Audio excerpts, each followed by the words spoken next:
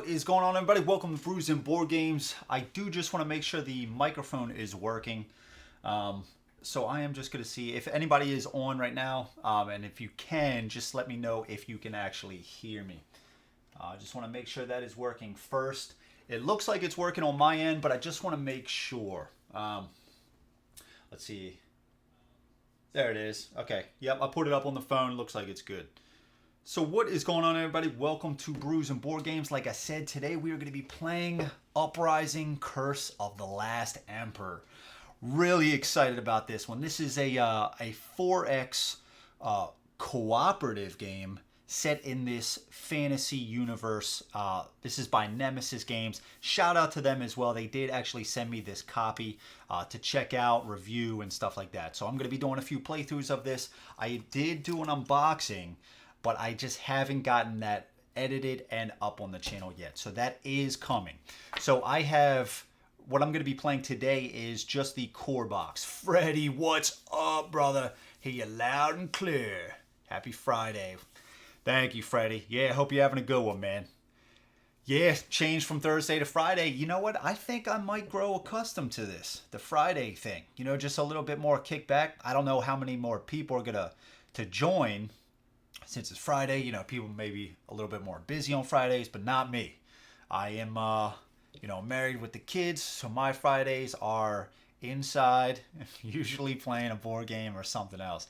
Maybe doing a little bit of Magic online or something like that. So, yeah, that stuff is in the past for me, man. No more bars and all that kind of stuff. I'm just kind of a homebody now. But I'm completely fine with that, dude. But yeah, happy Friday to you, man. Hope you're having a good one.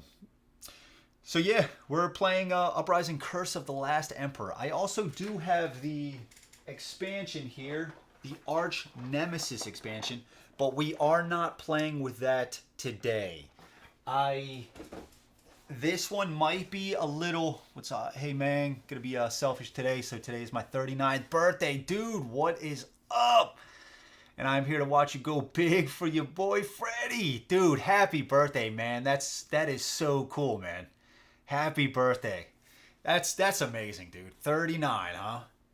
Jason, what's up, man? Yeah, dude. Man, that's crazy, dude. Thanks for checking out the stream on your birthday, dude. Really appreciate that, man. That is so cool, man. Did you do anything else today? Just go to work, come back, chill out?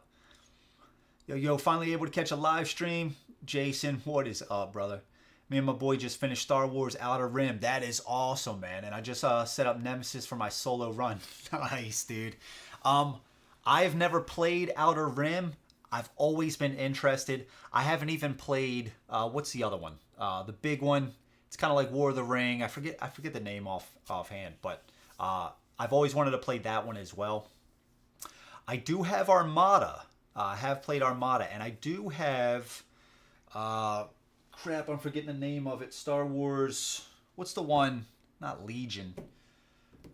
The one where you're going around, it's a dungeon crawler. I forget the name of it. I do have that one as well. I have quite a bit of expansions. For some reason, I'm forgetting the names of stuff today. Rebellion, yeah, that's it. And Nemesis, super cool, man. Is this going to be your first solo run or what? It's going to be interesting, dude. Work, chilled, ate pizza. Yeah, dude. Open up Bloodborne, the board game. That's my gift from the family, dude. That is so cool, man. Dude, Bloodborne is another one of those games, man. Imperial Assault, dude. Jason, thank you, man. You're on top of it tonight. Yeah, dude. Bloodborne is another one I was eyeing up. Seriously, I was looking at a few, you know, places that were selling it. You know, just retail copy. Was that one of those that was like Kickstarter? I mean, probably obviously, right? All those kind of big names. But it had like a bunch of expansions and all that stuff, stretch goals. Yeah, first on lockdown. Oh, nice, dude. Yeah, man, my first lockdown playthrough was rough, dude. Yeah, they did me in good. They did me in good, man. That was crazy. But it was a lot of fun. That's one of those games, though, right? You have to expect those kinds of games every now and then when you're playing. And then occasionally you're going to win some. So, you know, there's nothing more you can do. You just play the game. I mean, some of those, I feel like Lockdown has a little bit more of those cards where it's like, if you have a serious wound, you're dead, right? It just felt that way. Maybe I was just coincidentally drawing more that time, but I don't know. But both are a really good challenge. Dude, I'm just amazed, Freddie. It's your birthday. I don't know why. It's just super cool. I think it's just like that the stream fell on that day, you know? And plus, it was supposed to be yesterday, right? But it got canceled. So it was like, it's today. So it's like, it's one of those crazy things. That's so cool, man. I hope you enjoy Bloodborne, man. Seriously. And Jason, yeah, you're going to have to, I watched it, yeah. I'm about to finish your Chitrids run. Still don't know how I feel about the Chitrids. Honestly, I like them. It's not one that I'm going to be playing with all the time. I even said in the video, it's with all the Nemesis expansions, there's just so many now, and you can just combine them all the time. I just think it's going to be one of those things where it's like, I'm probably mostly going to play the cores, right, of Lockdown and the regular Nemesis, but occasionally I'm going to throw in one of those expansions, and I'm happy to have them, just to mix it up like that. Yeah, I got the base game in, let me finish up adjacents. Yeah, but I don't know, man. The Chitrids they're really unique. I like the spread. I like the spore stuff. You know, all that growth and stuff. It seemed pretty cool. Base game and 2 of the expansions. Okay, I watched a few gameplays and thought it would be right up my alley. Gameplay looks cool. I haven't seen too much gameplay, but I've always been curious. I mean, it's just like that theme and the artwork was really pulling me in. So yeah, you're gonna have to let me know what you think about it. Seriously, that is awesome. Well, today we are going to be playing Uprising, like I already mentioned. This is a 4X game. I don't have many 4X games in my collection. I've always been interested. I love some of my favorite computer games are StarCraft, StarCraft 2. I didn't really play Warcraft, but Command and Conquer. So I love the idea of having this, building up your faction, moving out, doing war and stuff like that. So that's kind of what this game is. The cool thing is it's cooperative. So no matter how many people you're playing with, up to 4, you're all working together. So it's really cool. Basically, let me just read some of the backstory here. Let's do, where's the, and it might be a little rough. I've only played 2 rounds of this so far, but for most of this day, my nose has been right in this rule book. So I feel pretty good about the rules. There's going to be a few of those nuanced things that I'm going to probably miss. But even already up to this point, I was looking up stuff on Board Game Geek. And shout out to the designers and the company, Nemesis Games. You can find them, at least one of them. I think it's like 3 main guys that designed this. You can find them, and they're like tag team on the responding to questions. And you'll see some of these threads, and the people are asking like 10 questions on like one post. And shout out to them, dude. They're answering everything. Like I said, they're like tag teaming. You'll see one guy answering one thread, another guy answering another, and they're answering everybody. So I was looking at a few threads, trying to get a feel of some of those nuanced situations, but there are going to be some things that I miss. Plus, that's just me in general. Even games that I fully understand how it plays, I'm going to miss some things. That's just how I roll. It just happens. So if I do miss anything, I apologize. Let me know in the comments or on the stream, and I'm going to try to correct those going forward. So, introduction and objective. The game takes place on the Isles of Azul. It's either Azul or Azul, something like that. I guess I don't have the right here. Azuhl. A backwater of the known world and one of the last remaining pockets of civilization. You take on the leadership of a formerly enslaved faction, the fierce Krowh, the unbending Durkar, the mysterious Druwhn, and the vengeful Moyer. and lead their uprising against the broken remnants of the Empire. But beware, for beyond the frozen seas lurks a far greater danger, the Hordes of Chaos. Driven by an insatiable hunger, are on their way to Azul. Both will fight you and fight each other if they can. So just reading this, continuing on. Over the course of multiple chapters, each faction collects victory points, and that's the way that we're going to win the game. The Empire and the Chaos also collect victory points, and their actions are controlled by the player and the game itself. Okay, so you can see the round tracker, not the round tracker, the point tracker up here. We're each going to have these point trackers, and these are nice big tokens. It's easy to, and I think it's because you're going to have to like stack them like that, something like that. So that is going to start on 0. So throughout the game, we're going to be getting different points, and we're going to be playing two-handed. So each of our factions is going to have to get more points than the highest, either the Empire, the Imperial, the purple, or the Horde, which is going to play this like yellowish green. So whoever is the highest, let's say the Empire has, or the Imperial has 31 points at the end of the game. Both of our factions that we're playing as have to have more points. That's the way that we win the game. And the factions that we are playing as today, we're not playing with any of the factions from the expansion. So we're going to be playing all base game today. So we are going to be playing as, let's move this down, the Krowh. You can see here, dude, these guys just look at that guy. That guy looks awesome. So the Krowh, the tribes of the Krowh have lived on the islands of Azul since the first days. Is it Azul? Maybe it's Azul. Scholars suppose that this martial and proud race once served the ancient as warriors and guardians. Today, some Krowh tribes still live in the ruins of that vanished civilization and defend it with fervor against any intruder. The Krowh have lived in constant warfare with the Moyer, the Empire, and, in fact, all the inhabitants of Azul, not least among the tribes themselves. The iron fist of the Empire forced the Krowh into the outskirts of Azul and almost completely broke their power. Isolated raids and looting were a nuisance, but not a real threat to the Imperial order on Azul. The curse hit the weakened tribes hard. Stone buildings were foreign to the warriors and shepherds.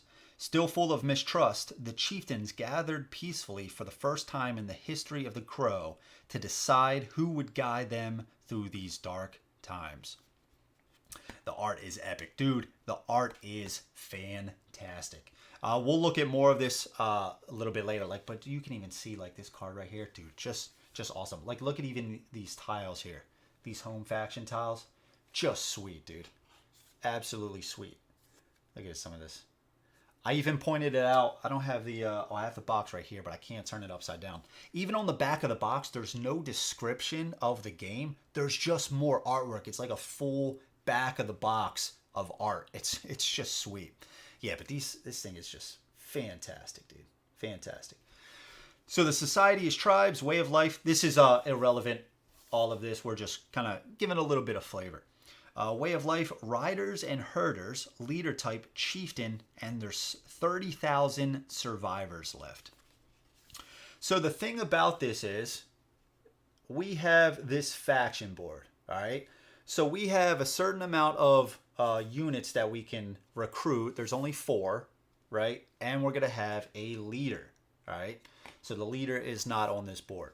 All these mean is during this clash combat, which is just like up close and personal, we're going to roll a yellow die, all right?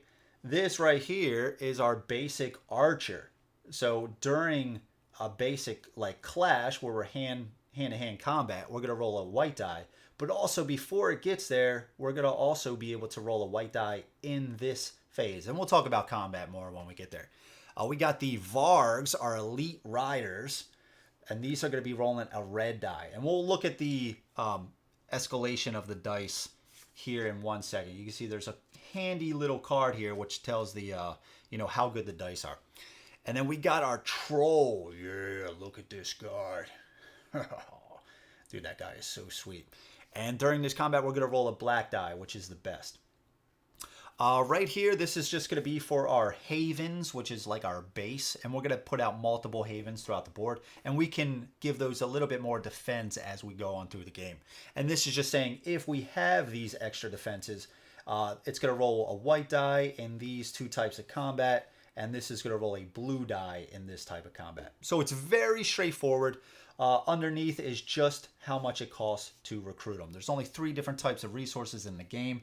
There is salt, plunder, and food. That's it. So this underneath just means it's going to cost us 1 food to recruit this guy. That's simple.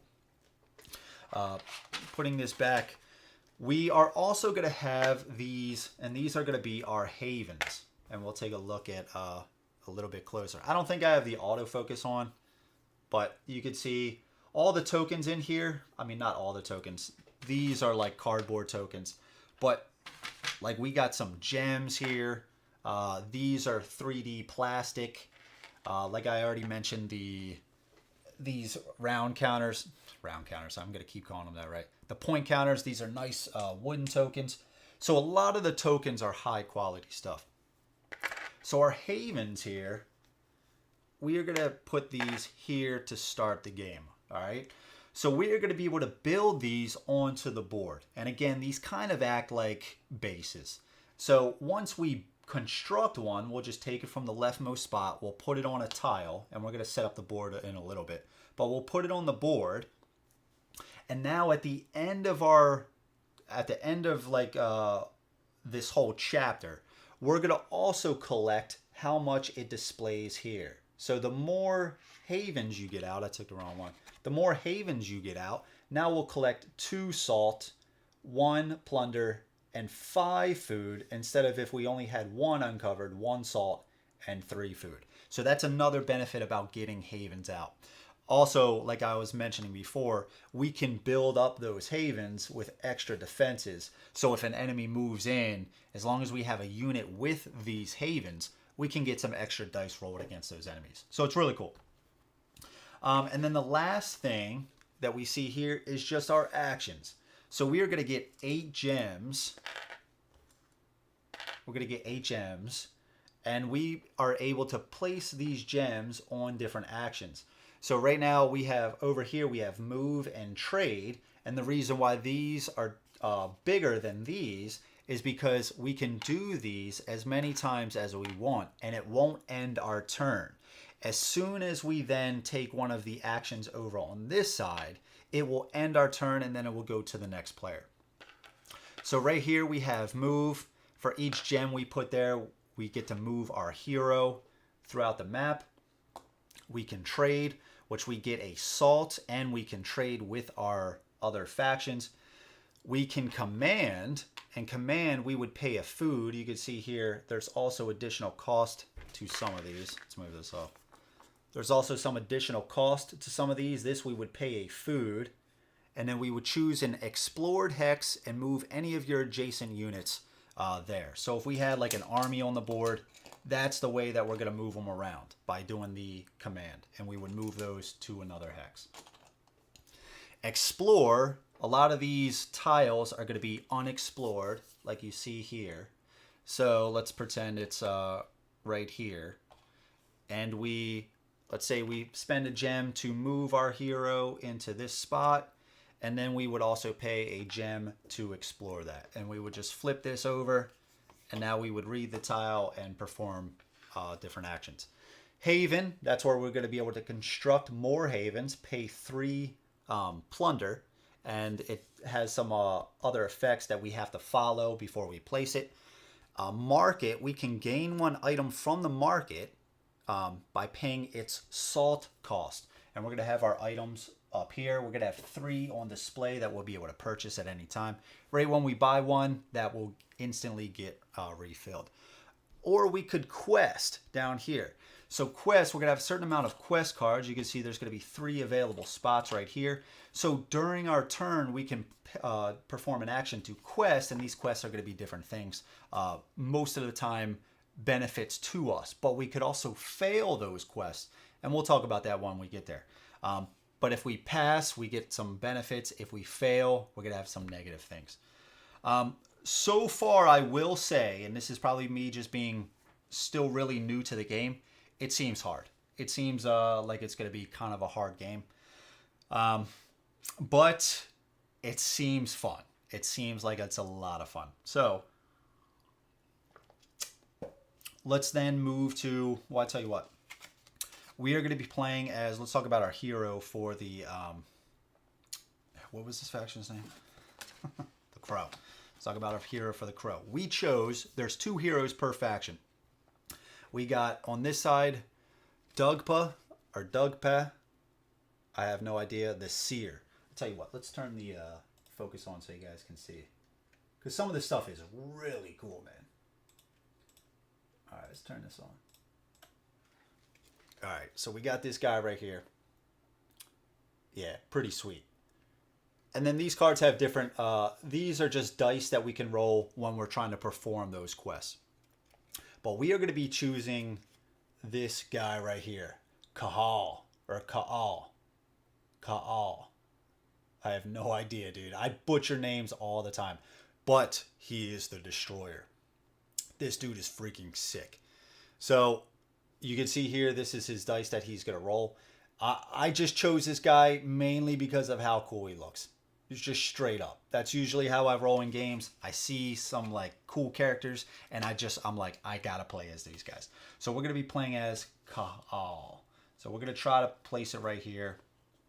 The board setup might not be the best. I'm trying to get as close as I can so you guys can see a little bit more detail. But also I'm trying to fit everything else in. So we're going to try to make it work. Each hero is also going to have these feat cards. And basically we're going to have, I forget how many cards they have, but we're going to start with 2. And these both say start at the top of them. So throughout the game, we're going to get more feat cards. And these are going to be powerful abilities that we can play on our turn. We're also going to get item cards, like I already mentioned before. And we can have a max of 10 combination of feat cards and item cards. So that's going to be these guys. We're going to place these back. Oh, and we didn't talk about the standees. This game has incredible standees. If you guys haven't noticed already, so these are, let's just take a look at some of these guys. So this is the tribesman. We'll see how good the camera can do. But just like, I love the color. They're acrylic standees. They're pretty thick, like you can see there. Just fantastic. The artwork is really cool, and plus you can see it tells you what color dice they roll right there. The only problem that I have had is, what color would you say that is? You would say probably that that's orange, right? That's yellow. That's yellow. I don't know what happened. Like even this, and I'll show the die. This is a little bit better. That's a little bit better, right? But here's the actual color. You know what I'm saying?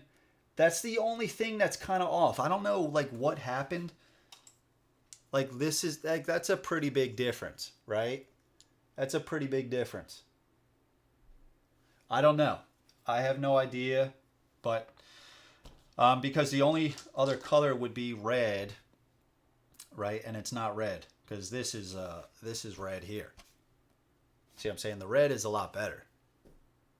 I don't know. I don't know what happened with the coloring right there. But either way, fantastic standees. We got our archers right here. Come on, baby. Of course, here we go with the focus. But they're going to roll a white dice, and the white die is the worst type. But again, they can roll it before we get to like main combat, kind of. These are our Vargs. Send out your Walk Riders. Sick, dude. Come on, man. There we go. Yeah, baby. Rolling a red die. Just sick. And then we have our Troll. We only got one guy of this. Troll. Look at that.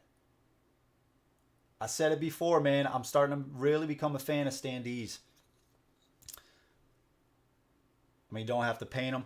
I still like minis better because I'm one of those people that I like, you know, in my mind, I'm visualizing it, right? Like in Conan, I am Conan on the board, like, you know, as the mini, like, you know what I mean? Like, I don't know. But standees are amazing, dude. And I feel like standees are getting a lot better as well. So those are, guys, we're going to place them on our board right here. And then we're going to talk about our other faction that we're playing as. And the cool thing about this is, I guess like most games, you can play, we're playing two-handed right now, obviously with two different factions, but you could play with more factions if you wanted to. Necromancer sounds interesting as well. Yeah, definitely improvement over cardboard standees. Oh yeah, dude. Yeah, these are fantastic. And the beauty of it is, you know, the color just makes them stand out a lot more on the board. And especially, we're going to have a lot more, we're going to talk about, you know, the Hordes and the Imperial people for a second. But like if you're playing with 4 factions on the table, plus with these, you need that color right there to make it pop so you can easily distinguish where your guys are on the board, for sure.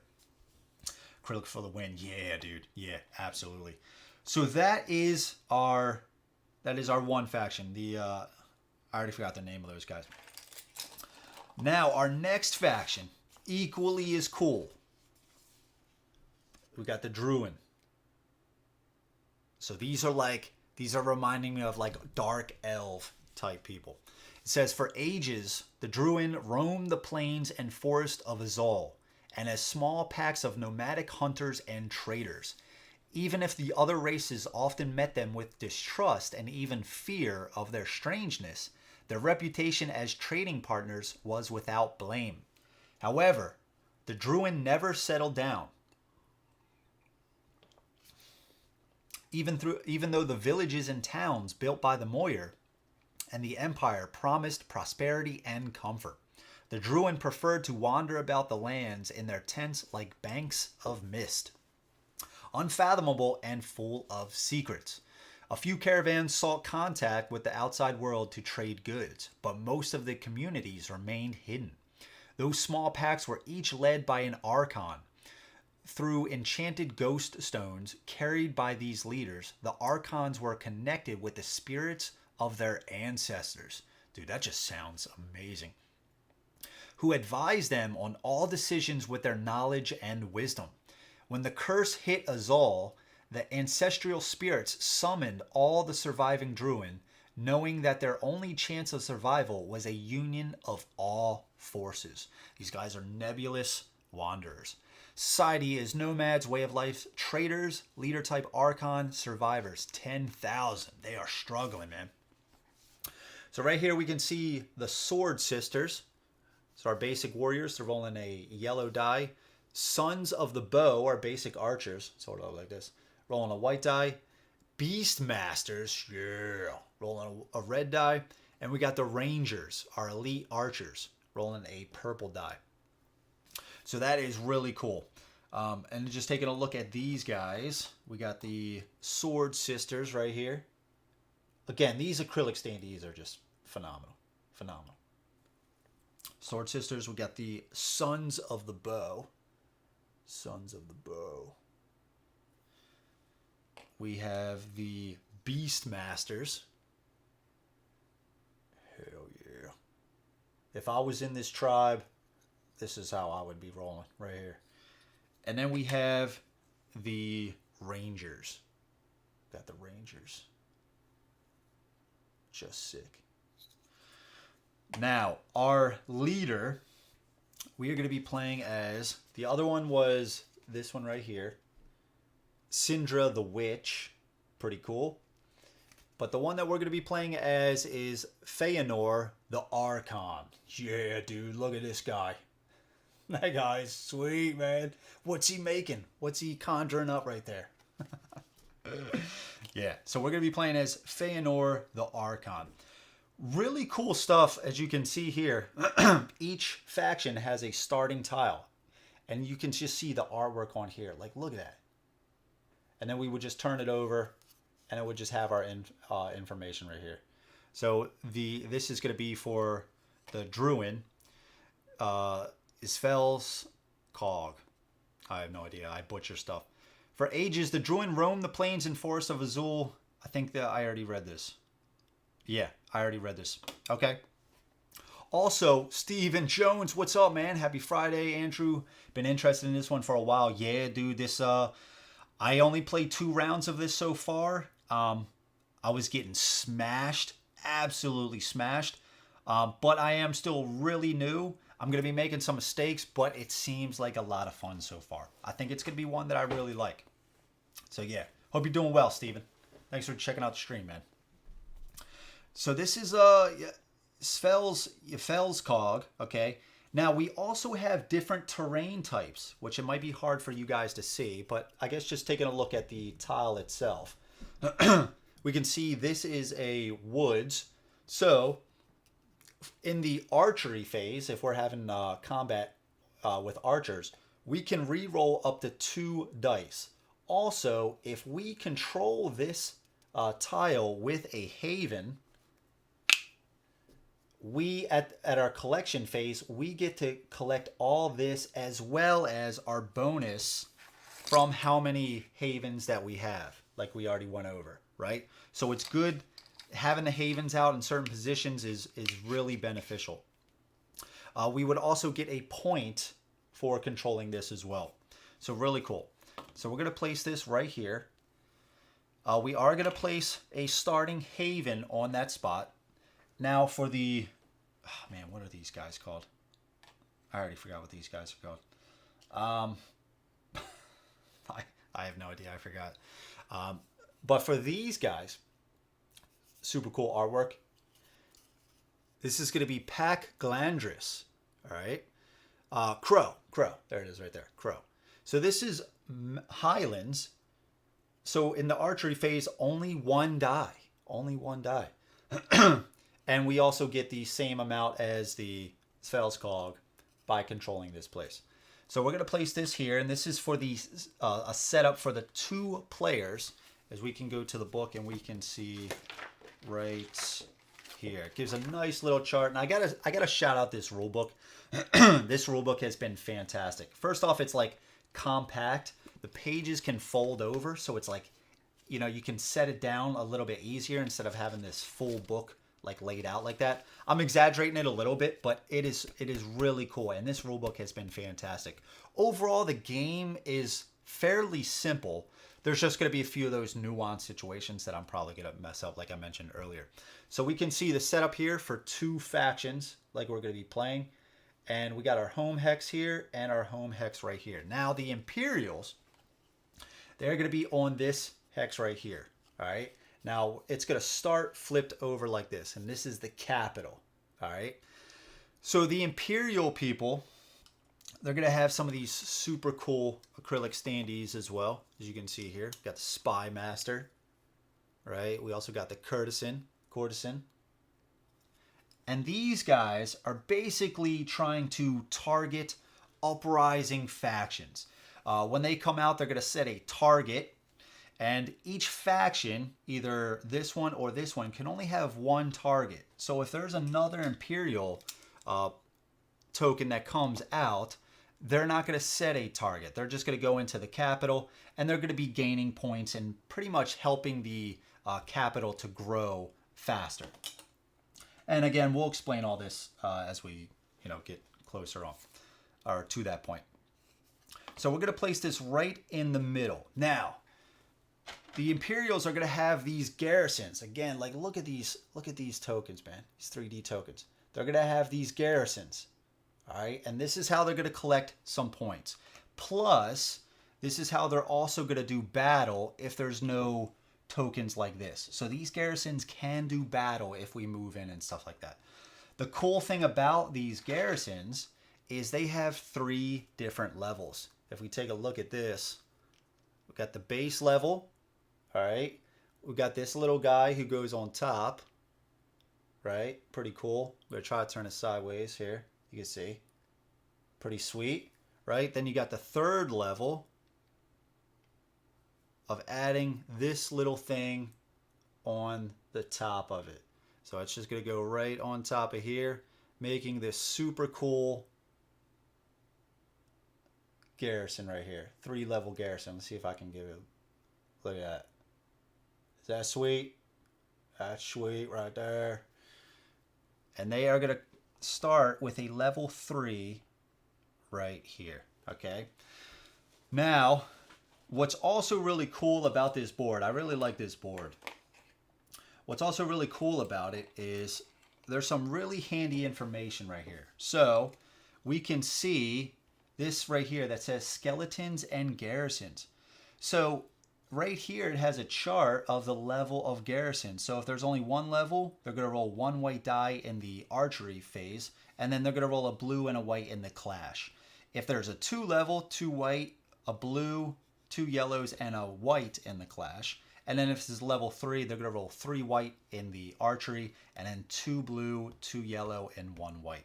So it's really cool. Plus, we're going to talk about the Horde in a second, but they're going to have skeletons. The Horde is kind of like these undead, zombies, ghosts type of deal.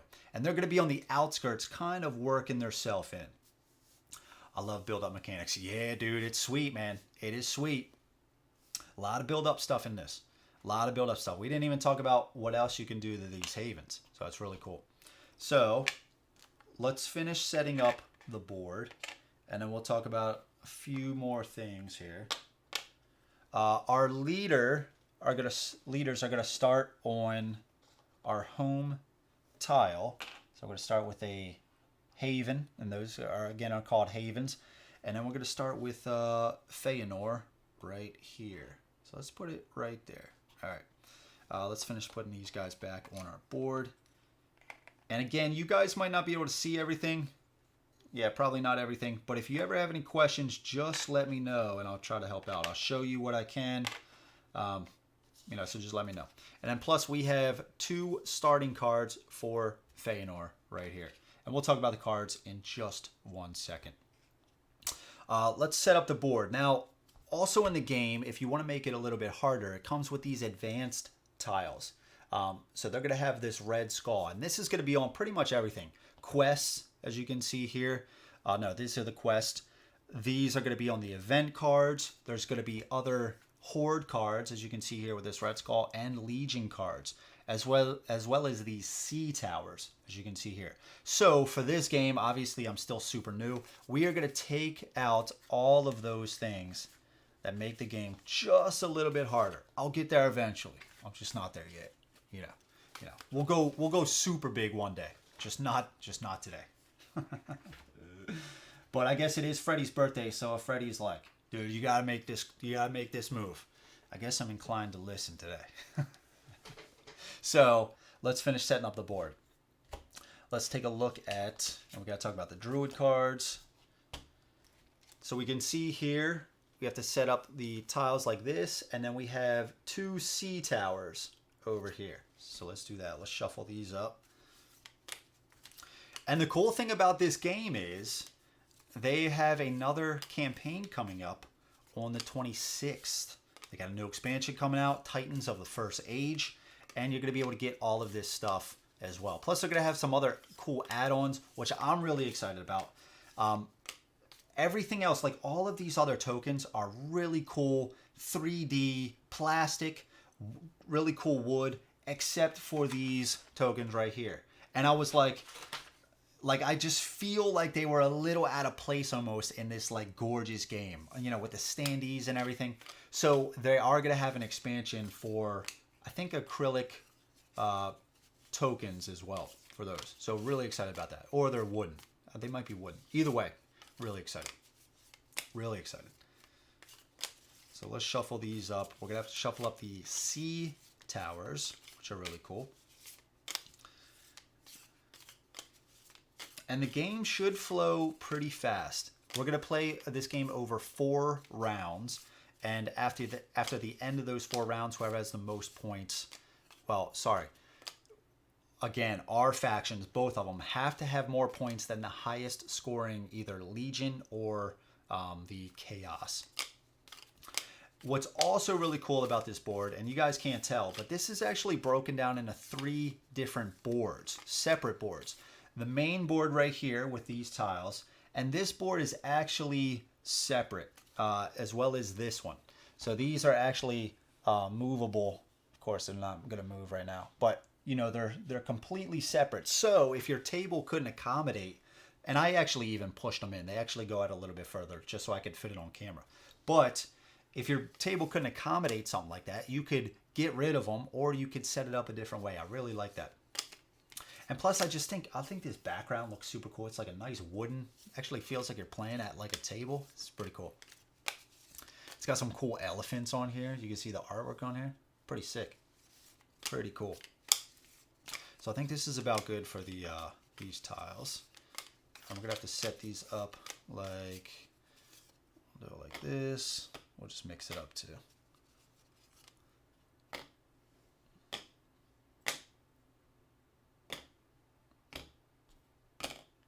Okay. Oh, we gotta do this one. Oh, we didn't shuffle this one in. That's fine. We'll just do it now.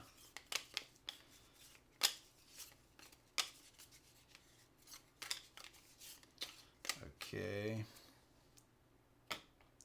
And what's also cool about these tiles is you can actually see, you know, if you enter these, you have the different kind of resources on there. So you'll be able to say, okay, if I go in here, I'm going to probably get some food, right? So it makes it a little bit easier. So we'll put them like this. They are unexplored right now. And we are going to need to explore them with our heroes. And again, we are working together. These two factions right here, the red and this kind of white one right here. But also the legions, the purple guys, and the horde, they are against each other as well. It's not us versus both of them together. They're fighting each other, and we're going to try to make it so that they actually, you know, go in and fight each other. Make it a little bit easier on us. Let's just set this one like this. Okay. Now we got to get the sea towers here.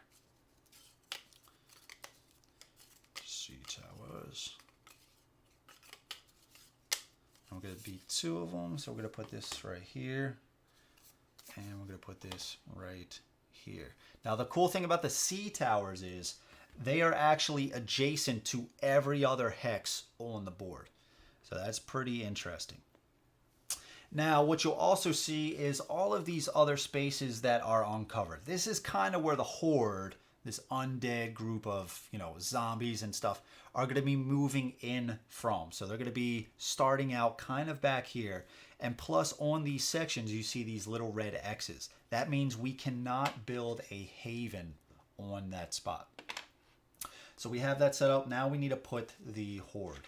So we have curses right here.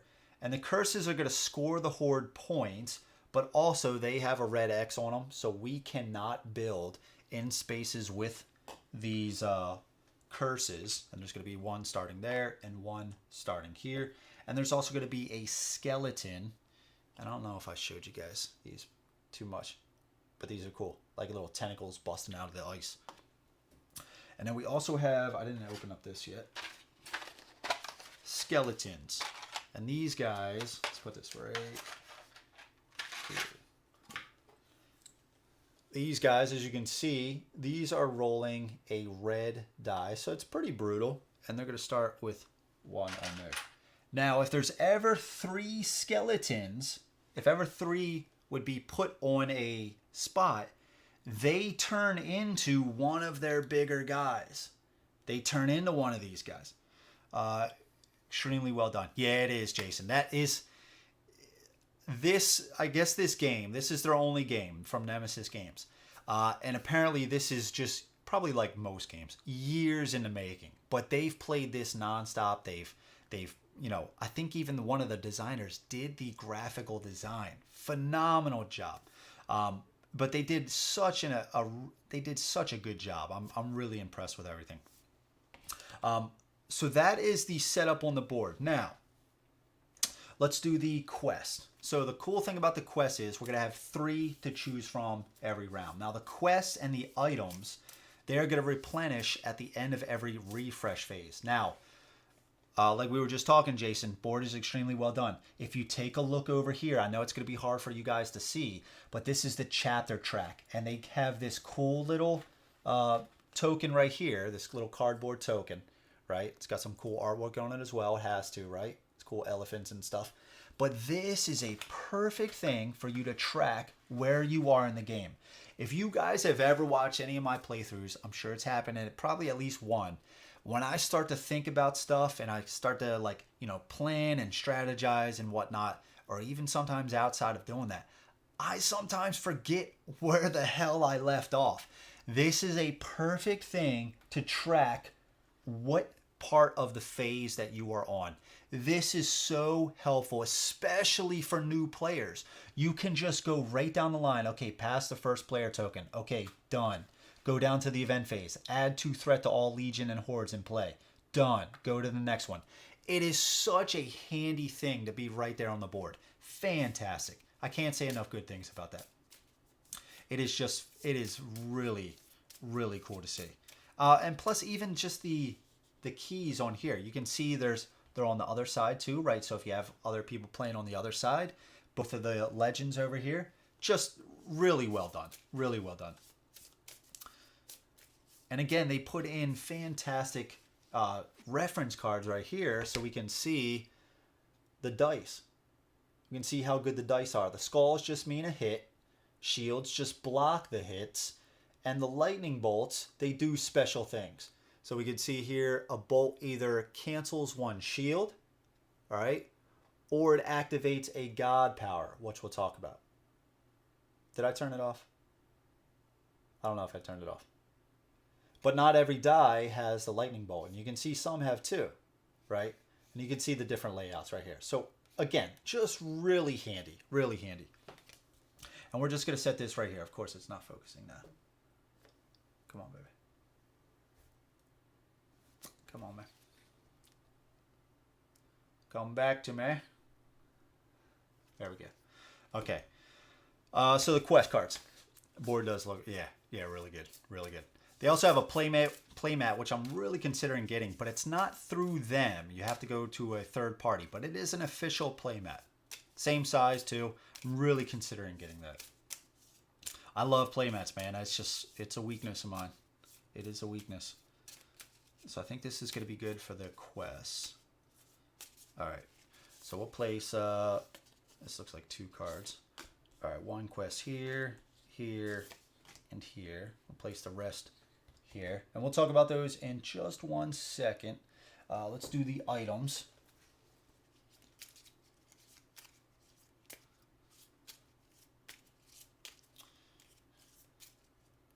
And yeah, right when we're done setup, dude, we'll get right into it. Should be fun. Should be really fun. It's gonna be hard. I'm probably gonna get smoked, but you know, it is what it is. I'm excited about getting better. Just trying to see. I'm excited about getting better and really putting up a good effort against these guys. And who knows? It could work out. I just know in the last game I had like, I think it was like 6. And you place when you get these cards. You place those like face up right here, and they have initiative orders and stuff like that. And we'll talk about those in 1 second. Those work really cool though, the Hordes or the Legions as well. But I had like, I think it was like 6, maybe it was like 7, and I was like, dude, I'm toast. I'm absolutely toast. So this is good for the items. 3 items. We'll kind of turn them like this. Maybe we'll do that. Maybe we'll turn it a little bit. I know you guys, it's still probably going to be hard for you guys to see, but it's also going to be a little bit easier for me. And place this right there. Okay. All right, now we have to do the event cards. Now this is pretty much saying what legions and hordes are going to come on at the beginning of the round. Also, if more come on later in this one round, it's going to say the threat level that they are on. And the threat level is basically, think of it like the difficulty. As it gets on, it's probably going to be higher threats. And each round, if there are still some of those on the board, their threat is going to bump up. So they're going to get a little bit stronger throughout if we can't take them out. All right, so we're going to choose one. And we're just going to place that up right there. We're not going to do the other ones just yet. Okay, Druid cards. One of these is going to be flipped face up each round. So there's going to be 4 total, and you can see there's Druid, card layouts right here. And these are basically going to be the god powers. So if we ever roll those lightning bolt symbols, we can use what is on this card. And we're just going to do this. The first one is going to be flipped face up, and the other ones are going to be revealed as we go on. All right, those are the Druid cards. We have our starting feat cards. We're going to shuffle the rest of them. And we still have to do the Horde cards, Legion cards, and we'll talk about those really quick. And then maybe we'll just hop right into the game. I'm trying to think if there's anything else. I'm trying to look over everything. Let's move my gems over here. Okay, got that. At the beginning, we start with, and this is probably going to be covered up over the points, but that's fine. Once the trackers get down here, I'll just maybe move this board down. But just so you guys can see a little bit more on these faction sheets. At the start, we each faction starts with 5 salt. So we're going to grab a 3 and 2 1s, 5 plunder, and 5 food. So I'm just going to grab that. Let's put this over here. 3.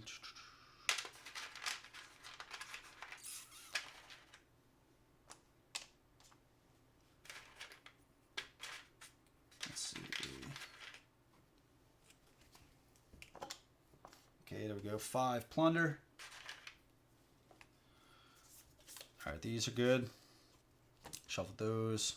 Oh, we got our starting cards here.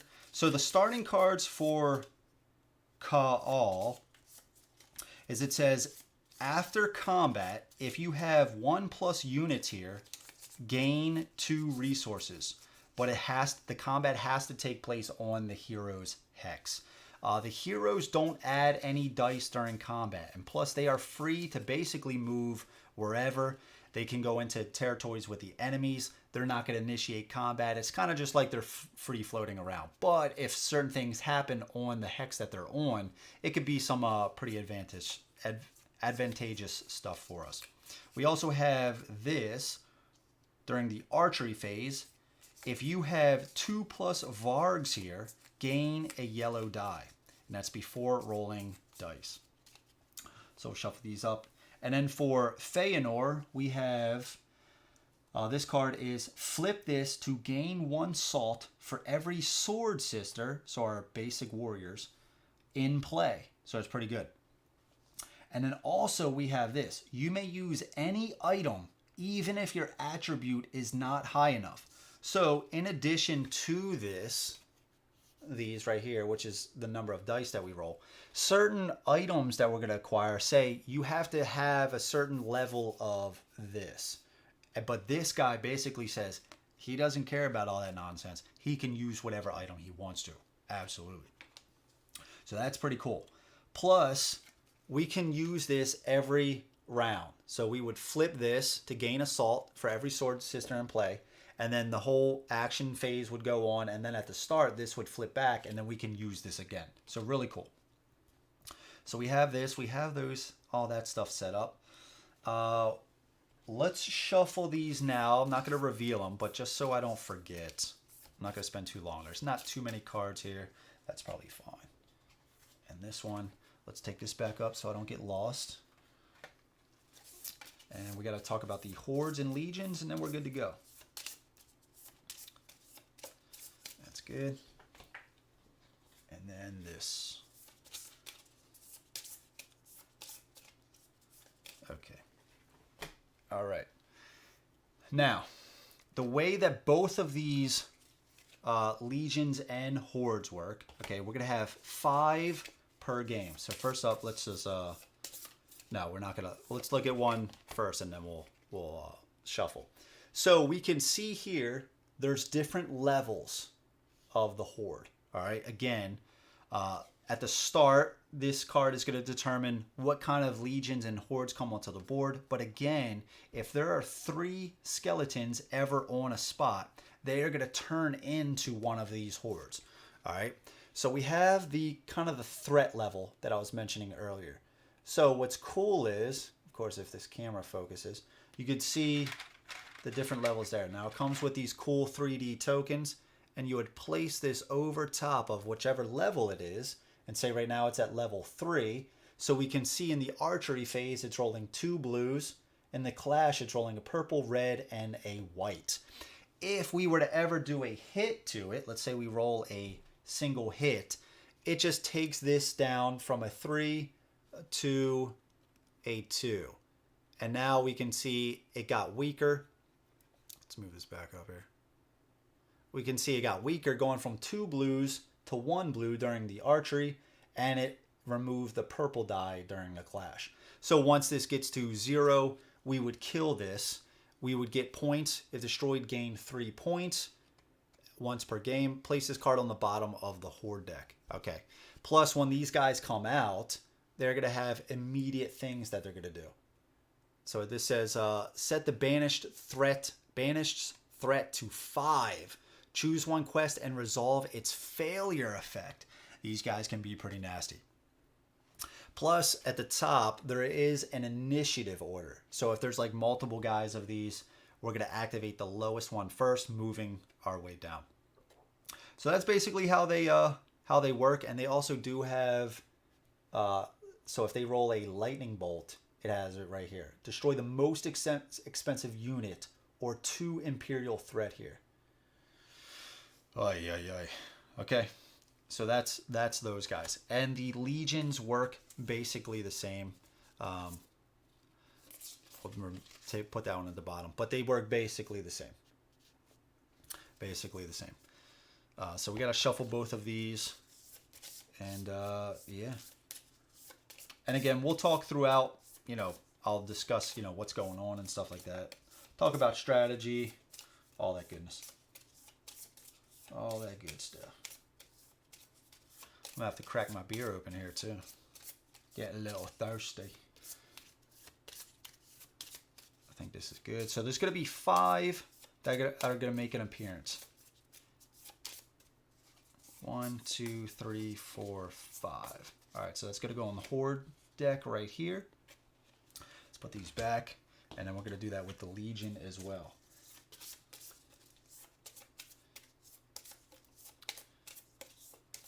Okay. Now, as you can see here, these guys also have graveyards. So when they kill other factions, whether that's us or let's say it's the Imperial killing some of the Horde guys, those guys are going to go into the graveyard. And for each type of different faction, let's say they killed a guy from my Feanor and the... Man, I'm going to butcher these guys. But my red faction here. They're going to get 2 points for each faction. So they're going to get a total of 4 points for that. If they also killed guys from the Horde, they're going to get 6 points. So that's basically how that works. And it's the same thing with the Chaos Graveyard. Okay, so we're going to do 5. 1, 2, 3, 4, 5. Let's put those here at the Legion deck. Okay, let's remove those. Let's open up a beer. I guess it's already open, so let's drink the beer. And what else do we got to do? We shuffled all those. I think we're ready to rock. Reveal 1 Druid card, which we did. This Druid card is Archery and Clash. So if we roll the... Oh, this is one of those cards. I didn't remove this. Let's get another Druid card.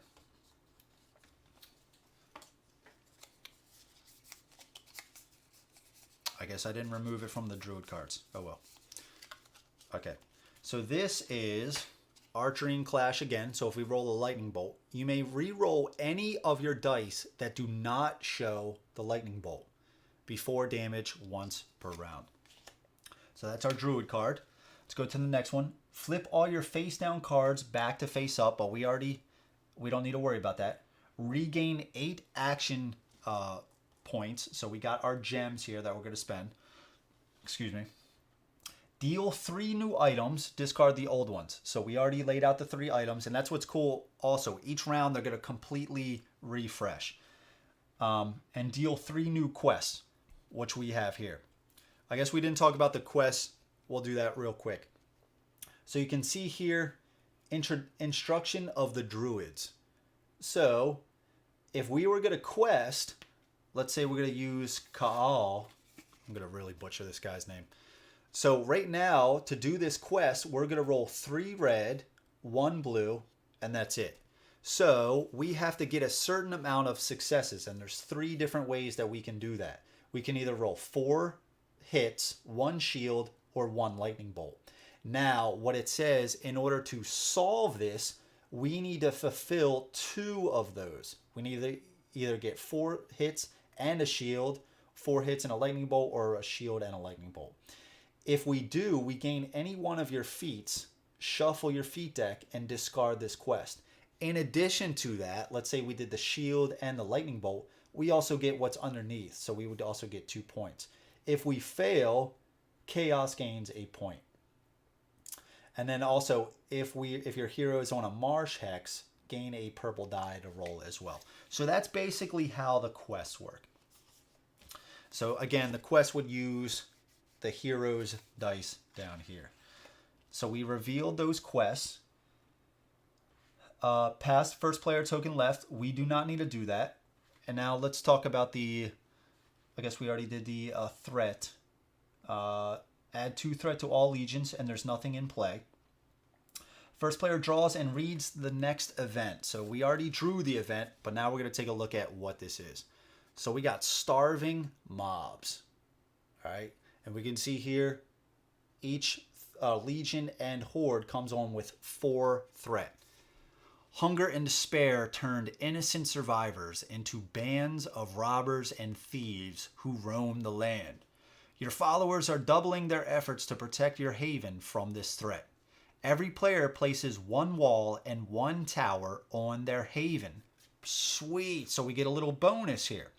So on our haven, just like the garrisons, we're building our stuff up. So we got walls. So we got our haven here. Got these cool little walls, right? These are going to slide right on to our haven, right? And then we got a tower, which we're going to place on top there, just like that. And like we were mentioning earlier, if we have a tower, we get an additional white die. And if we have a wall, we get a blue die if we're defending this location. So pretty cool. So we get a little benefit right there. Let's put one on the... Man, what are these guys' names? I already read the thing. What is it? The Krowh. Krowh and the Druwhn. Krowh and the Druwhn. So we're going to place a wall and a tower on here. Just like that. Okay, now. And in the sky, there were flickering lights behind the clouds at night, and the moons were blood red. Place 1 horde at threat 4 in the howling white, not adjacent to a haven. Place 1 horde. So we would just draw the top. And we get the Coven of Yasat. So immediate. Every player places 1 unused gem on this card. Man, I got this guy last time. So we only have 8 gems to work with. This guy just says every player places 1 unused red gem on this card. You do not regain them during the refresh phase. So automatically we're down from 8 gems to 7. That sucks, dude. That sucks. Okay.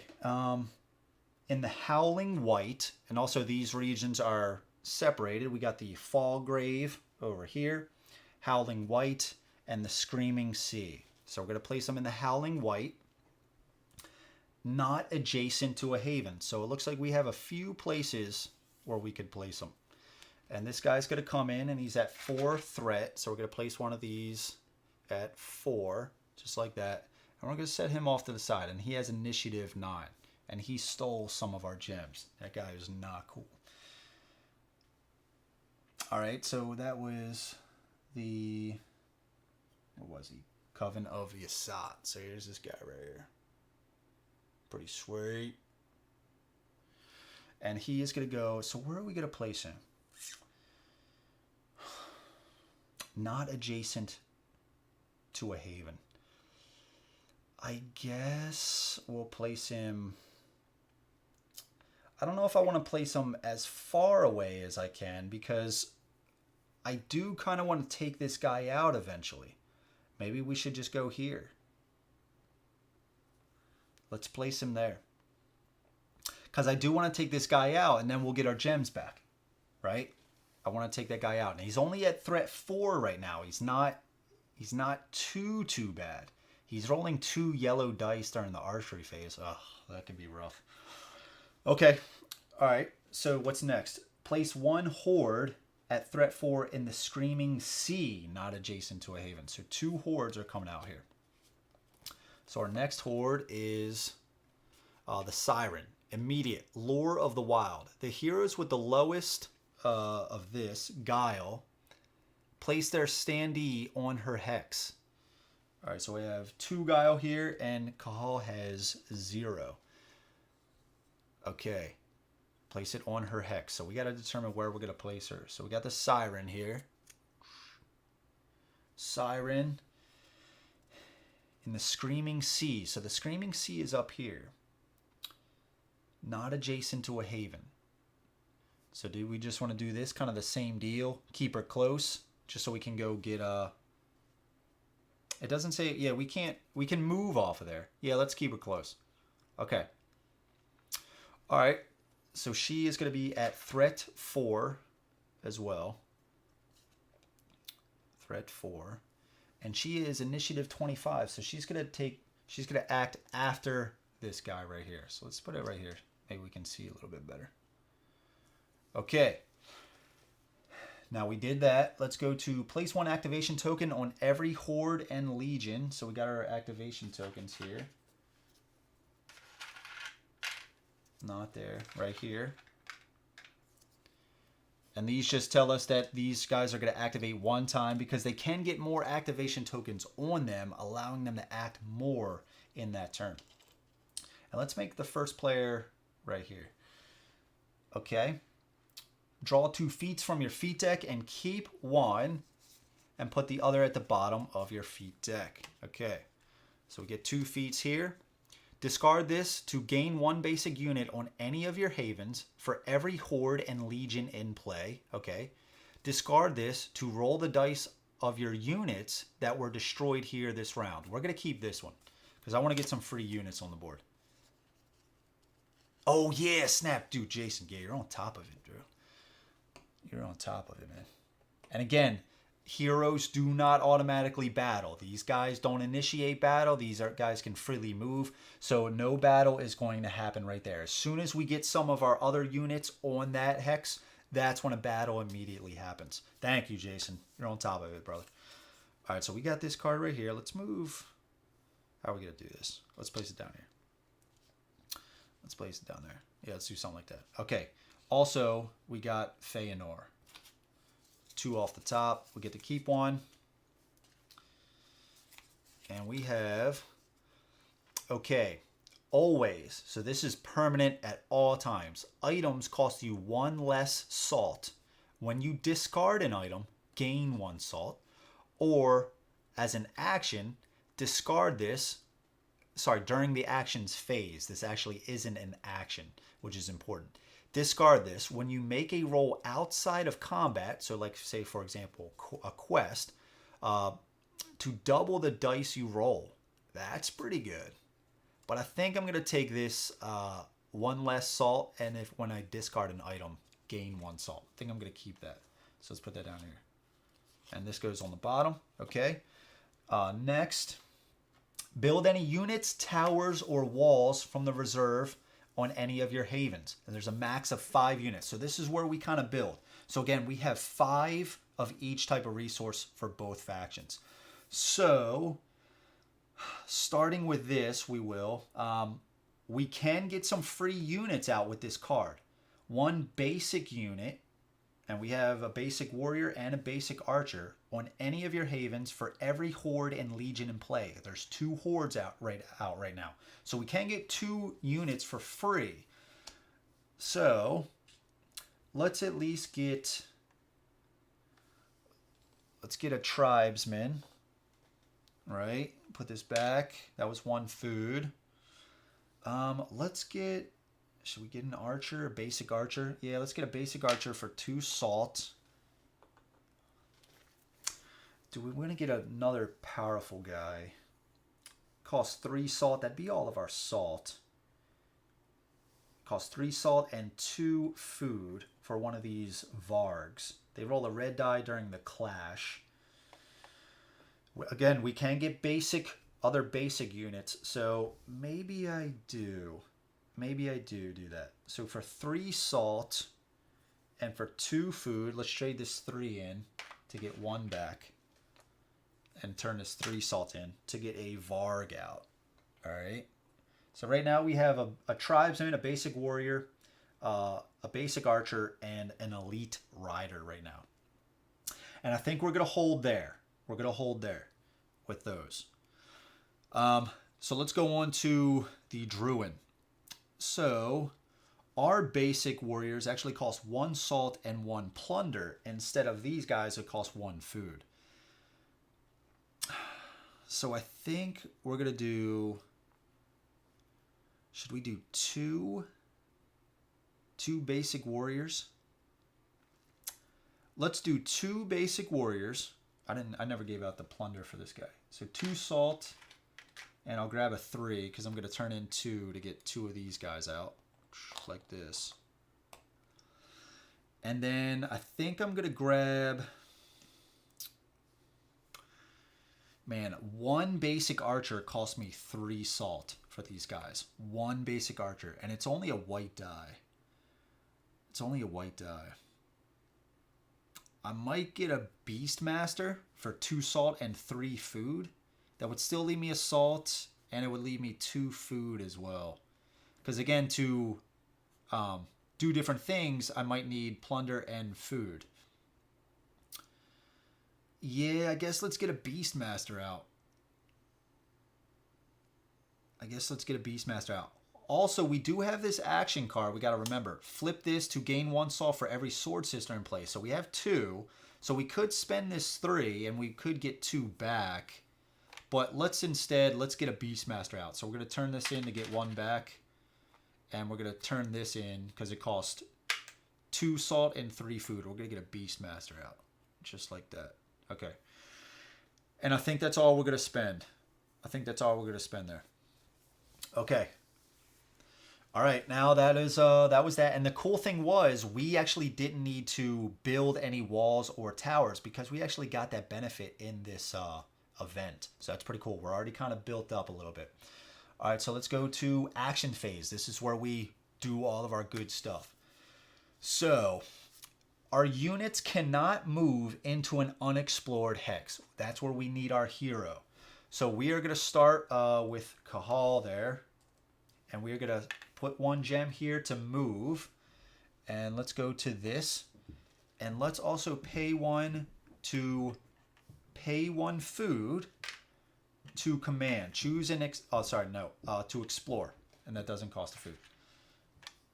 And we're going to explore. So we're going to explore this hex right here. So flipping this over, we got Fernhala. Pretty cool. Drowning the ruins of the ancients, grave of robbers, the swamp of Fernhala. Gain 2 food. If empty, place 2 garrisons here. So it is empty. We're going to place 2 garrisons here. So we're going to place 2 levels. If not, so if it wasn't empty, reinforce. We would just place another level on top.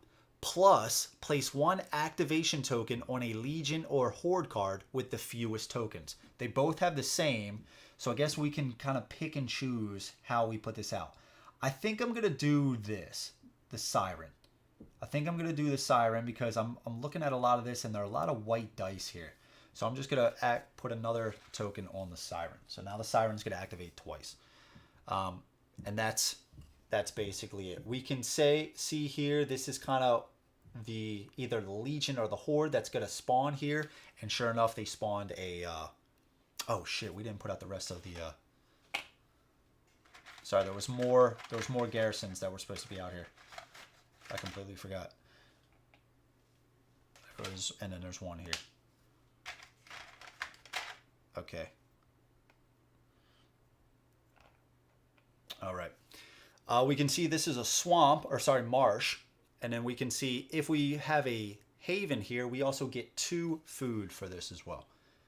So there is a garrison here, and our hero is here as well.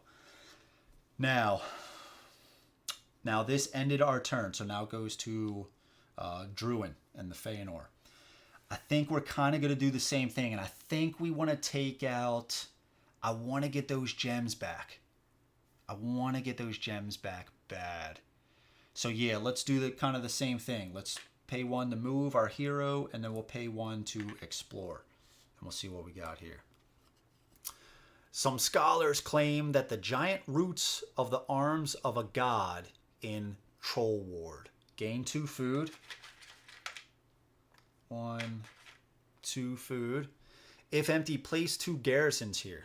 Good night. Good night. All right. Plus, place 1 activation token on Legion Horde with the fewest. Man, come on, man. Just brutal. 2 activations each. Brutal. That is brutal. Okay. Okay, and that's our turn. Now it goes back to oh. So we could march in, right? We could march into there. What happens on marsh? Reds become white. Oh shit. So our Varg, instead of rolling a red, would turn into a white. Damn. What's the Legion rolling though? He's not rolling any reds, of course. Of course. Let's do this. Let's do our action. Discard this to gain 1 basic unit. Oh, sweet, 2. Plus we waited. Oh no, there's still only 2 hordes out. Discard this to gain 1 basic unit of any of your havens for every horde and legion in play. Okay. So when you discard this, it goes to the bottom of your deck. So we can get 2 basic units in play. I love minis, but standees, when done right, can look just as if not better. Yeah, these look fantastic. Great artwork, no painting, overall good stuff. Yeah, dude, these standees, man, top notch, man. And plus, you know what? I'm getting Oathsworn, and I did the standees for that as well. I can't tell you how excited I am about Oathsworn. And the standees just look incredible, dude. Especially for a game like that, where there's multiple different bosses that you're going to play as. Who knows how many times you're going to get out those huge, like, you know, minis to play with. You know, I think if you were playing D&D and stuff, like a lot of RPG stuff like that, standees can really have like a a double whammy for you. You know, they can be used in multiple different things. So that can be really cool. But if I'm only pulling out a certain boss every, maybe I'll pull out one of the bosses every other year or something like that. Standees are absolutely fine. Oh yeah. That's also, yeah, Jason also. I'm glad you brought this up, dude. We don't have any tiles so far that have it. But in addition to that terrain text, that penalizes your troops, some of these tiles also have, and I don't want to, let's actually look at one of these that we know aren't in the game. So like this, look at these white borders. That is impassable terrain. So when we uncover this, we can orient this however we want to. And this could potentially, like if we discovered this here, we might want to put this here so this horde doesn't come through here. So that's another little way that we can tweak the board a little bit to our benefit. But yeah, the terrain text, it's super cool. Now this game is like you saw the terrain stuff. This does this in this certain situation. There's those little nuanced things. So we're going to have to try to really pay attention. And I'm glad you're on top of my case about some of this stuff. So that's awesome. So where were we? We were here, right? Yep. We got to get our basic units. So let's get another tribesman. Rolling a yellow die. And should we get another archer? Yeah, let's get another archer out.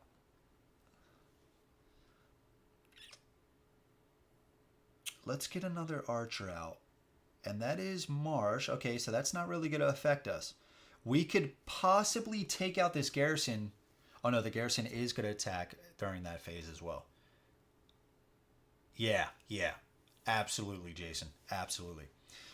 Okay, so now let's take our action. So we are going to command. Choose an explored tile right here. Move any of your adjacent units max 5 and or hero there. Units cannot cross those borders that we were just talking about. So we got to pay a food to march. Now, a little tips and tricks thing that it said in this book, it said kind of, at least for the first round, you might be safe leaving your haven there. If the haven dies, you're not out of the game, but the haven can't defend on its own. You have to at least keep one unit on that hex, and then you can get the benefits of what's listed here for the walls and the tower. But the thing is, it does say, hey, don't be afraid, because we're going to have to start taking these guys out. We can't let them build up. And at the end, we'll see, I'll show you how they score points and everything like that. So I think for now, we are going to move all of our units in here, because I think what I'm going to do the next time, I might just move and fight this Siren, depending on how many units I have left. So we explored, commanded. So let's move all of our guys into this spot right here. All right. Okay, so now we look at the garrison. It's a level 2 garrison. They're rolling 2 white dice for the archery phase. So 2 white, and we have 2 archers that are also rolling a white apiece. So we have 2 as well. Now, if we look at the marsh, which we are fighting in, that is where the red dice become white dice, but we don't need to worry about that right now. There's only going to be 1 round of archery. After that, we're going to go back and forth constantly in the clash until an entire enemy unit is defeated. So let's roll this. This is going to be for the garrison. This is going to be for us. All right, so all shields. Okay, so nothing happens to anybody. So that was the archery phase. We also got to remember our cards here. If you in the archery phase, if you have 2+ vargs, I don't. I only have 1, so that wouldn't matter. And after combat, if you have 1+ units here, gain resources. So we could use this after the combat if we still have, and it says on your hero's hex, so our hero has to be there, which he is. Now moving on to clash, the level 2 garrison is going to get a white, 2 yellow, and a blue. We are going to have the archers still take effect here. So 2 white from the archers, 2 yellow from the tribesmen, our sword sisters, and 1. Oh shit! The red becomes white. For our varg. Oh, damn it. Now this is also one of those games where don't get discouraged if all of your guys die from a combat. It's one of those things where it's kind of going to be easy to build back up again, right? We're going to get more resources and stuff like that. So the idea from what I'm seeing with the game so far is you want to have a lot of combat, right? Because you don't have that many units to spawn anyway. So you want to constantly be building up, throwing your units out at the enemy, winding them down, destroying the skeletons and stuff like that, and the garrisons so they don't get as many points. And then while you're just rebuilding and stuff and just constantly throwing units at. That's what I'm seeing from the game so far. So it kind of rewards attacking more. You can't just build up constantly, again, because you don't have that many units anyway. All right, so this is what we're rolling here. Okay, I'm liking this. Oh, I'm really... Okay, at least we blocked. At least we blocked. They got 1 hit. We got 1 shield. Okay. All right. It goes back. We just keep going back and forth until shit goes down. We don't have anything else to really alter this. Yeah, there's nothing else we can play. I don't believe there's any... If we look at this, there is a lightning bolt on the red die, but of course in the marsh, that changed. Okay, all right, this is good so far. Okay, so they got a hit. We block that. We got 2 hits. They blocked that. So we hit them for 1. They didn't hit us. So they actually remove a level, right? Just like that. Now, instead of rolling all of this, they're only rolling this. Much better. Much better. We're still rolling the same amount because we didn't lose any units there.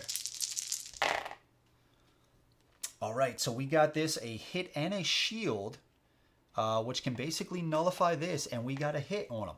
Just like that. Boom. Destroyed. There we go. There we go, baby. Okay, first success. First success. That is awesome. There we go. And that was it, man. That was it. Now, I forgot the points for if we do get any points for that. I think we get a point per garrison. Yeah, I think we get a point per garrison. Let's see. I completely forgot this. I completely forgot this. Because you get a point per skeleton destroyed, and I believe it's the same thing for the garrison. I think I've been talking so much now, I'm actually like, I'm purging rules as I play. Where the hell was that? I think that is the case. Okay, when he destroys garrison, gain 1 VP per level immediately. Yeah. Okay. Yep, absolutely. So us as the red, we have 2 points because we destroyed 2 levels of the garrison. Awesome. That's also going to prevent them from getting as many points the next time. So also we have this. So after combat, if you have 1+ units here, gain 2 resources on your hero's hex. Yeah, we're going to use this. There's this. Yeah, I don't think that... Yeah, that stays there. Yeah. Because it would say flip this to use or discard. So that stays there. Okay. 2 resources. What should we get? 2 salt? Maybe 2 salt. Let's get 2 salt. Awesome. Okay, so that was that. We commanded. Now it's over to Feanor. So what are we going to do? I'm thinking the same thing. The problem is we don't have as much. What happens on the woods? Archery rerolls up to 2 dice. And they're only going to reroll blanks.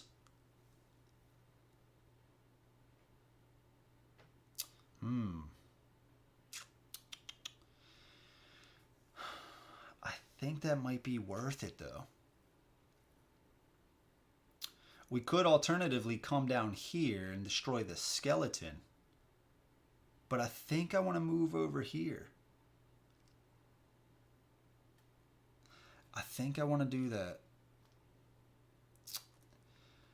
I'm rolling 2 yellows and a red. Nothing in the archery phase. Nothing in the archery phase. And they're going to be rolling 2 white. I don't know. I don't know if that's wise. I could just instead come down here to fight this skeleton. Get a victory point. I could also just move with my hero. Explore more places.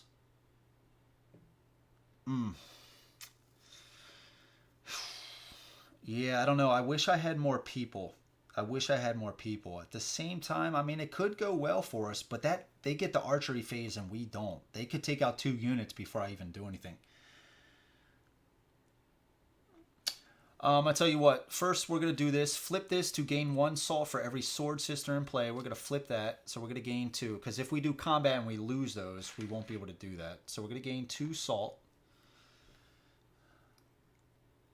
we could do other quests. We could do some quests. We could do a quest. We could also gain items. Discard this to gain 5 food. Every other player gains 2 food. Discard this to place it on a Horde or Legion card. When an activation token is removed from here, reduce its threat by 1. Ooh. Oh, that could be really interesting. I'll need to pay 2 salt for that. Oh, that could be really cool. That could be really cool. Discard this. Every player places 1 basic unit on any of their havens. That could be really good as well. Item costs you 1 less salt when you discard an item. Oh, that's permanent. Items cost you 1 less salt. Another one is when you discard an item, gain 1 salt. So that's 1 less salt. So I am going to do a market, and I'm going to get this one for free.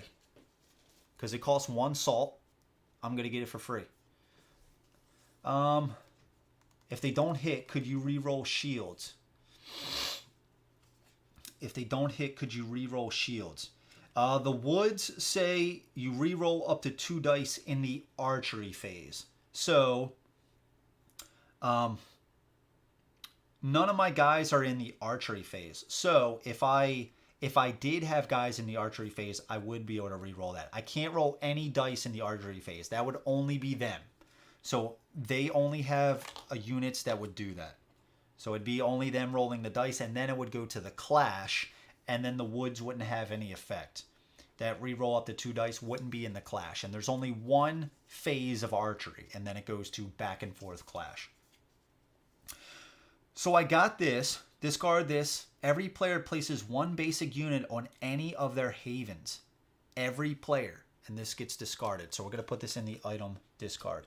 And that's during the action phase. That doesn't cost a gem to play. So we're going to get a basic troop. Now, should we do an archer, Sons of the Bow? Or should we just do another sword sister?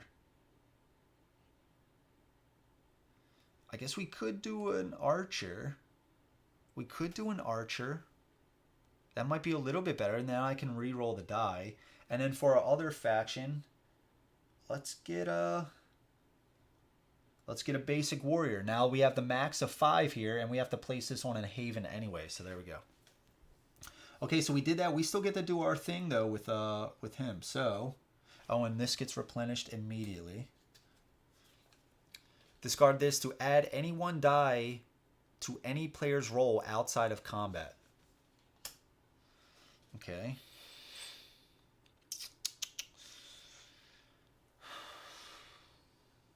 I think what I'm going to do, I think now I'm going to command, and I'm going to go in there. I think now I am with that archer. So I'm going to pay 1 food to march our guys into here. I want to take out some of these garrisons. All right. Okay. So combat has begun. So go to the archery phase. We are rolling a single white now because we just got that archer. Plus, they are rolling 2 white. Now, again, because we're on the woods, we get to re-roll. Do we have anything else? No. So this is for the garrison. This is for us. Oh, that's not good. We can re-roll, but even if we get a hit, they're still blocking. I guess we need a shield. Oh, man, dude. All right, so they take out a troop. Should I just take out the archer? Yeah, let's take out the archer because it's not really going to help us too much anymore. So we took out the archer. Now this, since it was the Legion, this gets placed on their graveyard, and they're going to get 2 points for that during the scoring phase. Now it goes to the clash.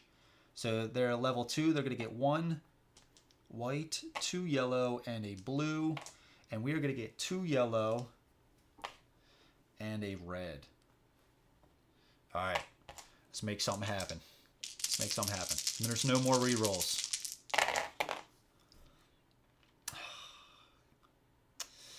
Yikes. It's not looking too hot. It is not looking too hot. All right. Graveyard. They block all the hits. We took away a yellow. Oy vey. Man, dude. Look at that 2 hit, and they blocked both of them.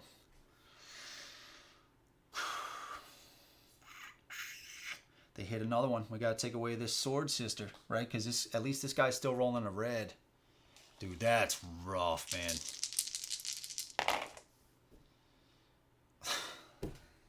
Oh, my God.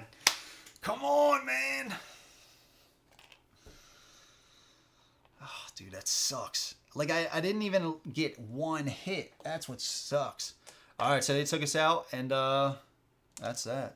That is unfortunate. Nothing happens to our hero. Again, our hero is not taking place in the combat, but all of our guys died. All of our guys died. That's very unfortunate. That is very unfortunate. Okay. All right. Back to, yeah. Okay. Back to the Krowh here. Should we take on the Siren? Should we take on the Siren? Should we take on the Siren? It's at level 4. It's getting 1 red die in the archery phase. 1 red die in the archery phase. It is on an ice waste. All of these are ice wastes, and that is no effect. No effect. I think we do it again, man. It's already explored, so we don't need our hero in there. But it would also help if we had our hero in there, because we would get more resources afterwards. But I don't think I want to spend another gem just to put our hero there, right? So I think what I'm going to do, I think I'm just going to command again, and I think I'm going to march in there. I still got 5 guys. I think I can take some hits. Plus, I'm going to roll 2 white dice on the archery phase. Let's do it, man. Let's just be a little aggressive. Let's just be a little aggressive. We got to pay a food. Move all of these guys into here.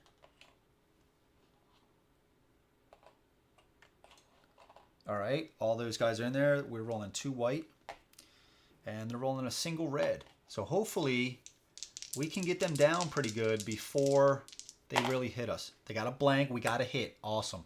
So it takes them down from a 4 to a 3, just like that. Now we're on a clash. So we're still rolling a 2 white from the archers. We're also rolling 2 yellow and a red. Oh, we're gonna put a hurting on them. Now the Siren is rolling a purple, a yellow, and 2 whites. 4 dice. All right, let's see what we got. Let's put this guy back here.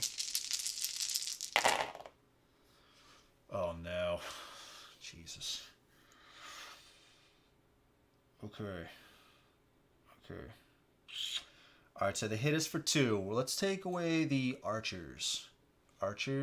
Now this is going to go into the Chaos's graveyard because we're fighting a horde. So they hit us for 3. So we need to lose another guy here. So we need to, let's lose this guy, Sword Sister.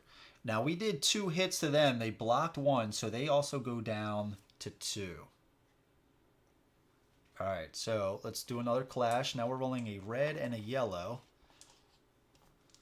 All right, red and a yellow, and they're rolling a purple and 2 whites. Purple and 2 whites. All right, come on, baby. Come on. God bless. Okay. So let's look at what the lightning bolts do. Place the Siren on the closest empty hex.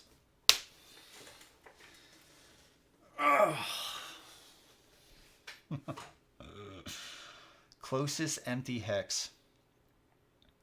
Oh, after damage. After damage. Okay. After damage. Okay. Okay. At least we still hit her, but still. Plus, you cannot use lightning bolts against the Siren. Okay, yeah, that's fine. That's fine. But I also believe if... I do also just want to check if we roll a lightning bolt against them. I think, like, if they have 2 lightning bolts like they do, they use the first lightning bolt for there. And I believe the second lightning bolt blocks a hit. I have to just check here. Let's see. Should we look up the Horde? This is one of those things. I'm still like, I believe so. Let's see. Let's see. I think that's the case. Let's use the rulebook efficiently, huh? And let's go to the back.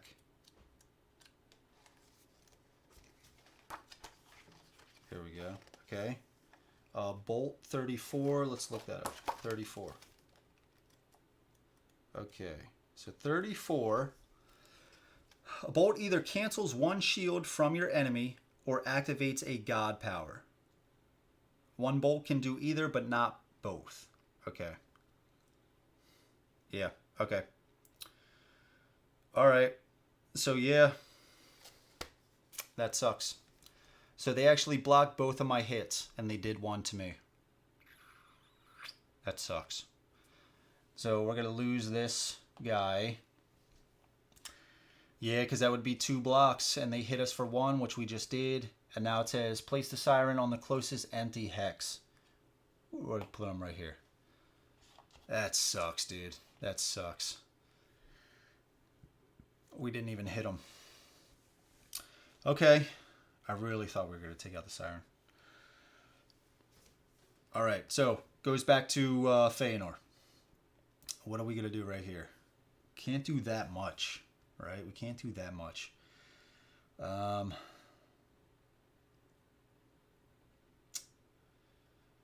We can't do that much here. So what we could do,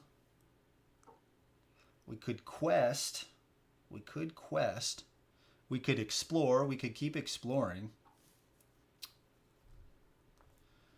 Yeah, I guess let's move.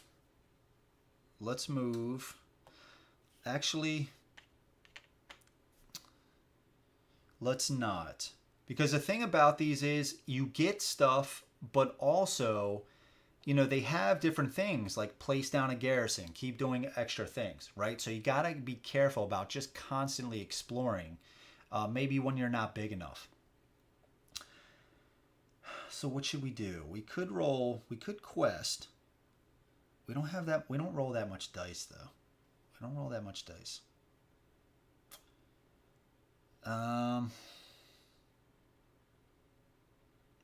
We could do this one. We could do this one where we at least need 1 shield or 3 hits, and we only need to do 1 of these to solve it. Choose a hex with a curse, pay 5 resources to remove that curse, and gain 1 point.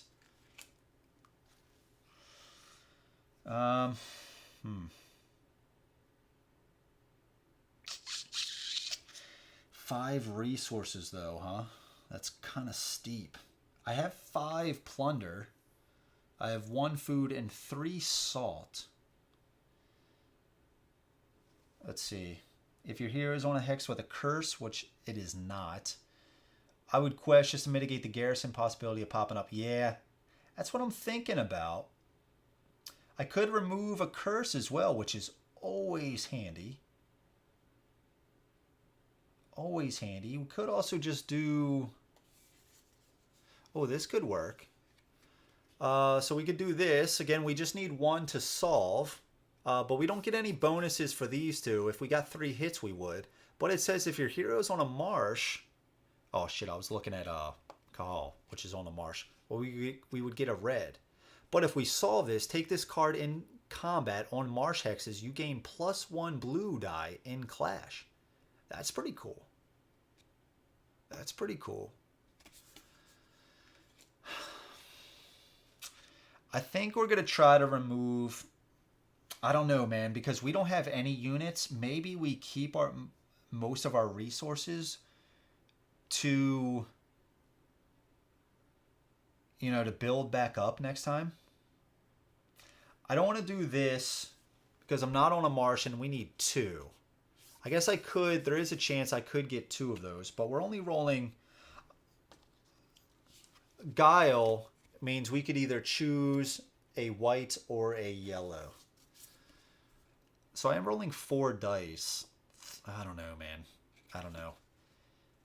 I guess I don't want to fail. But I guess it's not terrible if we do fail. Yeah, okay. Okay. Okay. So let's quest. Let's quest. We're going to quest. Put a gem there on the quest. So, which one do we want to do? Maybe do we just want to do that one? No, let's do this one. Let's do this one. We do need 2+. What has lightning bolts? The red.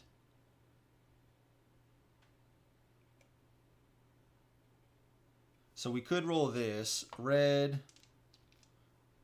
and 2 yellows. There's a lot of hits on yellows, which could benefit us for this. We at least need 1 shield.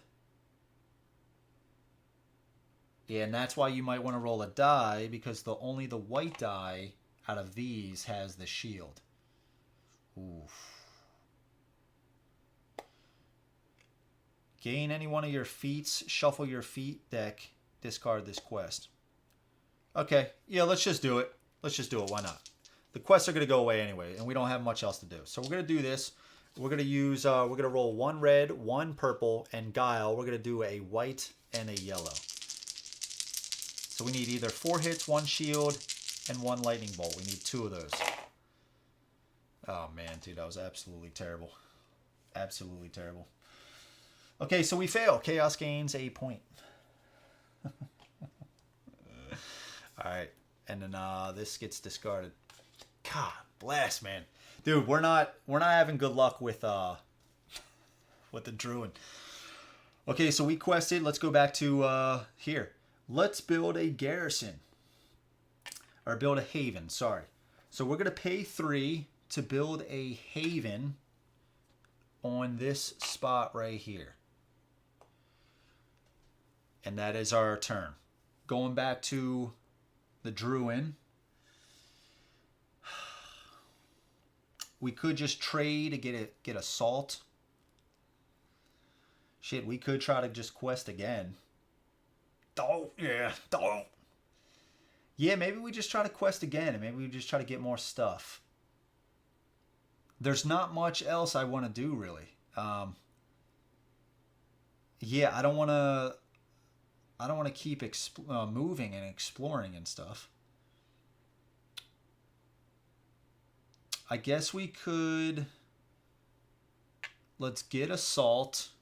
We'll get assault. We'll just use the trade. That doesn't end our turn, so we get to do more stuff. And let's just put this on quest again. Let's just try to quest again. Now, if we fail this, Chaos gains 2 points. If we fail this, we lose 1 point. I might try to... No. Maybe we try to quest with this guy. Yeah, because he's on a marsh. We at least know this is going to be a marsh. Yeah, let's do that. So let's actually do this one. Let's actually do this one. All right. So this is what we need for the successes, right? So if your hero is on a hex with a curse, which it is not. All right, so let's do the same thing. I think we're going to roll the exact same amount of dice because we need 3 hits, 1 shield, because the white's going to give us that. And we need a lightning bolt, which the purple and the red are going to give us. Okay, all right, let's try to do this. All right, so we at least solved because we got a shield, which is all we needed. We needed 1 shield, which we got. Choose a hex with a curse, pay 5 resources to remove that curse, and gain a point. So we have 2 curses here, here or here. So I think red is in a little bit better shape, so we're going to remove this curse, and we're going to pay 5. So I guess we're going to do... Oh, man. We're not gaining any food. We're just gaining 1... plunder. We're just gaining 1 plunder. So maybe we don't want to pay with plunder. We're going to get a lot of salt, though. We're going to get a lot of salt. So let's pay... We need to pay 5, though. We're only going to get 1 food. It's a little risky. But we don't need to spend as much food to recruit our guys. So we got 3... Let's do 4 and then 5. Here are 5 resources. All right. And we're going to get rid of this curse. Curse is going to go back. Okay. And we gain a point. Okay. Discarded. All right, back to right here. So let's quest. Let's quest. Choose a quest. We're going to do this one. And we only need 1 success, 3 hits, 1 shield, or 2 lightning bolts. Now we have, with this guy, 3 reds and 1 blue. 3 reds and 1 blue. Oh, sorry. If your hero's on a marsh hex, you also gain a red, which we are. Gotta read, man. Gotta read. Oh, we got a lot of hits, which is actually the one we wanted because we actually get a point for that. And we get 2 lightning bolts, so we got 2 successes. Not that it matters. So we get a point. We go up to 3. Solve. Take this card in combat on marsh hexes. You gain +1 blue die in clash. So that's pretty cool. So we're going to take this. I like that. I like that a lot. Okay, so we actually did all the quests. Back to here. We can't do anything else. I guess we could get an item. Even though we spent all of our gems, we could still do free things. I guess we could get that item. Discard this to add any one die to a player's roll outside of combat. Oh, Jesus. Could have done that. Okay, let's hold. We're not going to do that. Now back to our last one with Krowh. What do we want to do? Do we want to move? Do we want to move? Or do we just want to trade? Let's just trade to get assault. Okay, and that's it. That's the action phase. Nemesis phase. Nemesis phase. So they're going to go. So, starting in initiative order, we're going to start with Coven of Isat. So the Coven, they're going to make moves. They're not going to get any further away from the capital. So they're going to kind of maintain that area. They're also then going to prioritize moving into a place with enemy units. So the thing that I'm seeing here, though, is they don't want to get away from the capital, but this is the only spot with enemy units. So let's just flip to their activating a horde, and we can see here. Just so we might have to make a ruling on this. Activate a horde. Okay. Place 1 curse here. Yep, so we got to place another curse down. So there's a curse. Move the horde 1 hex, not farther from the capital. That is in bold. Not farther from the capital. Okay? Count the hexes that form a route to the capital if you are not sure. Remember, hordes cannot cross impassable terrain. While moving, only look at the adjacent hexes and then choose a hex with this priority. Into a haven. There's a haven right there. So that's probably where they're going to move. Into a haven. And that sucks. That's actually just going to kill our haven. Because we don't have any units in there that defends it. So that's actually, that's really shitty. Okay. And that was it. Okay. That's unfortunate, man. Yeah, that's unfortunate. Okay. That was one of theirs. Oh, shit. Oh, they're going to move into there. Okay, maybe we could actually do some damage, though. Because they're going to activate again. They have 2 activations. So they're going to do the same thing, right? They're going to target a haven, not further away. They're going to move right here. But we have a unit in there with our haven. And we have some towers and defenses. All right, so combat ensues. Is this a marsh? No, it's not a marsh. Okay, so they are at level 2 for the archery. Oh, no, shit, that's the Coven? No, that's the Siren. That's the Siren. Oh, shit, I'm moving the... Oh, damn it. Sorry, guys. I'm moving the Siren. Oops. This is the Coven down here. I apologize. All right, right here. Okay, so here's interesting. Let's look at it again. Into a haven. Okay, there's no havens around. Yeah, I apologize for that guy. It's actually this guy that's going. Into a hex with enemy units. There are none. Oh yeah, there are some right now with the this guy right here. Yep. Okay. And he's not further away. So those are going to do battle. They are going to do battle. So 2 white die for the Legion. And he is rolling 2 yellow die for his archer. And is this any special re-roll? I'm going to re-roll. All right, so block both of these, and the Legion actually did a hit. Okay. Okay, that was the archery. Now the clash. So we're going to roll blue, 2 yellow, and a white for the garrison here. And this guy, since he went to 3, he's going to roll a purple, 2 blues, and a white. Okay. Garrison level 2, blue, 2 yellows, and a white. And the Coven of Yasat, purple, 2 blues, and a white. Okay. Okay, a hit and a shield. Shield blocks everything. And it does a hit. So it removes this from the garrison. Okay. And I believe this goes into here. Yep.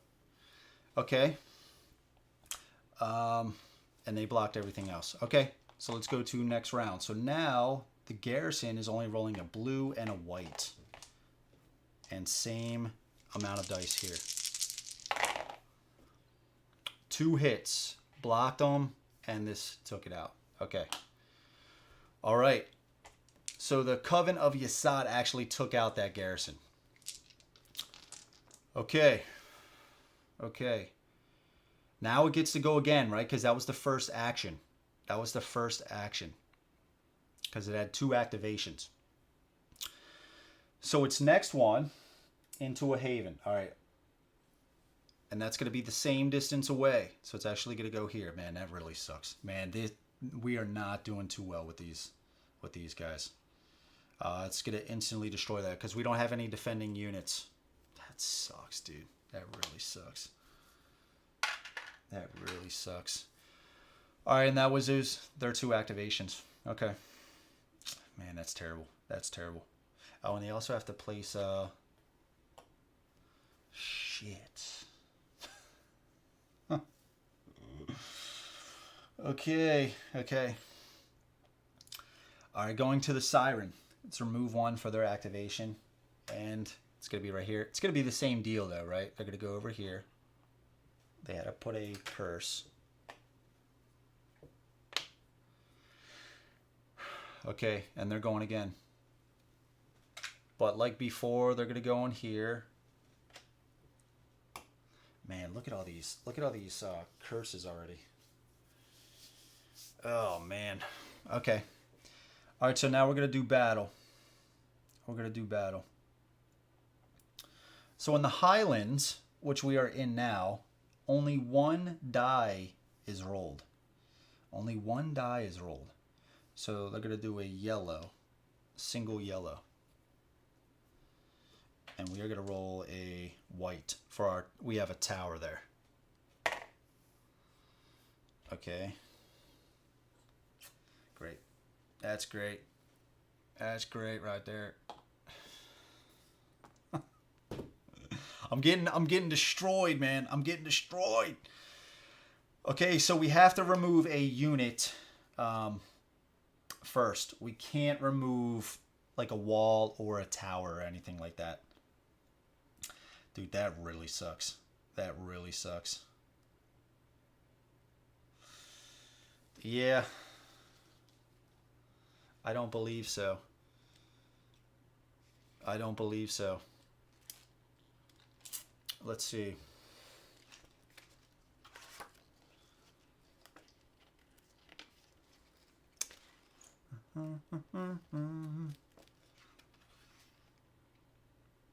Yeah, I don't think you remove the walls or the tower.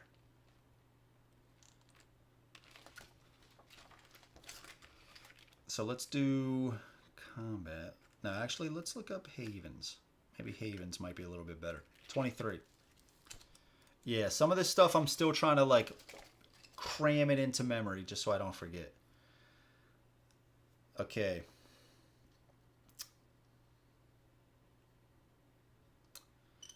Okay. What is the... Okay, so that's not it. Let's look at the... What's next? What's next? Tower or wall? Tower, 42. Let's look at that. 42. 42. Okay.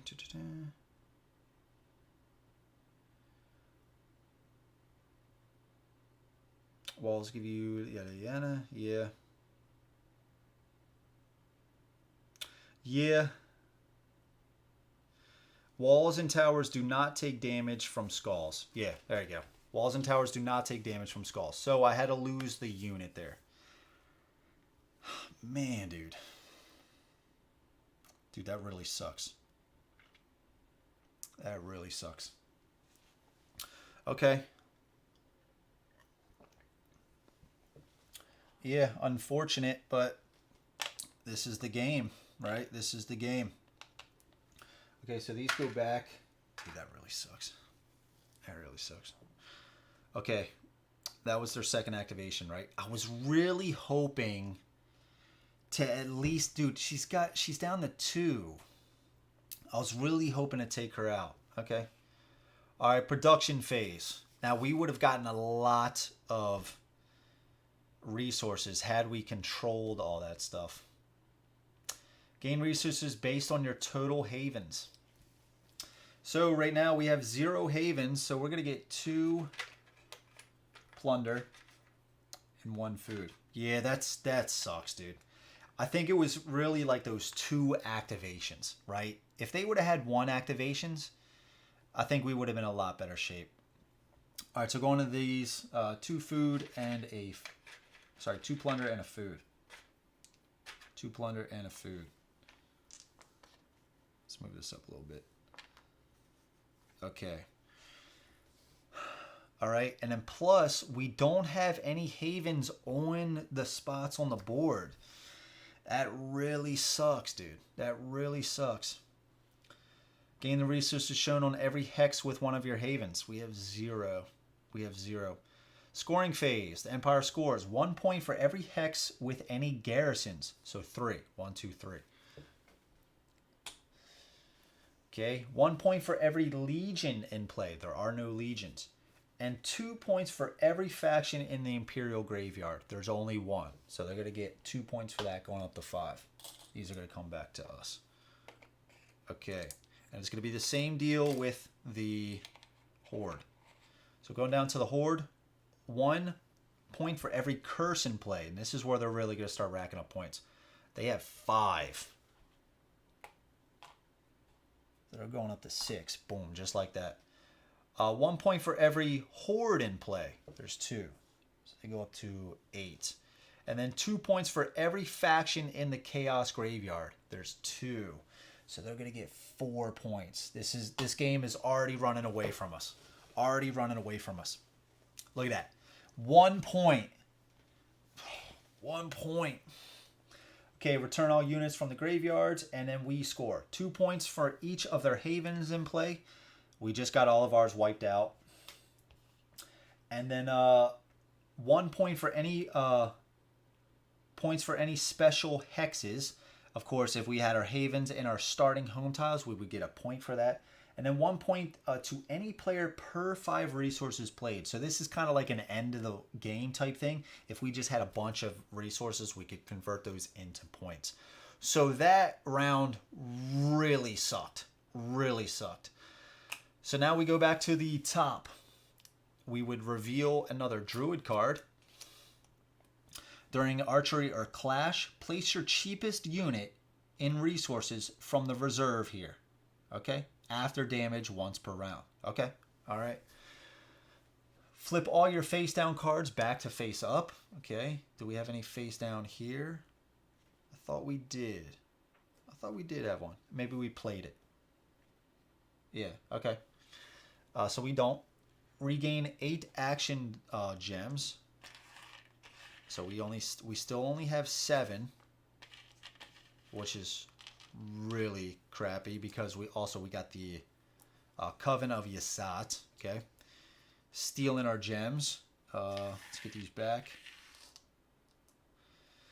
All right. Draw 3 new items, so these get discarded. And I just want to send a shout out. If you guys are watching and if you haven't given this video a like, please do so. Everything really helps out. I really appreciate it. Lets me know you guys are liking what you are seeing. And just give a like for me getting destroyed this game. Yeah, how about that? How about that one? All right, we got 3 new items. And then deal 3 new quests. Got 3 new quests here. All right, pass the first player token. We're going to go over to here. Okay, did that. Event phase. Add 2 threat to all Legion and Hordes in play. Yay, caramba. Going up to 4. Oh, man, dude. Going up to 5. Going up to 5. Okay. First player draws and reads the next event. So we're going to event 2. So it's only going to get harder.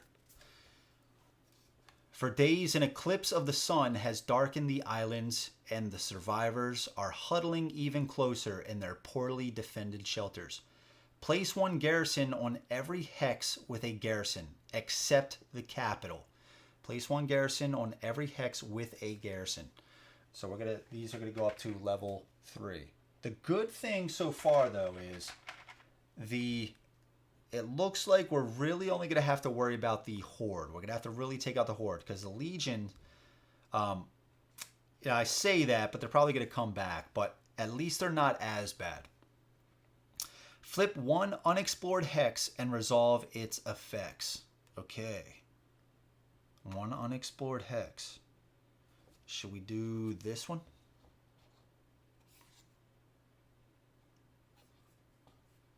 Yeah, let's do this one. Always, your channel is the best. My opinion, enthusiasm, and character makes it top tier, even if lose games. Yeah, dude, thank you so much, man.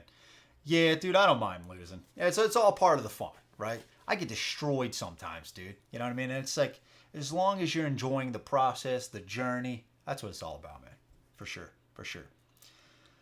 Okay, place 1 unexplored hex and resolve its effects. Okay, giant bones of Kalath blanket the plains of Ruin.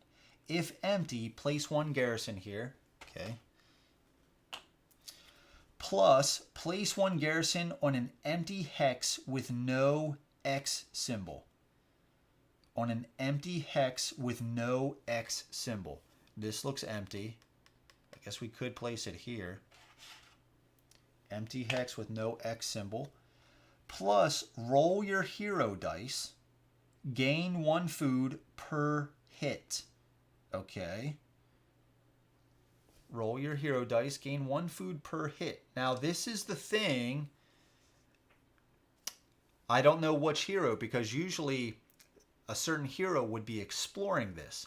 So I don't know who to do. I guess I'm going to do both. I'm going to do both because I don't know who to do. So we're going to do both. So let's start with the, if this is wrong, I apologize, but yeah, I'm making it up on the fly right now.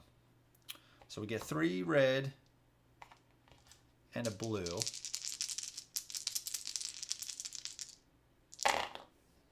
So we got 2 hits. We gain 2 food. And let's do it for Feanor. So we get a red, a purple, and the yellows have a better chance of hits. Oh, nice. We got 4 food. Just like that. Okay. Okay. Plus, every other player gains 1 food.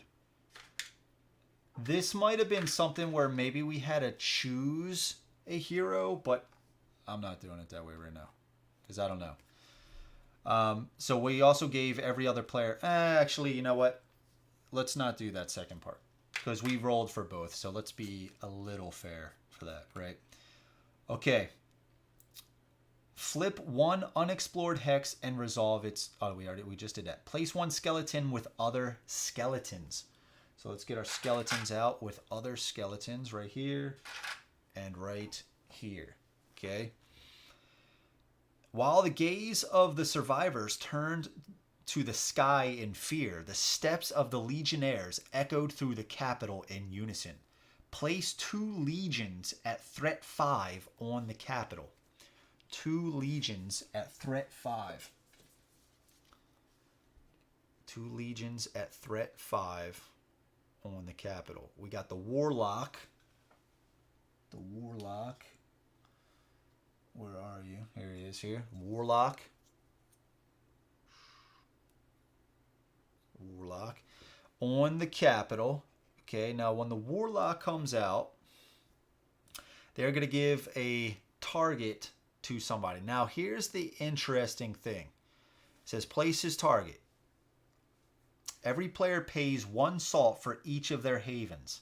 We have 0 havens. Okay. Also, to place the target, let's look that up because this is another little nuanced thing. Usually they would place this, they have to select a faction. Each faction can only have 1 target, but they would target a haven. We have 0 havens out right now. So we got to flip back here. Okay. To place its target, choose one faction in play with no target. Then place the target on one of that faction's havens that has the fewest units. To look into that further, we're going to go to page 47. So 47 targets. Every legion is sent out of the capital with a clear goal, represented by its target. Every legion has its own target that is placed by its immediate effect. Choose one player faction with no target. Then place the target on one of that faction's havens that has the fewest units. Faction can only have 1 target at a time. If every player already has a target and a new legion is placed, place its target on the capital. Targets on the capital stay there for the rest of the game. Maybe they just actually stay on the capital. Yeah, because here we go. If a haven with a target is removed by any effect, and the legion is still in play, the legion will still try to root out the uprising of that faction. So basically, he would just switch from haven to haven in that particular faction. If the faction has no other haven, then place the target on the capital. The legion will try to return to the capital and stay there, generating garrisons for the empire. So yeah, we're actually just going to place it right there. Place its targets. And then we have to place, where was its card? Right here, Warlock. It has initiative of 5, so it's going to go before these guys. I'm going to draw one more. The Executioner.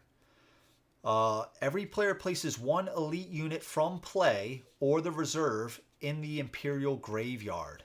Jesus. Or the reserve. 1 elite unit. Do we think we're going to get out a Troll this time? I think not. The Troll is an elite warrior. Alright, so they're going to get 4 points right off the bat. And what do we want to put in here? Elite Archer? I don't see us getting an elite Archer out.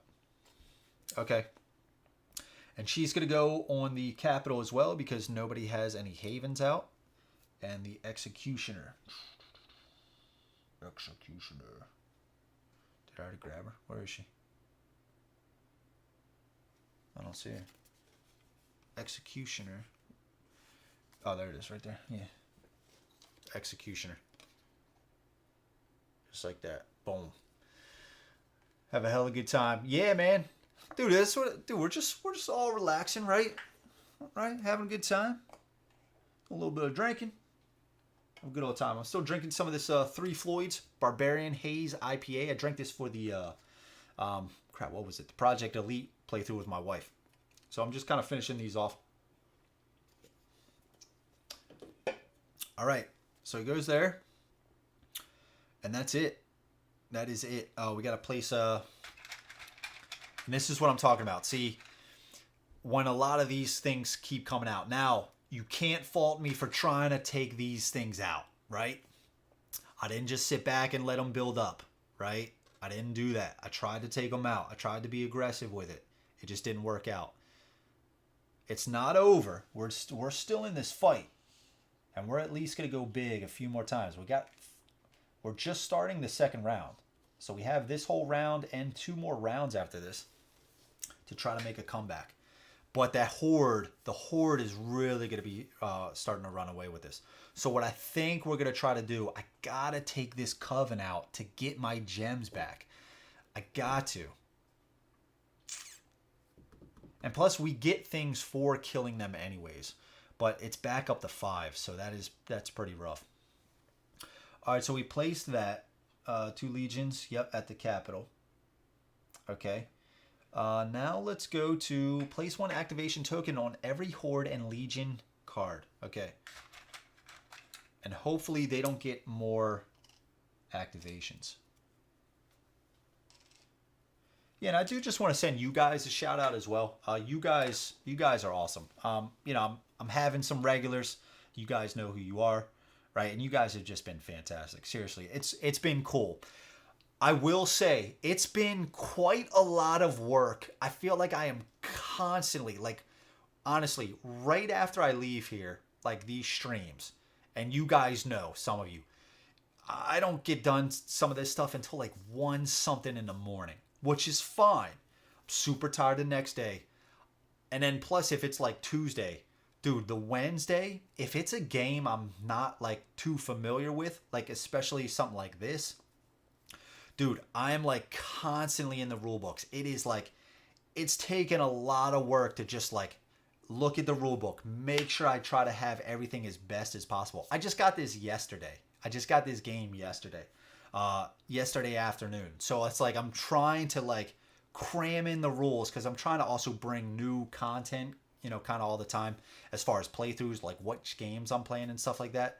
So I'm trying to spice it up. I'm trying to, you know, be original with the games and stuff like that. So it's been a lot of work to do that. What I will say though is I'm still having a lot of fun. It's just that it's been a lot of work, but it's been fun, dude. I look forward to playing these games on the stream. Seriously, I want to get more recorded videos that I do off screen. I started to do the top 10. I did an unboxing for this game. I still got the Uthia unboxing that I got to post. I got Super Fantasy Brawl in. It was crazy. Like right after I sent that thing where I was like, I still don't have Super Fantasy Brawl Round 2. I got it. And I'm even using it for here to kind of block some of this glare, right? So I got all this stuff. I still got to open up all this stuff. So there's just a lot of stuff I want to get to. There's a lot of games I want to get to. I want to do a Mac and Arcana review. So little tangent I'm going on. Basically, I'm just trying to like cram in as much stuff. It's just time. It's just time. I'm finding like I need more time because, you know, it's the balance, right? You also got the family and all that other stuff. It's like I'm trying to do the balance stuff. It's hard to catch the weekday live streams, but I always check them out after the fact. Yeah, and Jason, you're absolutely right, man. You're always commenting and stuff like that. I appreciate everything. Any kind of support, dude. Really appreciate it. It's been fantastic. You guys have been great. Absolutely. I think I might try to go to... There's a bunch of games I want to get to next week. I'm going to do Uthia. I might do another playthrough of this on Wednesday. The original plan was to do Tainted Grail, which I still might do. And then Friday, if I do a 3-day week stream, I'm going to do Monday, Wednesday, and Friday. But next week, I want to get to Uthia first, and then I'm going to do Mage Knight at some point. So that's going to be a first time for me playing Mage Knight. So really excited about that. But I haven't decided the Wednesday game. Maybe I do Super Fantasy Brawl Round 2. That's a nice kickback, relaxing game. I can do with my wife. It's not too complicated. And it's just a lot of fun. It's a lot of fun. I painted the statues in there, so that's cool to see. But yeah, absolutely. So, back to this. I put all the activation tokens on there, right? And look, see? Guys, this is what I was talking about. I almost got lost in that little tangent, forgetting where I was. But we got our handy dandy tracker over here. So let's go to draw 2 feats. Okay. Draw 2. And we get to keep 1. So we have, as during the actions phase, discard this to remove any one of your units in 1 hex from the game. Destroy 1 skeleton or 1 garrison for each of your removed units in 1 adjacent hex. That could be pretty good. That could be pretty good. Tim, what's up, dude? Totally appreciate what you do on the channel. Understood the need for balance. Yeah, man, that's the key, right? That's the key to life. It's just finding that balance, right? It's like, okay, you got your personal stuff, you got work, you got family stuff, right? You got your friend relationships, right? You got to balance. And then once one starts dipping down, you got to be like, okay, you got to get that other one back up. You got to get it back up into the equilibrium, right? Because once you know, right? Like you haven't spoken to your friends for quite some time and you're like, dude, I got to get with so-and-so, right? Like, what are they up to, right? Stuff like that. Or my personal stuff, I've been neglecting my own personal habits and stuff. I got to get back to that. I got to get a little bit of reclaim of who I am, right? Because I'm getting lost in this whole, responsibility stuff, right? So you gotta find that equilibrium, dude. Oh, I just heard this crazy noise. I guess my wife's running some water. All right, so that's one of the cards here. We also got this card, which you guys haven't seen yet. So basically, when you gain this, gain 3 resources, choose leadership or guile, and place this under your hero card. So we can place this as a bonus under our card to gain an additional leadership, a blue die, or we could flip it and gain an additional guile. So we could do that. Discard this to remove any one of your units in 1 hex. Remove any one of your units from the game. That's from the game. That's not even from taking them back to reserve. Destroy 1 skeleton or garrison? I don't know, man. That's not... I don't know, dude. Not for a single skeleton. I think I'm going to take this. I'm going to take this. So this goes back to the bottom. All right. When you gain this, gain 3 resources, choose leadership or guile. So what resources do we want? We have 4 plunder, 3 salt, and 5 food. Most of our guys only take food and salt. We are kind of low on salt. We have 5 food. We can easily bring our tribesmen back for 1 food. So I think I'm going to take some salt. I think I'm going to gain at least 2 salt. And one thing I didn't say as well was, anytime you can exchange 3 of the same resource for 1 of a different resource. That doesn't cost any gems. And then our last one, which one do we want? Which one do we want? A haven is going to cost 3. We're going to need to get a haven back. This is going to be rough. This is going to be really rough. We have 4. We have 4. We do also have this tile. We could explore this to gain more. You guys might not be able to see it. These tiles, these unexplored tiles, kind of relay, what is to be expected on that tile. So we could gain more plunder. So I don't think we need that. So what's the last one? I guess salt. Let's get another salt. And then which one are we going to take for this? We don't have any guile right now. We already have a leadership. So I think we're going to get guile. We're going to put that under there. Okay. Give us a little bit of options. Okay, now for this. Oh, we did have this to flip. Yeah, that's right. 2. All right, so we have another one of those. We could get a might or magic, gain 3 resources. Or we have a card, archery and clash. If your hero has more units or threat here, if your enemy has more units or threat here, gain 1 blue die before rolling once per round. Once per round. Yeah, once per round. They also come with these handy sheets. And that's once per round. That's not even once the entire battle. So each time we roll dice, we can add a blue die to that, potentially. But how much do we want to quest? We could add this to quest and gain 3 resources, which might really help us out. Our quests, you may move 1 curse to any adjacent hex that has no curse. Discard this quest. Gain 1 food for every hit you rolled. Discard this quest. Or this needs 2 successes. 1 legion or horde loses 2 threat. That could be really good. That could be really good. That could be really good. Because we might just need to... We might need to get rid of... We definitely need to get rid of these hordes. But this could take effect every time. An extra blue die. You think leadership, Jason? You think so? For this guy? The only reason why I didn't do leadership for him was that he doesn't have any guile right now. So there could be a card which I could choose to roll a yellow or a white. I think blue is a little bit better, but this just gives options. I could take leadership. If you want me to take leadership, I could do that. What about for Feanor? Should I take this? I think I take this. I think I try to do that clash. And plus I gain 3 resources. Yeah, let's do that. Let's do that one. So we're going to gain 3 resources, and we need salt out the wazoo. We need salt. We have 1 salt. God bless, dude. We have 1 salt.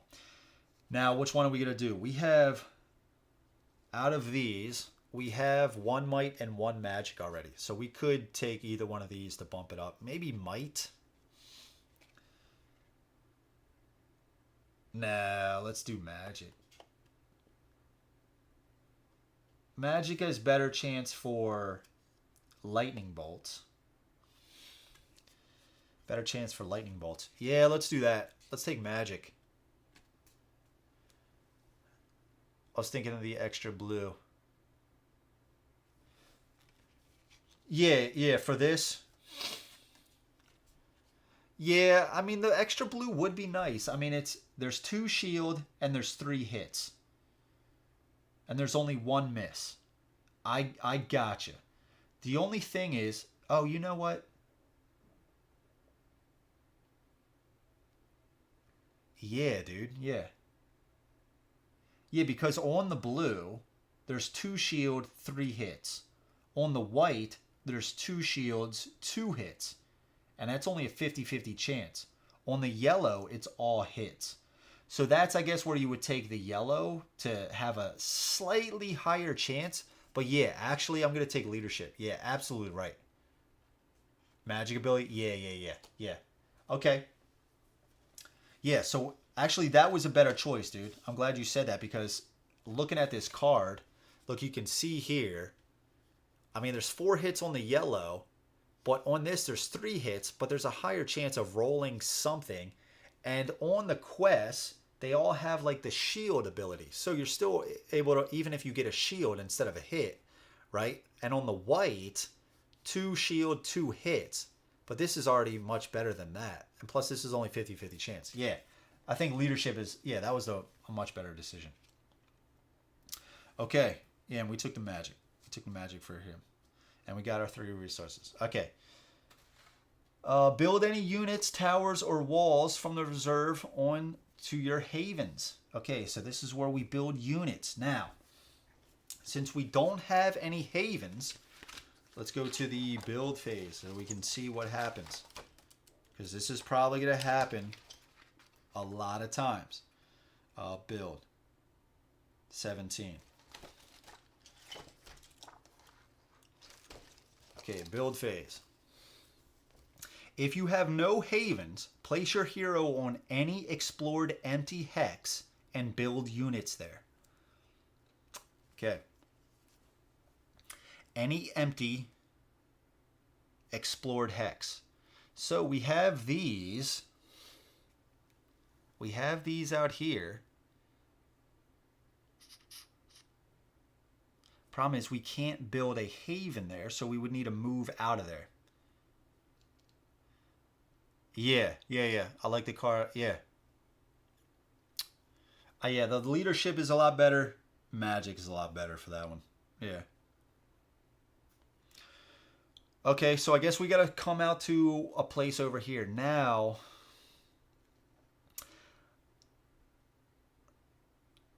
I do... Place your hero on any explored empty hex. Okay. So let's do this, and let's build some units there. Actually, let's start with the these guys, because they got the first player token. So let's just start here. Now, what do I want to do? The Coven, this guy right here, is at 5 threat. 5 threat. Where am I going to move? I want to move so I can maybe build up a little bit before I just come in and attack. Maybe I just go here, but I don't want to go too far because this guy is most likely, if we go here and we build a haven, oh, we can't build a haven here. We'll need to go battle this and probably build one here. But he's going to move here first. And if he only has 1 activation, that's basically going to be his turn. So I think what we're going to do, we're going to move here. And we're going to build units here. So we have 4 salt. It's not pretty. I'm not going to lie. It's not pretty. We have 4 salt, 5 food, and 6 plunder. Our basic warriors cost 1 salt and 1 plunder. 1 salt and 1 plunder. A basic archer costs 3 salt. I don't think we're building any basic archers. We could straight up just build 3 basic warriors right now, leaving us 1 salt and 3 plunder. Yeah, let's do that. Let's do that just to get some troops on the board. You know what I mean? Just to get some troops on the board. And then plus we could actually flip this to gain salt for every sword sister in play. So we could actually get 4 in there. Maybe do we do that? We can't build any other units because everybody else costs more salt and we only have 1. So let's just do that. And that way we can get 4 salt back. And now we have 4 units rolling yellow dice. It's not the worst, right? It's not the worst rolling the yellow. Okay. And I believe that's all we can do.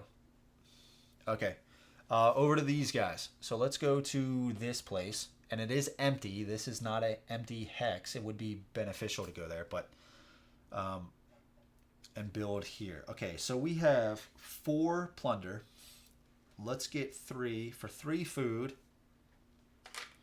Let's get 3 of these guys in here. 3 of our basic warriors, right?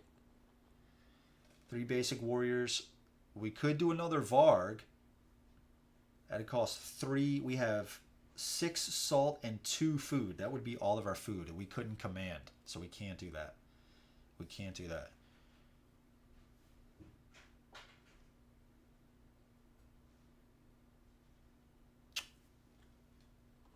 Jesus. These guys never came back. I was like, where are all my guys? These guys never went back. These guys never went back here. Okay, all right, so we could build, let's build at least 1 archer, right? We have 4 salt and 4 plunder and 2 food. We at least need 1 food so we can command. We can march our guys. Maybe we just actually keep, maybe we keep 2 food for now. Maybe we do 2 salt to get another archer. Yeah, I guess so. Get another archer out here. And again, I do have my, if your hero is on a marsh hex, gain of red die. All right. So that's going to be our turn with building.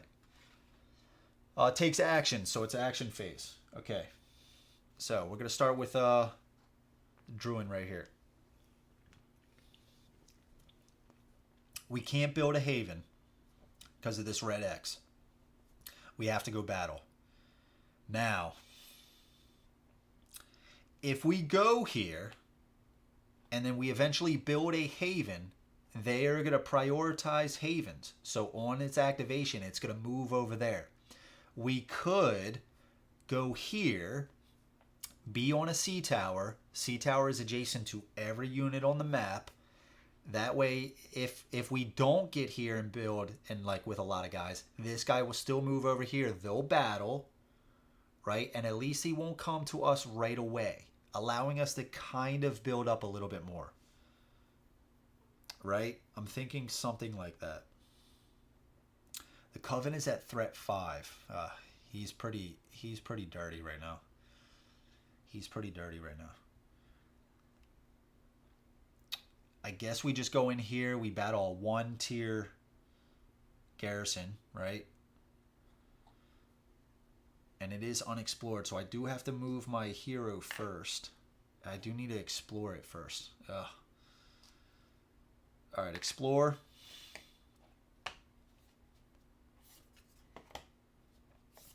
All right, we got units and heroes here are adjacent to any hex. If your hero is here, pay 1 salt less for items on the market, okay? It is said that the Empress first entered Azul through Hellhound Tower. Gain 4 salt, okay? Gain 4 salt, that's pretty nice. Got a 3 and a 1. Plus, remove any garrisons here. Sweet. There you go. Remove any garrisons here. That helped out. Plus, place 1 curse here.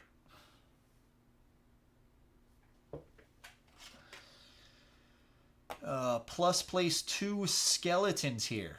Good night, dude.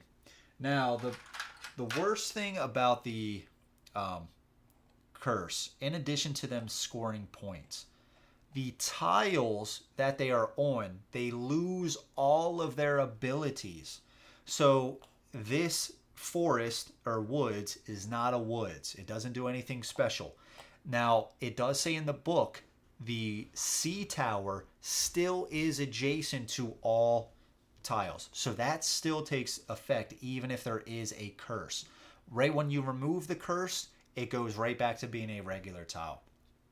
So these curses are really getting out of hand. Really getting out of hand. At least it removed the garrison, but I don't think the garrison is really our problem right now. Okay, so that was our turn, right? Over to the Krowh, yeah. All right, so we got to battle, right? We have to battle. Are we going to battle the Siren? It's at 4 threat. It's at 4 threat. It's at 4 threat.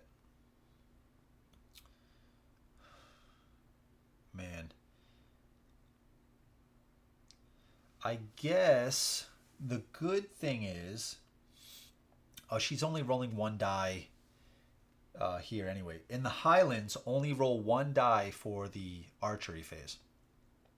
But she's only rolling 1 red die anyway. So we'd only roll 1 white. That's not too good. That's not good.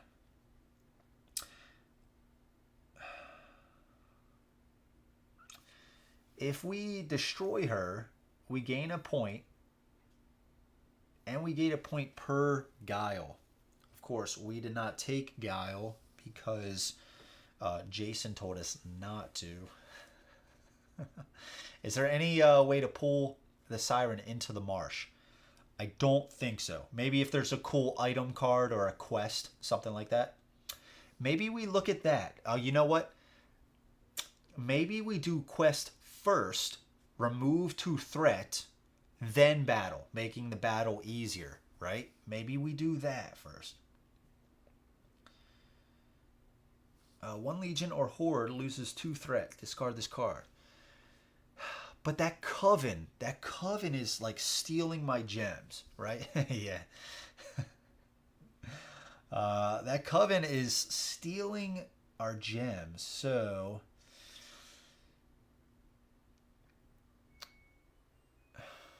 man, I don't know. It's tough. It's tough. It is tough. But if we also take out the siren, we'll get our home territory back, right? Build a haven there. Get a salt, get a plunder and food and a point every time we do our collection. Man. Yeah, I guess I'm just trying to decide. It's not a marsh either, so I can't get this this benefit.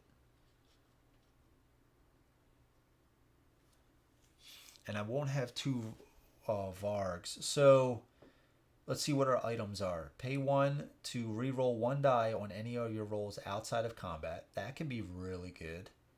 I need 2 guile for that though. But Homeboy here says he doesn't care what the requirements are. So maybe we could get that. Flip this to move your hero up to 3 hexes. That could be really good. I think I want to try this. But I tell you what, if your hero is on a hex with a legion or horde, +1 to roll. We are going to want to have them on there anyways, because if we have units, 1+ units here on your hero's hex, we gain 2 resources. So what I think we want to do, I think we might want to move first, go to here with the siren, and then command to... Oh no, then we're going to have to do the quest. Yeah, maybe we do that. Maybe we do that. We need to complete 2 though. We need to get 2, finish 2. So we either need to get a shield and 4 hits. We need to get 2 lightning bolts. That can be risky. If we fail, activate the legion or horde with the lowest initiative immediately. Discard this quest. So the warlock would go. I'm not too worried about the legion right now. So actually, that's not the worst. So let's do that. Let's move. Moving our hero right here. Let's spend another one to quest. And we're going to do this quest. Strike at dawn. So this is what we need to do here. We need to get 2+ in order to succeed. If we get the shield, you may draw a new quest. That's pretty cool. So looking at our hero, again, we have 3 red. Right? 3 red. And 2 blues. Now, we are probably not going to get the lightning bolt. Right? Because only the reds are rolling the lightning bolt. But we have a very good chance of getting the hits and the shield. The red does not... Ooh, maybe not a very good chance.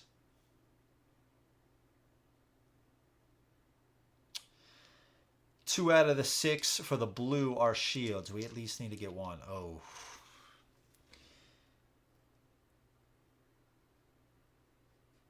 I guess we could have gotten the item first.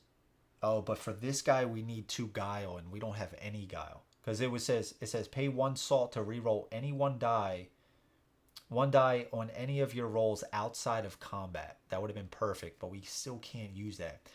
I guess we just got to risk it, right? Was this smart? Again, what we determined, even if we fail, it's not the worst. Activate the legion or horde with the lowest initiative immediately, and that's the warlock, and he's going to go here. Okay. And where's he going to go? He's going to stay right there anyway. Okay, so let's just do this.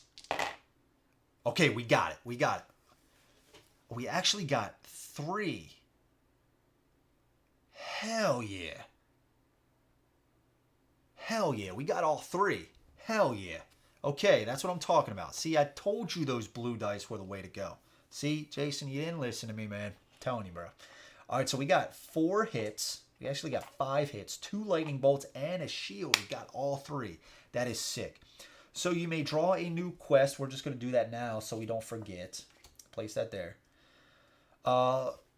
We don't get any points for that. 1 legion or horde loses 2 threat, and discard this. Oh shit, I didn't even do the purple.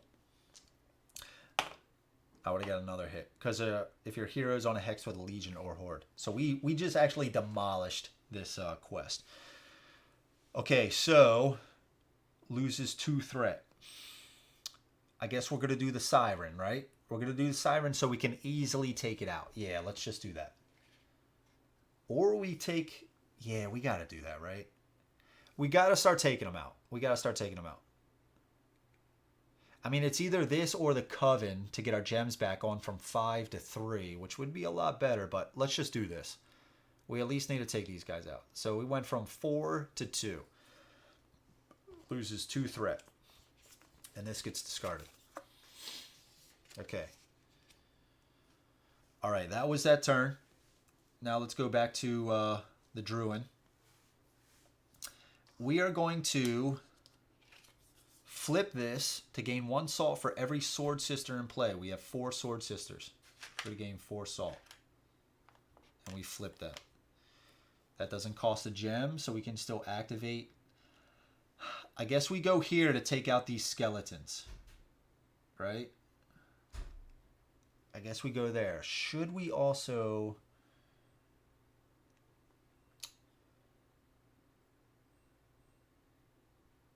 I think we also... Items cost you 1 less salt. Yeah. We could just start buying up a crap ton of... Yeah, gotta take something out. Yeah, absolutely. I guess we could also just start buying a crap ton of items with this. That seems like it's actually this guy's thing, right? Way cheaper stuff. Items cost you 1 less salt. That could even be free. And he doesn't care. You may use any item even if your attribute is not high enough. This is this guy's thing. Items. I'm just learning this now. I'm just learning this. But until then, we will do that. But let's take out some of the skeletons. We'll get some points from taking out the skeletons. We don't have to worry about 3 turning into a horde, right? And we gotta attack the horde a little bit. So let's move... I guess let's command, right? Let's command. It is in a ice waste, so no effect. We have to pay a food, and we're going to march into here. All right. So they are rolling 2 reds, and we are rolling... Nobody has any archery or anything. And we are rolling 4 yellow.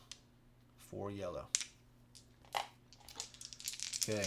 Do we have anything to bump it up? No. Okay. Gosh. 2 misses. That's what I'm talking about. And I took them out. Oh, yeah. Hell yeah. We get 2 points. 1 point per skeleton. We're on the board with 3. These just go back to here. Hell yeah, that's what I'm talking about. Okay. All right. All right, now we go back to these guys. I got a command, right? I got to go in there with my whole group. The siren is down. Is rolling 2 blue. But in Mountain, which it's in, Highlands, I should say, it's only rolling 1 die, so it's only rolling 1 blue. And in the Clash, it's rolling a purple and 2 white. It's not bad. It's not bad at all. It's not bad at all. I would like to have a Varg in there, but it's not happening. It's not happening. Oh, you know what, +2? I really got to start paying attention to these borders. We haven't had too many hexes with those. But I got to make sure I'm orienting them how I want. Okay, yeah, let's command. Let's get in there. We got to take it out. We got to take it out. We got to go big. Got to go big. Okay, so we moved in there. Combat is happening. Archery phase. They have 2 blue dice to roll, but again, on the Highlands, they're only rolling 1 die. And we're rolling 1 white, even though we could roll 2. Right, we have 2 archers there. Yeah. Okay, I'm fine with that. I'm fine with that. They didn't get a hit. Okay, so on to combat. So they're going to roll a purple and 2 whites. Purple and 2 whites. And we're rolling 2 white and 3 yellow.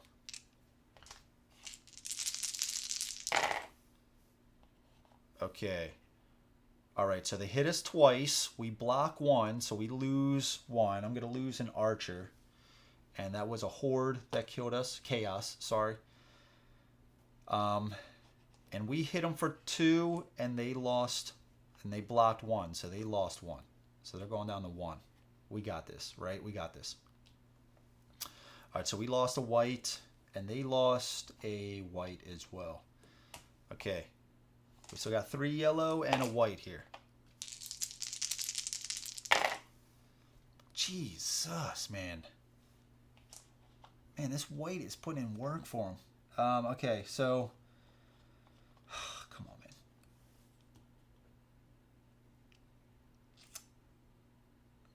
man. Here we go. Is she gonna move again?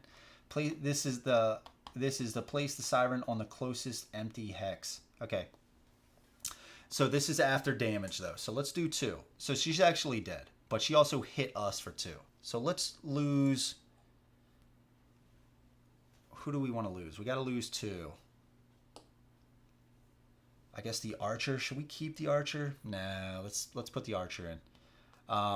So her lightning bolt... Oh, no, she actually... Oh, yeah, she blocked 1, but we hit her for 2, and she only had 1 left. So we actually killed her. If destroyed, gain 1 point. Gain 1 point. And 1 point per guile. Again, we don't have any guile. That's fine.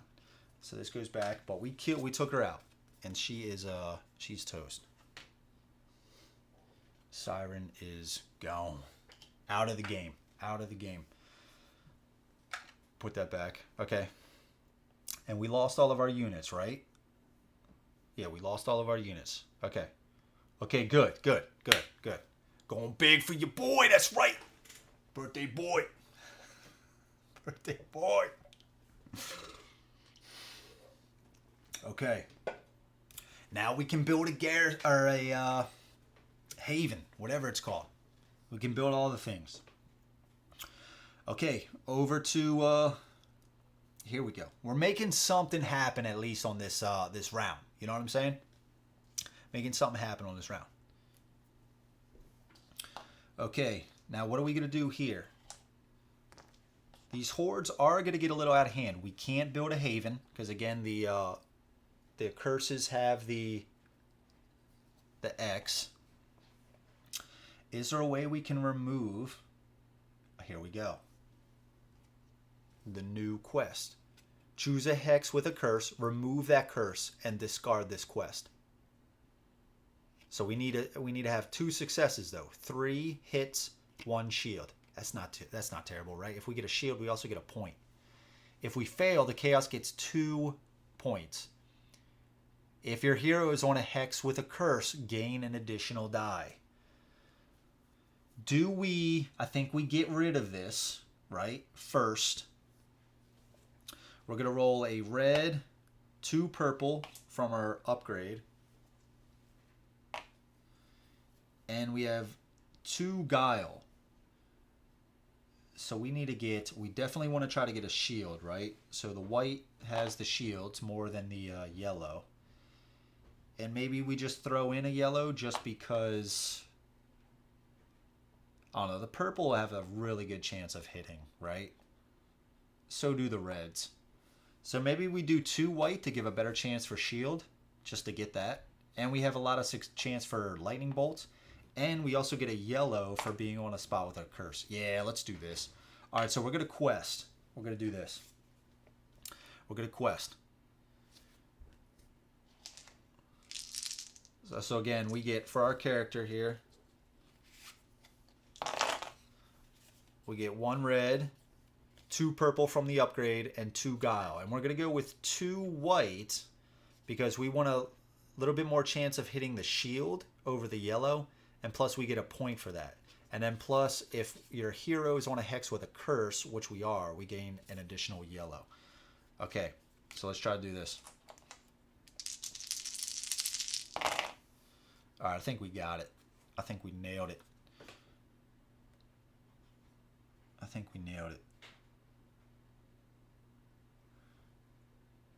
Oh, we also got to remember, we also have to remember our druid cards, because I'm just reminded by this. Okay, so let's start. So we got hit, hit, hit, and hit. We did that. That's one. We got a shield. We got one shield, so we just did it. So we got a point. And if we got a lightning bolt, which we did, you may discard one revealed druid instead of this quest.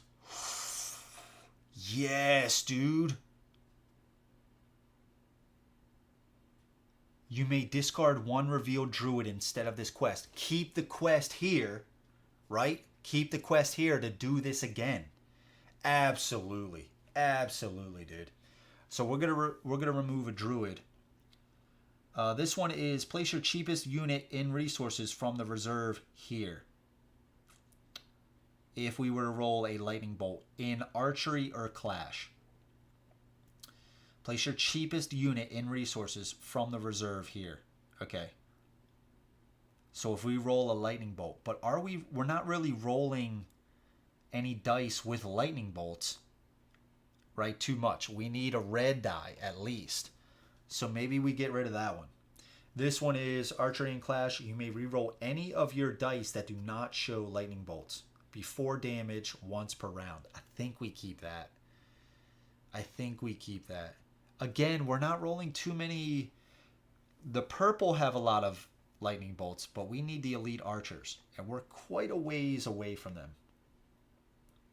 We're quite a ways away. We do have a Varg out, like I said, and the troll is dead, though, rolling a black, but the black's not rolling. It is rolling one lightning bolt. Let's get rid of this. Let's get rid of this one. You may discard one revealed. Yeah, I like that one a lot. I like that a lot, especially for what's going on right now. Perfect quest, dude. Perfect quest. Okay. All right. So we did that. We got the point. Choose a hex with a curse. Remove that curse. Discard this quest. We're going to remove this, right? So because we're going to build a haven right here. Discard the quest. We don't discard the quest because we did the lightning bolt. Okay. All right. That was his turn. Let's go back to Krowh. So what do we got here? We got 2 tribesmen. I guess we're going to build a haven.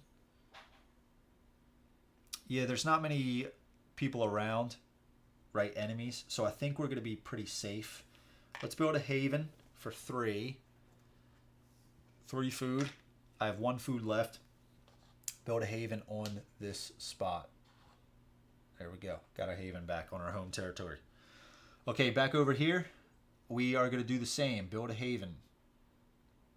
Oh, our haven is cheaper. Pay 2 instead of 3 over here. That's actually good too, because I just noticed I only have 2 plunder. Okay. Place a haven. There we go. All right. All right. Back over here. Back over here. What are we going to do now? I guess we're going to try to quest again with this, right? Doing the same thing. Gain an item from the market. We could try to do a different quest. This is just, you may move 1 curse to an adjacent hex. I don't really like that. This one is gain 1 food for every hit you rolled. Discard this quest. That could be pretty good. If your hero is in a Badlands, which I'm not, gain an additional red. Check the market for out of combat. Yeah, so we got the pay 1 salt to reroll 1 die on any of your rolls outside of combat. It needs 2 guile. This guy's probably never going to get to 2 guile. This guy can use it regardless of whatever the requirement is, right? So he could use it. This is the item guy, right? We could also get this. Flip this. Move your hero up to 3 hexes. Up to 3 hexes. they don't explore when you move them, remember? So it's like, that could just be some really cool movement. But do I really need that right now? I don't think so. Not right now. Place one of your basic units destroyed. Of your basic units destroyed here on any of your hexes. What is this? Oh, so this is after combat. After combat, place one of your basic units destroyed here on any of your havens. Yeah, okay. So, yeah, that could be a really cool combat thing. I'm really liking the idea of the pay one salt to reroll one die on any of your rolls outside of combat for this. And that's always. That's always. That doesn't flip. That's whatever. So we're definitely going to take that here. But for him, we could... Oh, man. I could try to get these guys to battle these skeletons. You know what I mean? I could do that. I could explore another thing. I could get more salt. I could get more plunder. But that, again, that's also going to build the other guys up more.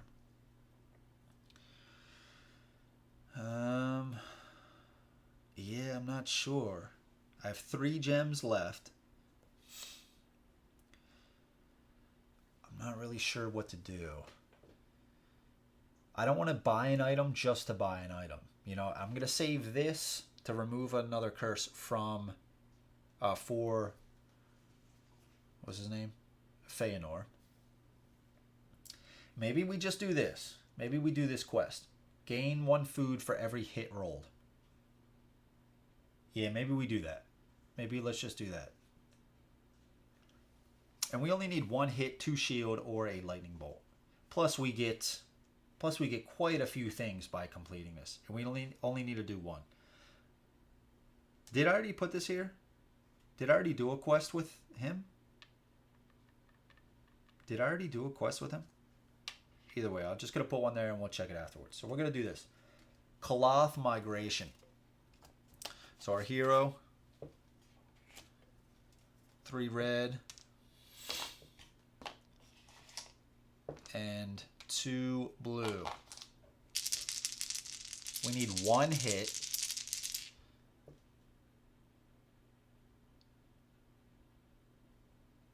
Oh, snap, dude.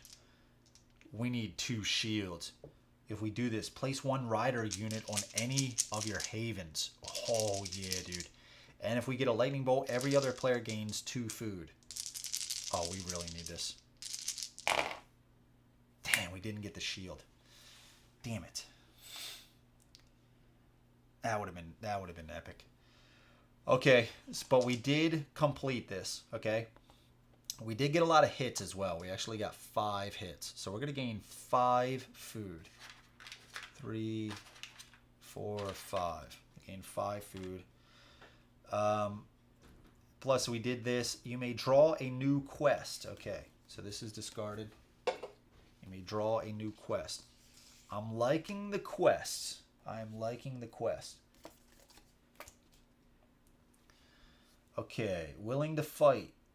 Place 1 basic unit on each of your havens. Every other player places 1 basic unit on any of their havens or explored empty hex. Discard this card. Okay. That's pretty good. That's pretty good. Okay, so we just did that. Back to here. We are going to want a quest again, right? We are going to want a quest. We don't want to move here. I don't think so. Let's wait. Well, here is the problem. If we don't do this, if we don't go here, the next time it comes back around, he's going to get 2 threat added to him. So maybe we do move there, try to take this out, get a point. We could even...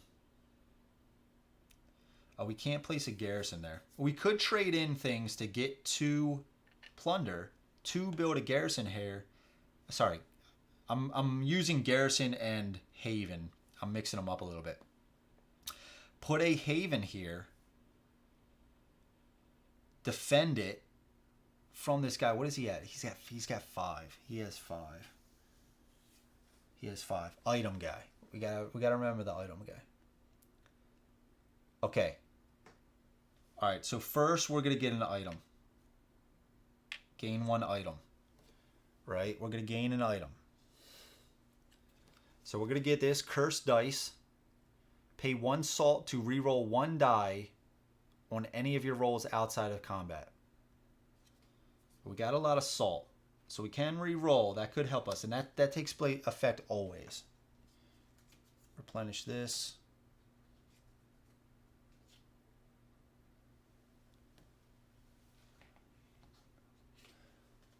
Discard this. Every player may place their units from play into another player's combat.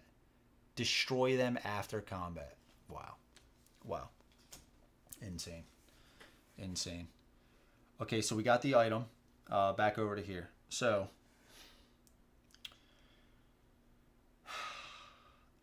I guess, should I move? Should I move? Should I keep my units here or not? I don't know. I don't know what to do. We could quest again. We don't have 3 plunder. We could trade in some food to get an additional 2 plunder, but we don't have any hexes to build on.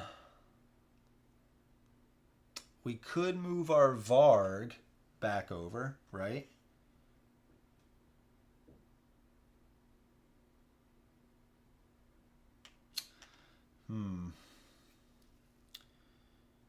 We could do that. Oh, you know what, too? I didn't do this after the combat. 1+ units here, gain 2 resources. I didn't do that. Hell yeah, I'm doing that now. Let's get 2 plunder. With the combat with the Siren. I guess we could just do... I mean, but is this worth it to do 2 commands? To get this guy 1 over to here and then 1 more? I don't think that's worth it. I don't think that's worth it. Should we just get an item? Should we just get an item? Move your hero up to 3 hexes? Or explore? Should we explore? Let's see. What did the bottom say of that quest? Oops. Which one? This willing to fight? Which one? I'm forgetting.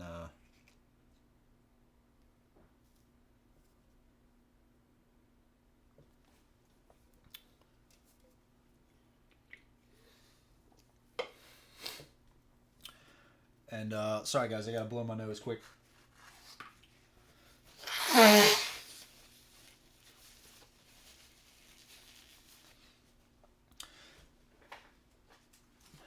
How's everybody been doing tonight? Freddie, you still are you playing shit, what was the game? Bloodborne? Are you playing it right now? Did you open it up? Did you check out what was inside?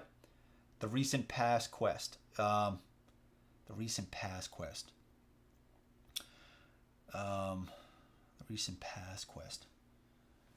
Sorry, dude, do you mean one of resource quest? Resource quest. Oh, right. I got you. If your hero is on a Badlands hex, I checked it before. I don't even see, there is 1 Badlands right here. But yeah, if you're on a Badlands hex, gain an additional red. See, I like that too. I unbox it, Minnie's looking, saying, yeah, dude. Yeah, that's awesome. I like sometimes just like opening up the box and just like looking at all the cool stuff inside. Just like, I could just do that. Not even play it sometimes. Just be like, dude, this is freaking awesome. Tomorrow, yeah, dude. Yeah, that's awesome. Yeah, dude, let me know, man. I'm super curious. Okay, all right. Yeah, I'm not sure. I think I might explore. Another place. Get more salt. Our guys cost a lot of salt, right here. We could go here and explore this. All right, so let's move. Let's move with the hero. And I guess let's explore. I am a little concerned. It's either that or go here and battle. And I really don't like this battle with these guys because I'm rolling yellows and they're rolling reds. I really don't like that. At the same time, if there's another skeleton put on there, they're going to turn into a horde. And that's just not going to be good. Let's just explore. Let's just explore. All right, so if empty, place one skeleton here. Okay. If not, reinforce. Okay. Okay, here we go. This is pretty good. Okay, if empty, place one skeleton here. Okay, let's start there. If empty, place one skeleton there. Roll your hero dice. Gain 1 salt per hit. Each other player gains 2 salt. Oh, this is a really good one. Okay. All right, so I get 2. I got it over here. 3 red, 2 blue. Okay, 4 salt. Not bad, not bad. 4 salt.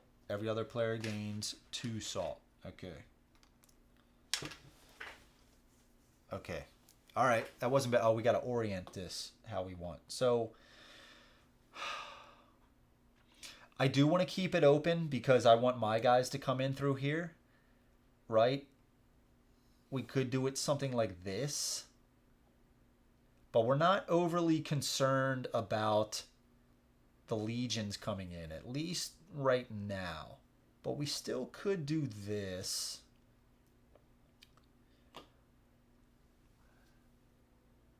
Do we want to do that, though, in case we want to...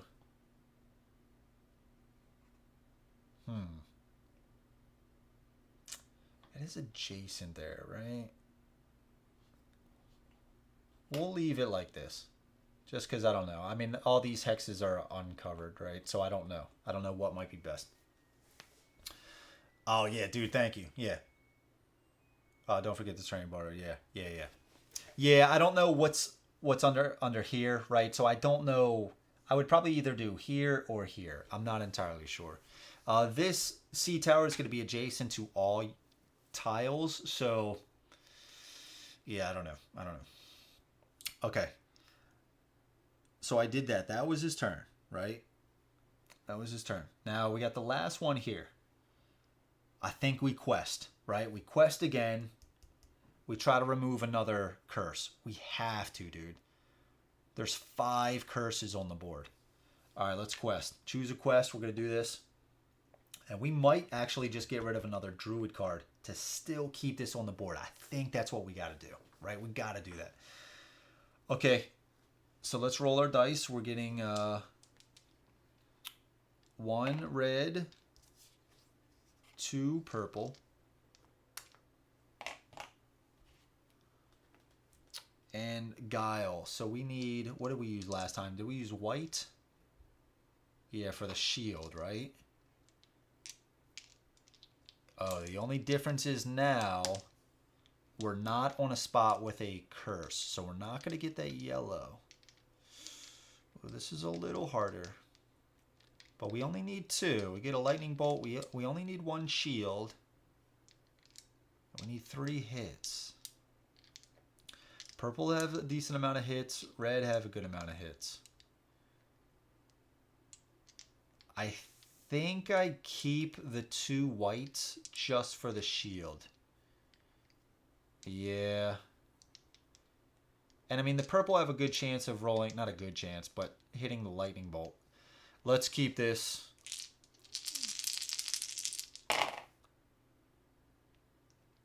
Okay. We got 2 from the lightning bolt and the shield. Okay. We got 1 shield and we got 1 lightning bolt. Okay. Those were actually the better ones. Because with the shield, we get a point. We get a point. And with the lightning bolt, that's where we can discard the Yeah, I think we got to do it, guys, because there's not...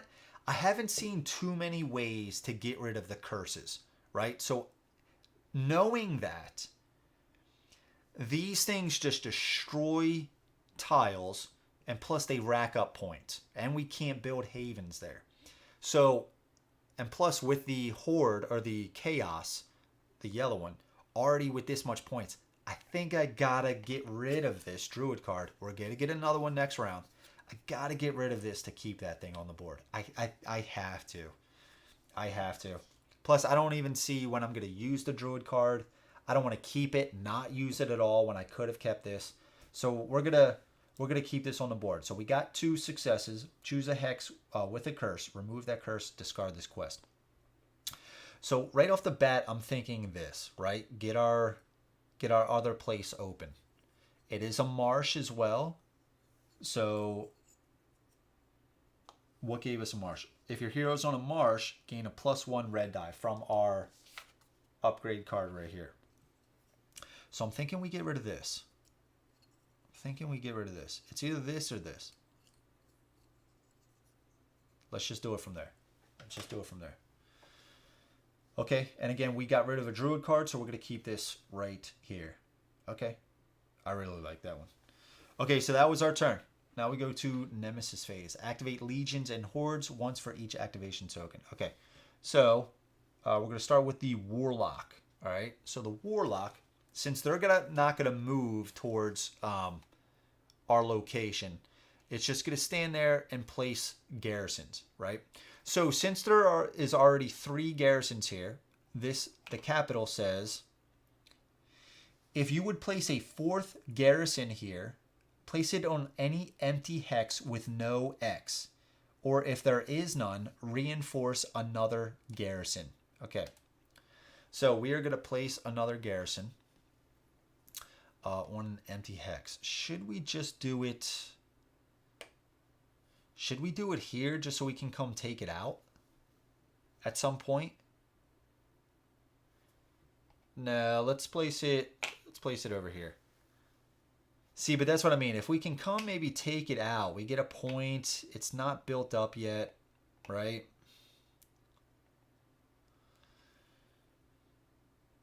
I guess we're going to have to place 2 because this guy's going to go as well. Yeah. I don't know. Maybe here? Let's just place it there. All right, so he went. They're not doing anything. They're just posting up right there. Normally, if they would have a target, they would move towards that unit or that faction. I would. It's an epic quest card. It's itching you for. Yeah, I know, dude. It's wiping out their curses. Right. It's freeing up the tiles again. Yeah, absolutely. All right, the Coven is going to go. Now, again, looking at their activation,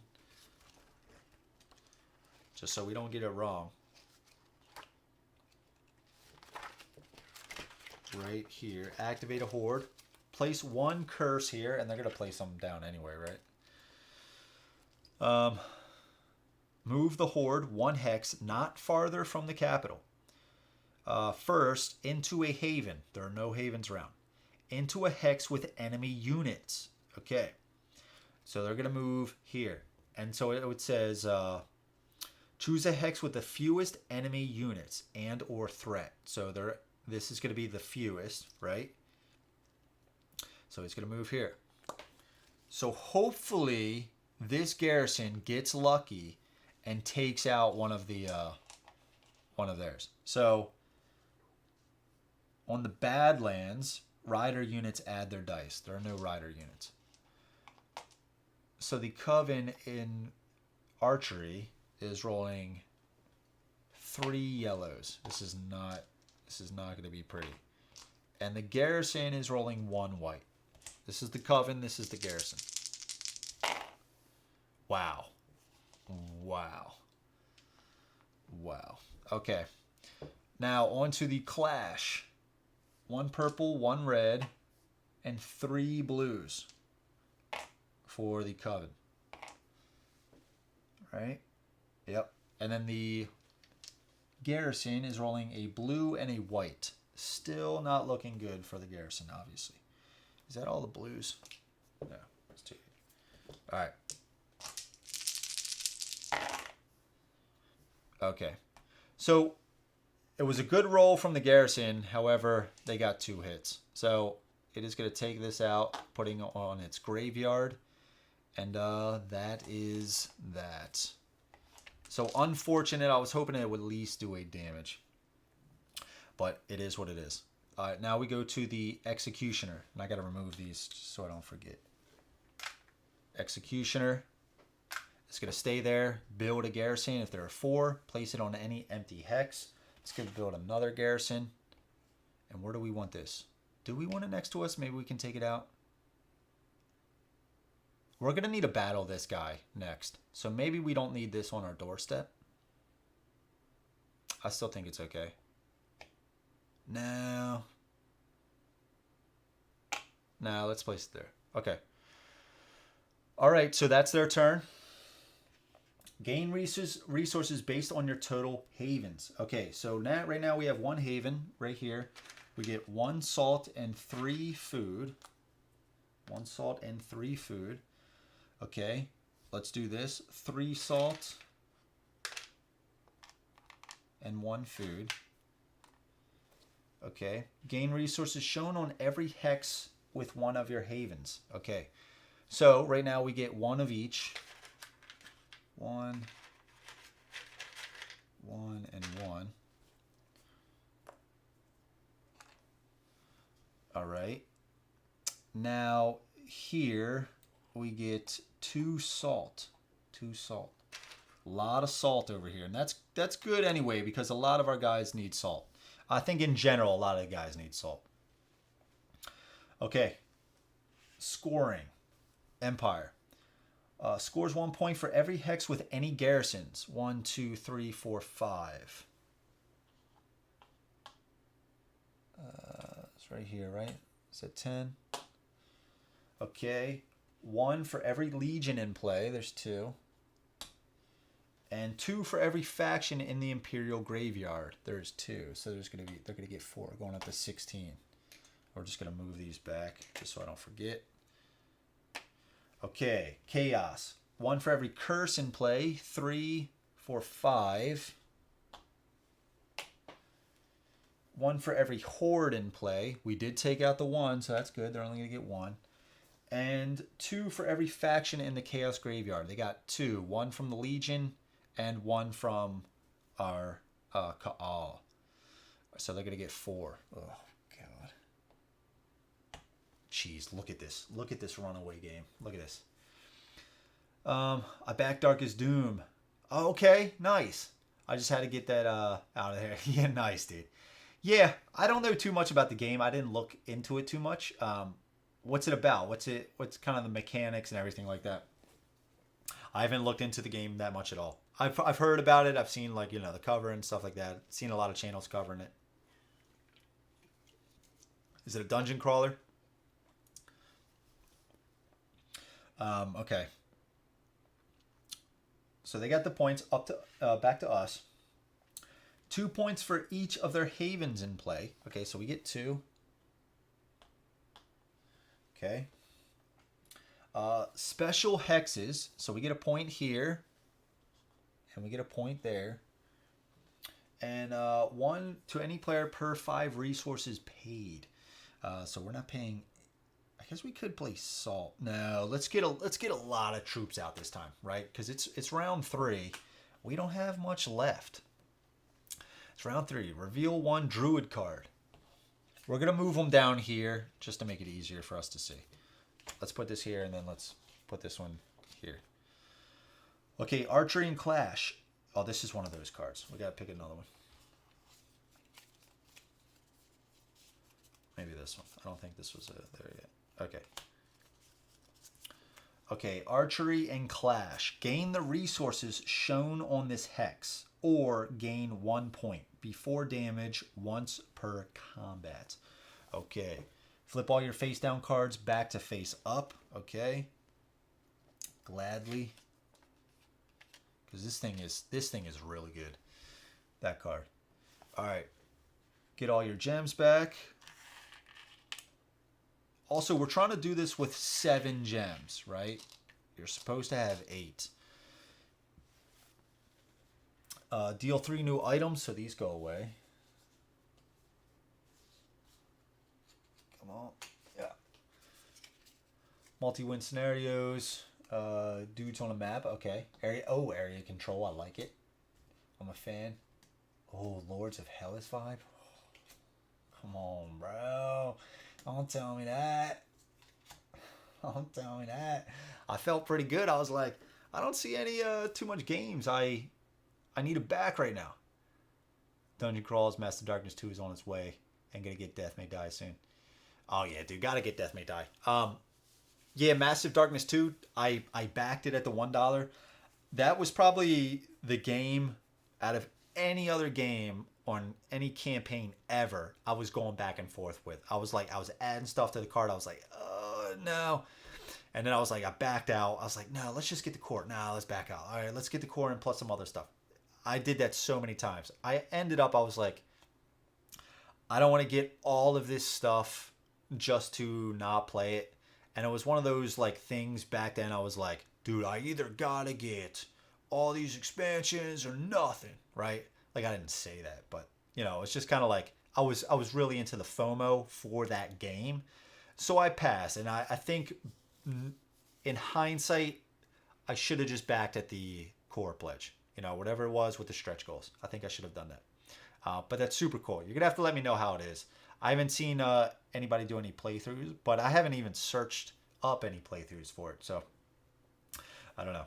But I'm really liking the Lords of Hellas vibe, dude. I love Lords of Hellas, dude. I love Lords of Hellas. That's a game I want to play soon as well. Get a multiplayer playthrough. Should be a lot of fun. Well, I still don't have Zombicide, and this is a lot like Zombicide, so I think I'll be happy. Yeah. Zombicide's a lot of fun, dude. Yeah, for sure. I think you'll be happy with it too. Yeah, and Dungeon Crawls as well, man. Mac and I'm looking for ones that do unique things, right? Mac and Arcana feels a lot different than other ones, so I really like it. To get through quests, okay. Oh no!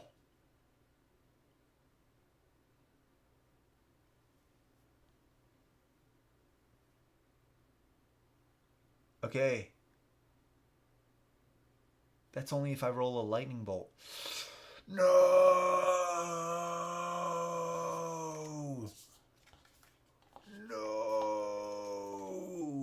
Well, shit, I wouldn't have discarded that Druid card.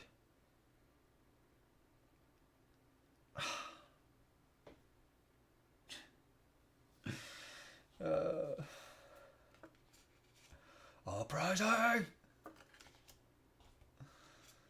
God, dude, man, that sucks.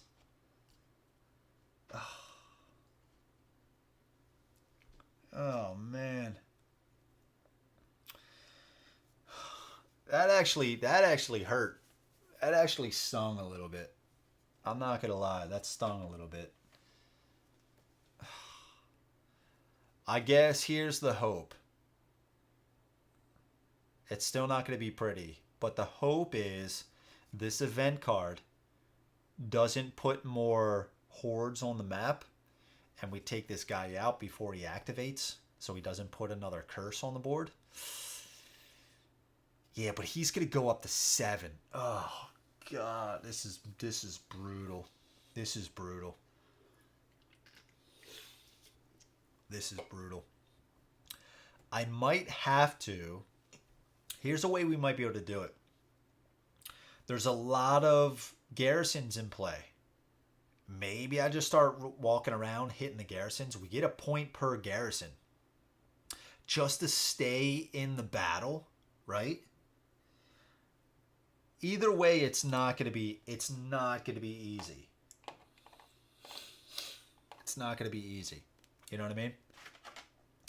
Okay, so pass the first player to, okay. Event phase. Oh, I'm so scared. Add 2 threat. Oh my God. What was this guy at 5? Oh God, he's going up to 7. 7 and 7. Oh my god, dude. Jeez, dude. Okay. First player draws and reads the next event. I'm so scared. I'm so scared about this. Okay. This is Imperial Spy Network. Alright, so that's already kind of telling me I do see place 1 Horde. Let's just read the card. I feel like I got something in my eye. Not all survivors believed in a triumph of the rebels.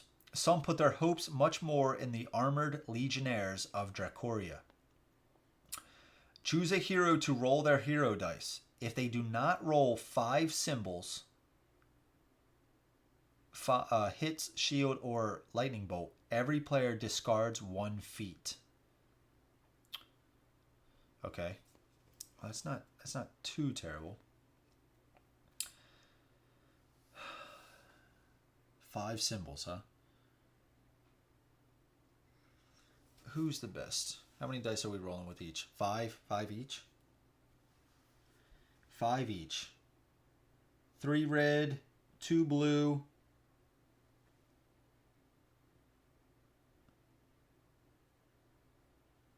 So the blue and the purple are the same. 5 out of 6 have symbols, right? So we can say 2 blue, 2 purple. Those cross each other out. They're the same. What's next after that?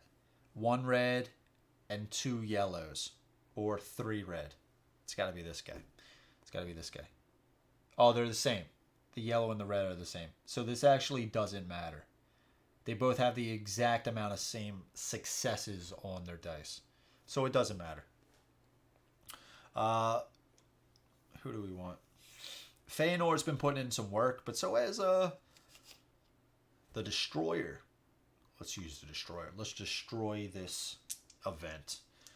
Let's destroy this event, right? Let's destroy this shit. We need 5 symbols. There we go. We got a lot. Actually, we got 4, 5, 6, 7, 8. We got 8. Okay. So we don't have to discard a feat. And so, quite a few sold their services as spies and scouts for Naboo, the Spy Master. Place 2 legions at threat 5 on the capital. Okay. Place 1 horde at threat 5 on an empty hex in a 3 or 4 player game. Oh, sweet. Okay. Okay, so this is what I was talking about. We're not placing any more hordes. I read that for a second. I didn't read further. Only in a 3 or 4 player game. Okay. This is a 2 player game. We're just playing 2 factions. Place 2 legions. So let's start there. And I believe that's going to be all the legions. The Mage Breaker. All right.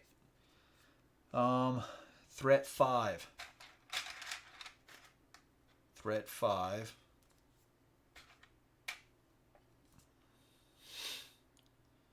Five's got 18 initiative, so he's going to go right here. Might have to start turning these guys a little bit more like this.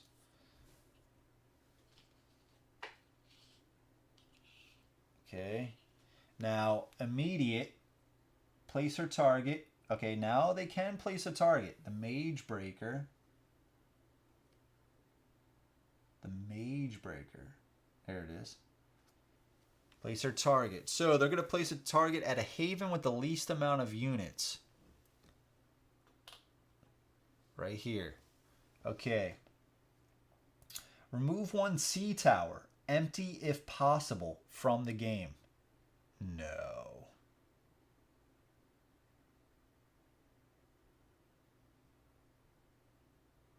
Okay. Oh, shit. So... place the Mage Breaker on that hex. There's only 2... Oh, there's a sea tower right here. Okay, okay. I thought that was... Sorry, I thought this was the sea tower. Crap. Alright, place the Mage Breaker on that hex. Okay, Mage Breaker. Where is the Mage Breaker? They have names, Andrew. On the... There it is. This guy. Mage Breaker. Okay. That's unfortunate. I think I was probably going to try to use that, but it is what it is. Okay. And then next one. This is the last. Oh, no, there are two more. Yeah, that's right. There are two more. Yeah. All right, what is this? Okay. We got the courtesan or courtesan. Courtesan. I don't know how to say that word, guys. Sorry. Okay. Threat 5, right? Courtesan copies the unit, a wall, and tower dice, but not items or feats of her enemy. Oh, that's pretty cool. That's pretty cool.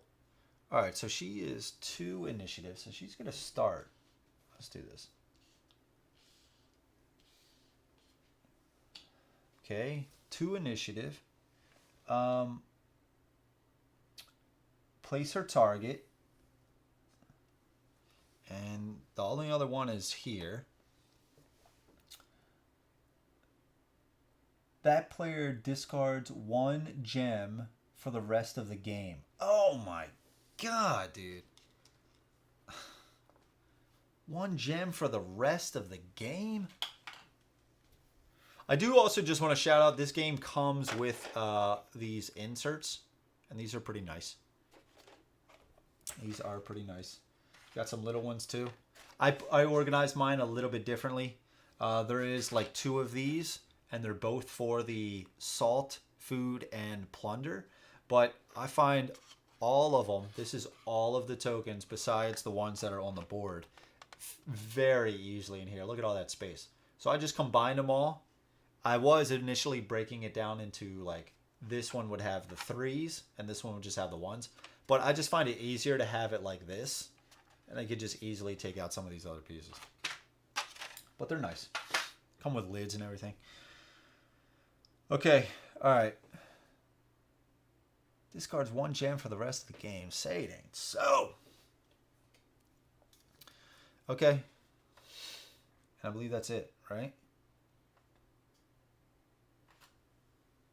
Alright, for every player, place 1 garrison on the capital. Place 1 garrison on the capital. So, places, if there would ever be a place, a 4th one placed, places on an empty adjacent hex. Okay, so that's the, Jesus. Okay. All right, place 1 activation token. You got it.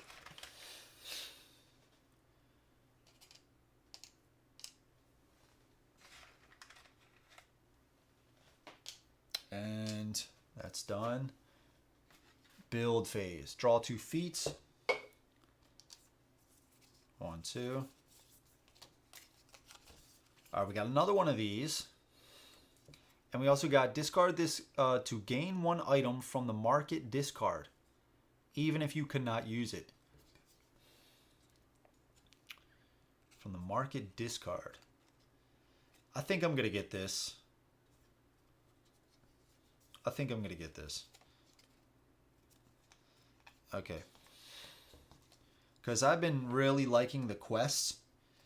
And this is really going to help out. So when you gain this, gain 3 resources. Choose might or magic. Maybe we do magic.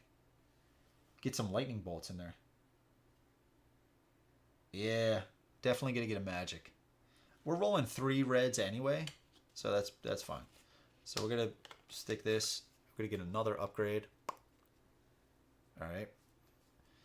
And what 3 resources are we going to get? We got a lot of salt and food. I think we're going to get some plunder. I at least want to build like 2 more garrisons. And we have 4 food right now. I could also explore that to get more food, right? We're kind of close to it. So maybe we at least get 1. And maybe we get more food and salt to get some of our stronger guys on there. We get a salt. Let's get a salt. And let's get a food.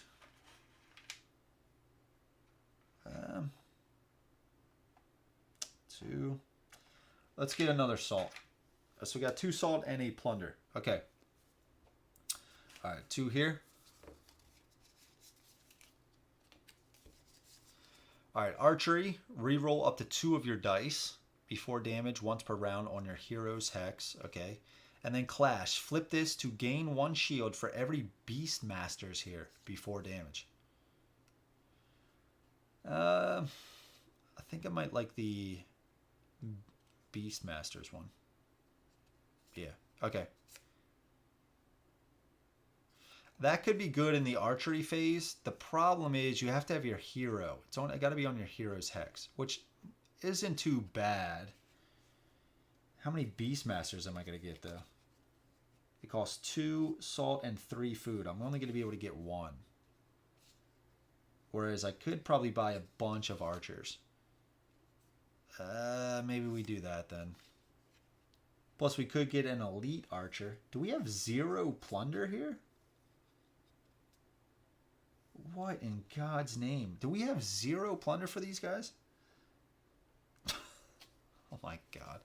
All right, let's just collect this one. Archer, reroll up to 2 of your dice. Yeah, we'll try this one. Put this one at the bottom. I know, dude. I'm telling you, man. I'm telling you, they do. That's right. You are absolutely right. Got that shit on lock.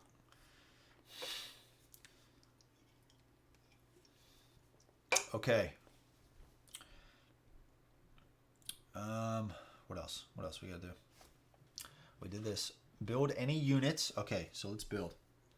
Switch the first player token over to here. So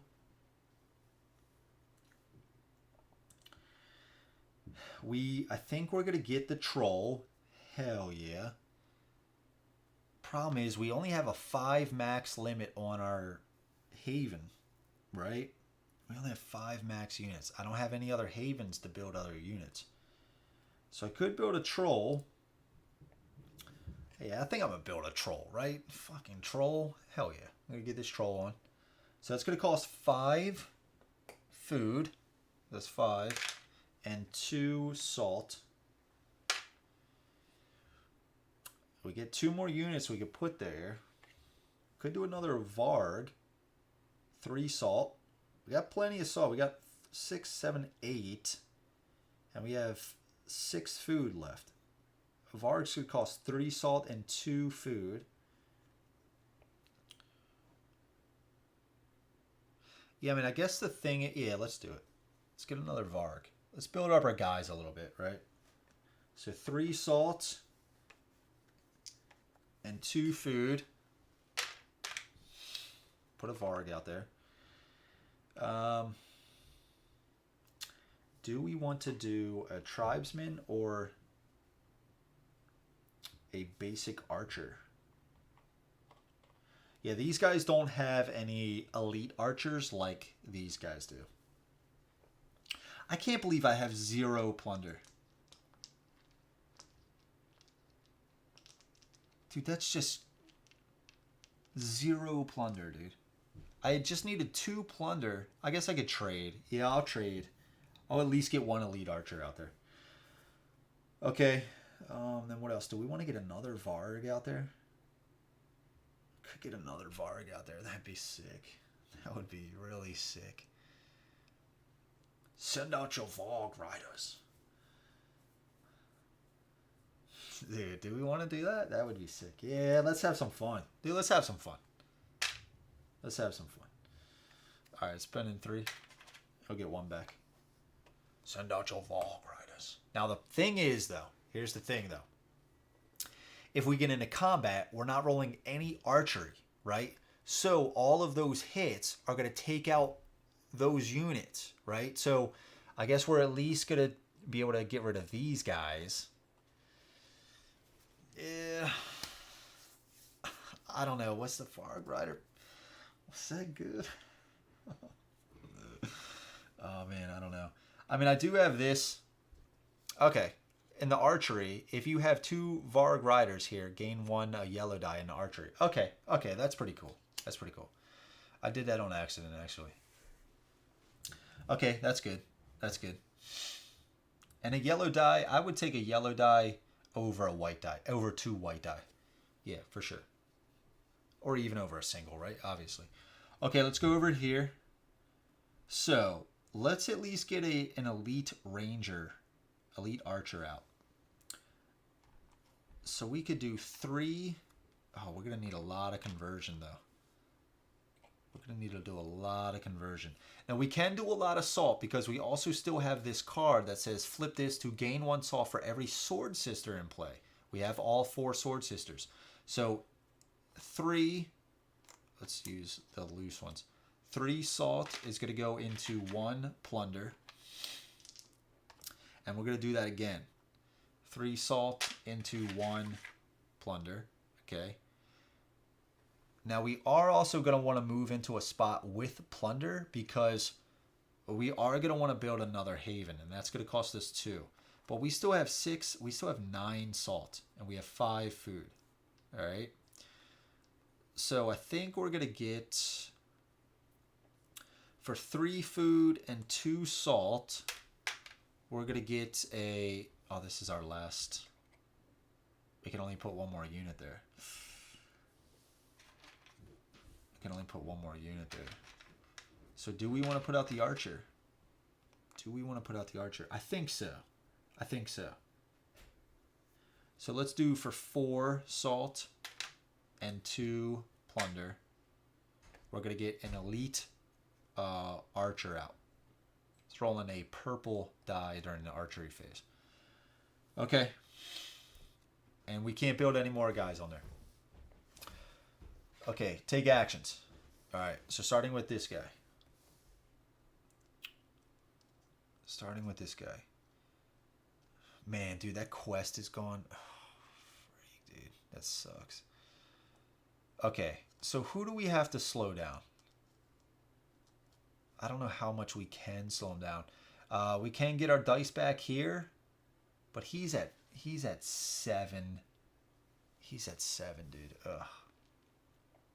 We could try to take on the Mage Breaker. He's at 5.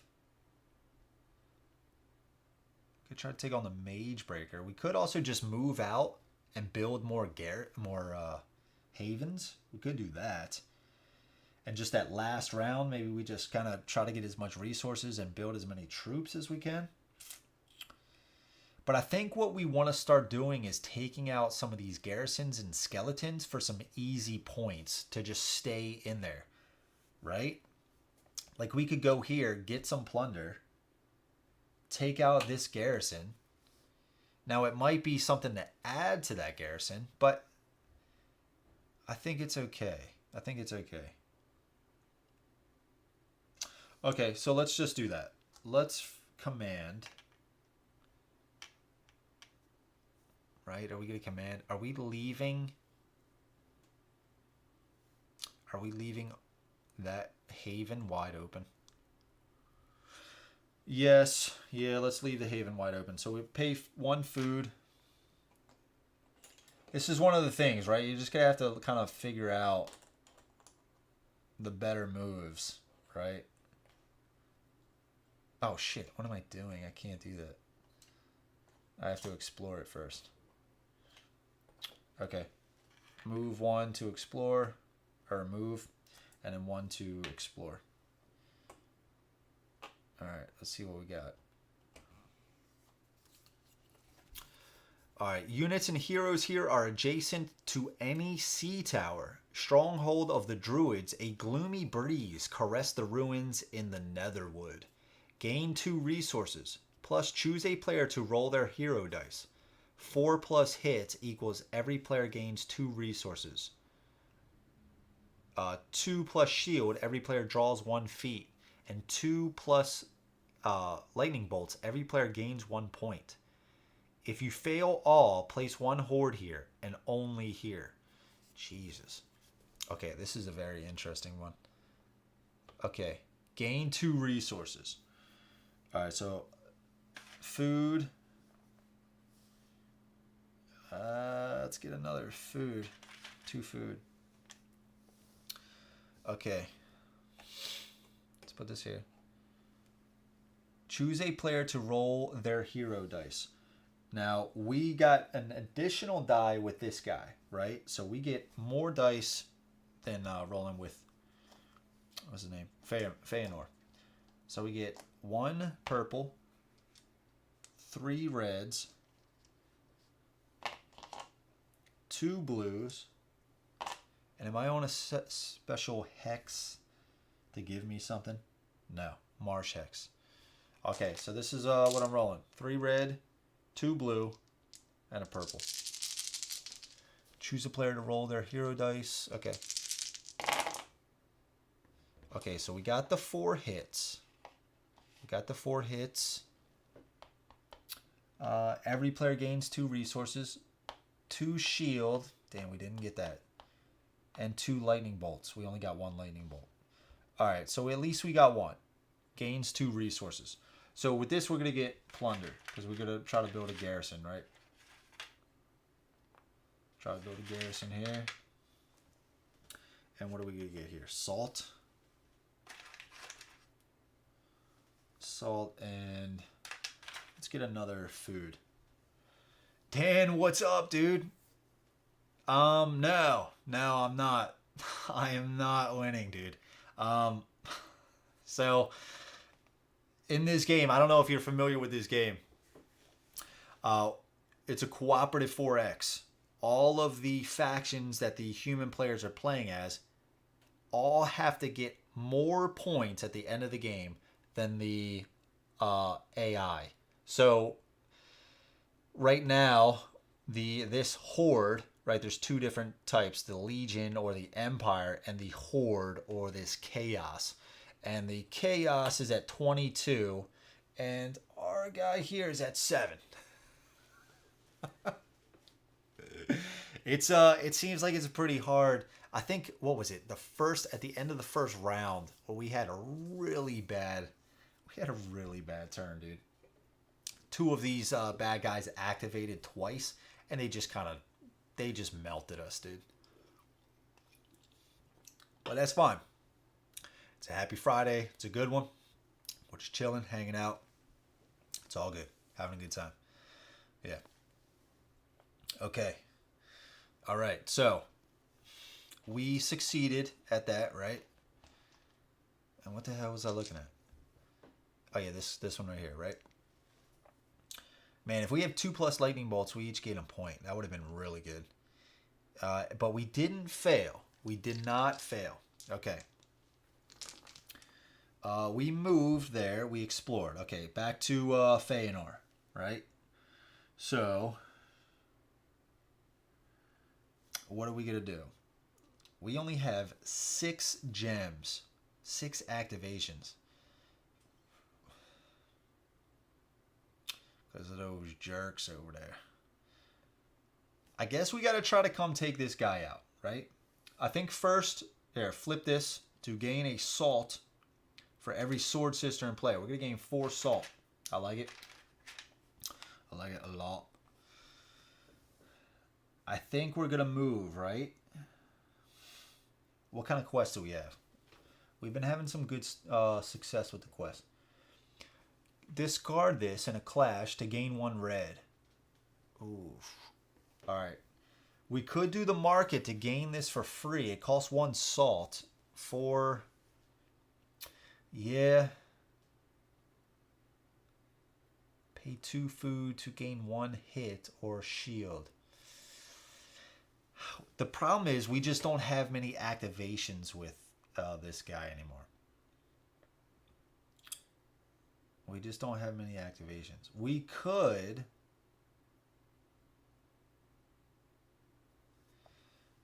do the quest, which if we pass, we gain an item. So we could just get that same item, plus we could get more points. Right? We could just get more things here.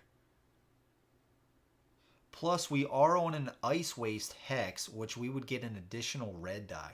I think we do this. I think we do this one. I've been liking the quests. They've been turning out okay. So let's quest. Let's quest. So we're going to go on a quest. Now, our hero, we're rolling 1 red, 2 purple. And what are we going to use for the guile?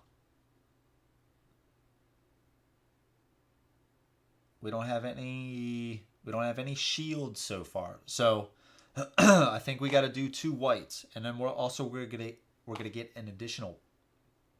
Is it a purple or red? Red.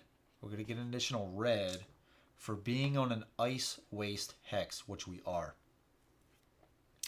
So yeah, I think we have the hits covered. The lightning bolts, we have a good chance. We just need the shields. So let's do this. That was the worst roll I could have gotten.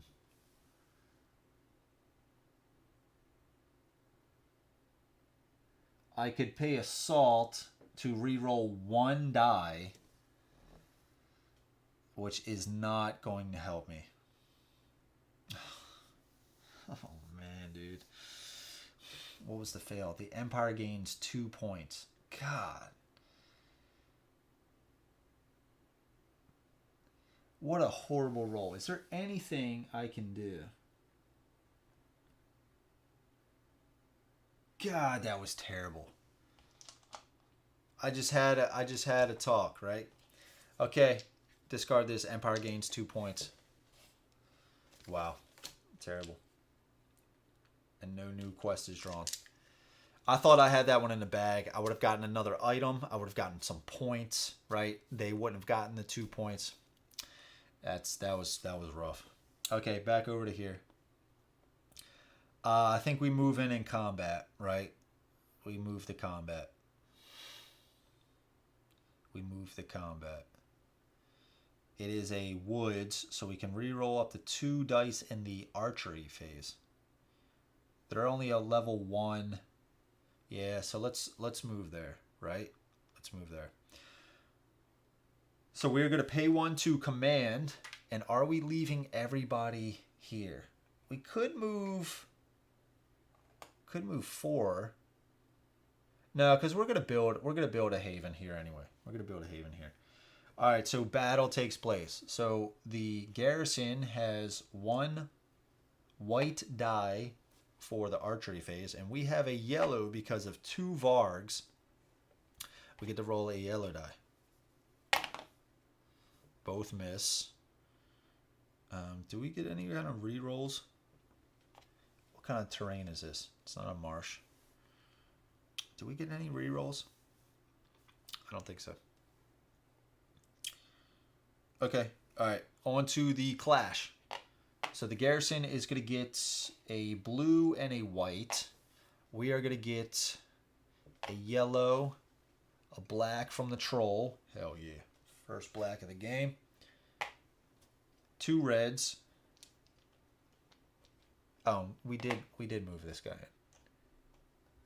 2 yellows. There we go. Should easily demolish this.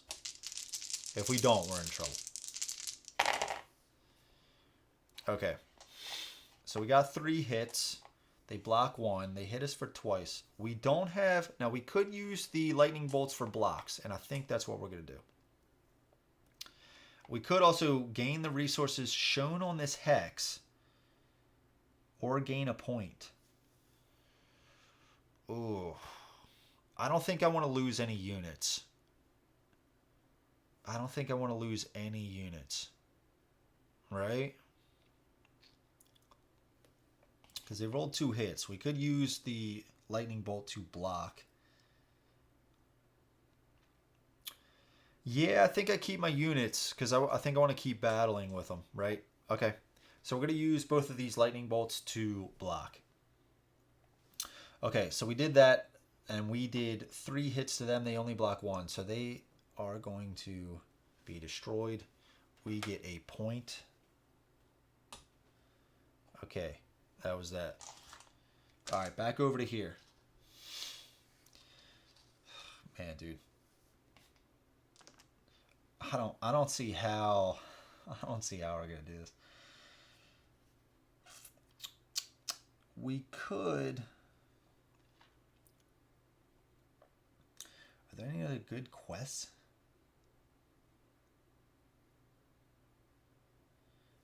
Place one basic unit on any of your havens. I guess we could quest after. We could quest after. Yeah. Place one basic unit on any of your havens. Place one basic unit on any of your havens. So, we can't place anything on this now. So, we would have to move off some units. Now, the question is, do we want to go after this garrison? Right? Or do we want to come straight for this coven? Now, this guy's rolling 4 yellow dice. We could just, our whole entire army instantly could be decimated.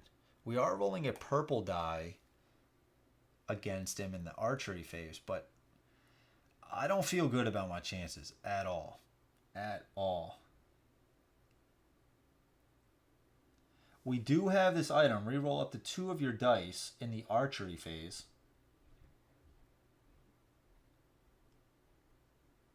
We could do that. What are the symbols on here? Are there any 2 hits? No. Okay. All right. Let's just command in, I guess. I don't know. We got to get points somehow, and we got to slow these guys down, right? So I guess we're going to march. We're going to pay food, and we're going to march in with these guys, all of these guys. This is going to be rough because it's at 7. It's at 7 threat. It's a tough dude, and we're not rolling too many good dice. Okay. So, archery phase. 4 yellows. Most of all my units could be dead here. And we're rolling a purple. Now we do have this reroll up to 2 of your dice. So it's possible. What happens on Badlands? Rider units add their dice. We don't have any rider units. We don't have any rider units. Is there anything else? Is there no one else? Okay, here we go. Okay, all right. All right, all right. So, he hit twice, took out 2 of our units. It's going to go on the Horde graveyard. We hit, taking him down to 6. Woohoo! And we got a lightning bolt. So we could either gain the resources shown on this hex or gain a point. The resources are 2 food.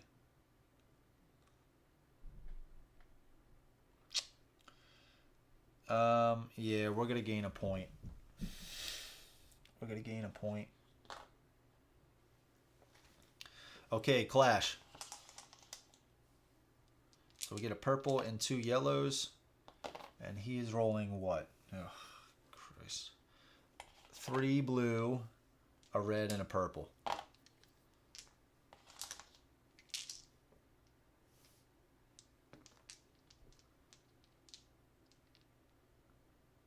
Red, purple, 3 blue. Okay, not terrible. That was not terrible. Looks like we only got 1 hit. Oh no, wait. What's his lightning bolt? Flip all your feats and items without using any of them. Be 4 damage once per combat. Alright, so we flip all of this stuff face down.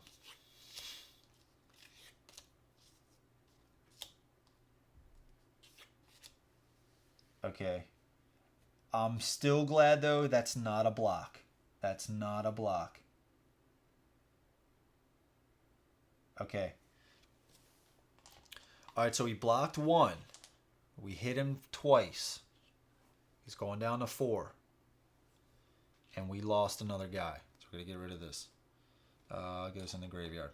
Okay, another round. We get a purple and a yellow. So he's down to 3 blue, a purple, and a white. Still not too great. Okay, all right.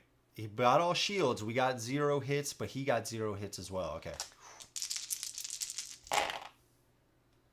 That's not good. That's not good at all. Okay, so he blocks all of my stuff and he killed my guys. Man, come on, bro. Let's go. God. Okay, so the lightning bolt once per combat. So now that would have been a block. But he already got blocks anyway, so it doesn't matter. Okay. Dude, that sucks, dude. I like this game. I like this game. I do. It's fun. It's a lot of fun. Even though I'm getting my ass crushed. Okay. So that was here, right? Yeah, okay. Back over to here. I guess it's kind of up to these guys. But that's the thing about the game, right? And what a cool comment was that I saw. I always like to see. Feel free to house rule how you want. Because somebody was like, do you really need to get both factions over the points of the AI? And I was like, yeah, the designer, right? Again, they're always answering questions on BGG. I give them a lot of praise. I always love to see that. Little small tangent. I was actually going to play a different game today. I was going to play a solo game of Heroes of Land and Air and Sea. It's got some solo rules, but there was a huge thing about the vessel movement in there that I was really looking up. And I got to say, there was a lot of questions on the comments way back, or forums way back when the game was like being released and it was hot. And there wasn't much response from the designer. So kudos to any kind of interactive designer, publisher, whatever. When you really help out with the community, it goes a long way, dude. And I was like, you know what? Screw this. I don't want to guess on every one of these things. So I was like, I'm gonna learn the rules and then just bust this out. If you are getting smoked and you still like it, it must be good. Yeah, dude. But I'm always one of those people that's like, even if I'm losing at games, it's about the journey, right? I'm liking what's happening, and I can see if some other moves go a little bit more your way, right? You're right back into the game. Plus, I only played 2 rounds before this playthrough, so I have a long way to go in learning this stuff. And Dan, you know, Mac and Arcana, I mean, come on, man, right? The more you play it, the better you get, right? This is brutal. Yeah, I know, dude. This is brutal. Okay, so where were we? I think we were here. Yeah, we gotta make some stuff happen. Now, this is the question that I was saying. Do we go after easy points? Now, we could just go straight into this middle capital. The thing about this is there's a lot of units, right? There's a 3-level garrison, and plus there's 2 legions here. We'd have to battle the whole entire garrison first. Then it goes in initiative order. So we'd have to then battle the warlock, get him down from 7. And then if we're still alive, then we'd have to battle the executioner from 7. So I don't see that happening. Even though we have our cool ass troll, right? I don't know if he can put in that work with that black dice. So if that's the case, maybe we just build, yeah, you know what? We're going to build a haven right here. We're going to build a haven. So for 3, we are going to build another haven. Putting that down right there. All right, that's our turn. Next one. Dude, Nemesis is the same way. Nemesis is the same way, right? I lose. The worst one I've ever seen is Planet Apocalypse. Planet Apocalypse, I probably have like a 60 to 70% lose like ratio. But I love the game. I love the game. It's one of those weird things where it's just like there's everything that's going on. I'm just enjoying the whole process. And when I get that beautiful move of like, yes, dude, that victory finally, or you have a huge moment with friends, whether that's Nemesis, Planet Apocalypse, any other tough game that you have, you know, those games resonate with you when you have those huge moments, right? And it wipes away all those bad moments where it's like things really did not go your way. I guess I love it when a game is hard to master. It's all in the challenge. I am on the fence on this one, waiting for the next crowdfunding to open up soon. Yeah, 26, man, 26. I've spoken with the guy. I mentioned at the start. They sent me this copy. I already did an unboxing. I gotta post it, but I spoke with the guy. I saw the comments even more before I spoke with one of the designers. It was 3 guys. They spent years designing this game. This is their only game. This is from Nemesis Games. I said this at the beginning, dude. There's so many threads and forums out there for this game. People asking questions. And some of the posts, a single post is like 10 questions. It's like ridiculous stuff. Dude, they tag team answering all of these questions. And they do it like in a way that's like, hey, yeah, you can do this, but yeah. It's not just, yes, you can. Do it, yeah. Yeah, it's like they provide you with a better insight on how the game works. They're all very active. And I spoke with the guy on Skype, and dude, you can feel the passion, right? You can feel it from the guy, and it's fantastic. I'm really excited about the campaign as well. I think they got some cool stuff coming up on the campaign. Really interested in it. So yeah. And if you're curious about it, dude, just give it a follow. You get some free stuff if you do end up backing it. So that's always cool. Wait until Mage Knight kicks you in the nuts. I'm there for it. Yeah, dude. Dude, I'm ready. I'm gonna be wearing a cup, man. So I'm gonna be wearing a cup. But my one from baseball when I was like fucking 13 probably doesn't fit anymore, so I might have to buy a bigger one. Yeah, but I'm excited, dude. Like I said, next week it's going to be Euthia. I'm going to try to do 3 next week. Euthia on Monday. Mage Knight's going to be on Friday. I'm still trying to find that Wednesday game. I know I said I was probably going to do Tainted Grail, but that might change. I might try this one again. Don't need to get to a point for building a garrison. No, you do not. You do not. No. It is kind of unfortunate. I know. We get the point at the end when we score. That's when we get a point for it. All right. So, where were we? We just built the haven there for them. It's back to us here. We only have 4 gems left. We only have 4 left. We have 0. We have 0 troops. This guy's going to move into here and take that haven out. Man, this is rough. This is rough. We can basically say these guys are out of commission. Now, especially look, all their items are tapped too. We can say for the next playthrough, I'll be better equipped to understand how this guy in particular, this hero, he's a real item guy, right? Get those items and then make them do some really good work for you. Quest-wise, we could quest. We could just move the hero out. But what benefit would that be? What benefit would that be? We could go to another hex and build a haven. So at least we have one. We could... What do we have? 3? 1, 2, 3. We could go here. We'd have 1 more gem to build a haven there. I don't see much else that we can do.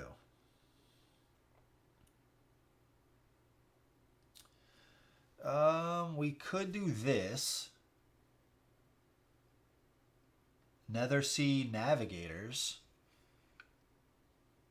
We only need 1 success. If we do it, every player gains 1 resource for each shield and lightning bolt rolled. I don't like that. If we get a shield, you may draw a new quest. I like that. For 1 lightning bolt, you may discard any items from the market. This one we need 2 successes. Take this card when a horde activates. Place 1 basic unit of any player on any of their havens.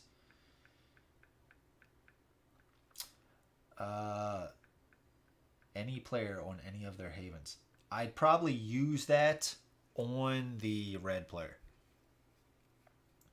Place 1 basic unit on any of your havens if we got a shield. That one could work. We could, if we pass at that, we could get 2 basic units here because we know he's going to come in, right? If we get that 1, we're going to get a basic unit put here. When he activates, when a horde activates, place a basic unit here. So we'd have 2 when he moves in. And if we get with this lightning bolt, we could place a basic unit.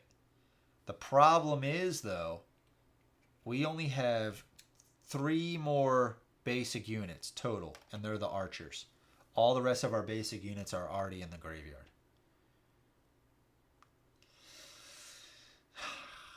Yeah, I don't know. But we don't have much else to do. It's either go here, build a haven, let this one die. Right? Or it's just try to get units on there. I think I try to get units on. Plus, we could try to get more points, right? We would roll 2 purple, a red, and we at least need a shield. So I think we're going to try to roll 2 whites again. If your hero's on a hex with a curse, we could move over to a curse and then try to do that to get an additional yellow. That might work. But we would need to move twice. We need to spend 2 gems out of our 4 to move twice to then do a quest. And then we'd have 1 left.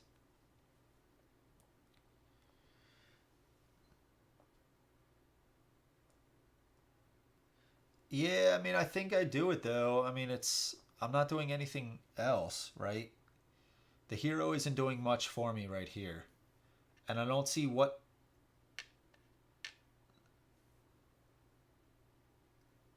Yeah, and then what? That leaves 1 more. I can't build a haven. I can't build a haven on these. Let's just do that, I guess. There's not much I can do. I guess we'll just go here. Right? And then we'll place 1 on the quest. So we'll do this one. Druidic Prophetess. So we are rolling 2 purple, 1 red. We need 2 shield, or we want to roll shields. So we need the white. And if we're on a hex with a curse, which we are, plus 1 yellow. So we need 2 successes. 3 hits, 1 shield, or 1 lightning bolt. Okay, so we did get it. So we got 3 hits and a shield. Okay, so we get a point for that. And since we got a shield, place 1 basic unit on any of your havens. So we only have the archers, right? At least we can try maybe to whittle them down. I don't know. All right, so since we got 2 successes, take this card. When a horde activates, place 1 basic unit on any player on any of their havens. Okay. All right, so we did that. Let's go back to this guy. So we got to make a decision here. Do we go here, fight this? Do we go back here, make another haven? I guess I can do that with the hero, right? So, oh, and I did this again. After combat, if you have plus 1 units here, gain 2 resources. I did that again, right? I don't think I grabbed those. I'm going to say I didn't. If I did, I'm sorry. If I did, I apologize. But I'm grabbing them. I don't care. Okay, so I guess let's move. Let's move back here. Who's coming after us? 18. Who is that? The Mage Breaker. This guy's coming after us. Okay, so he's not going to be able to reach us next turn. That's fine. He's actually going to go battle this skeleton. Okay, that's cool. All right, so we move there. Let's build a haven for 3. We have 3. Let's build another haven here. That ended our turn. We go back here. So we can only do...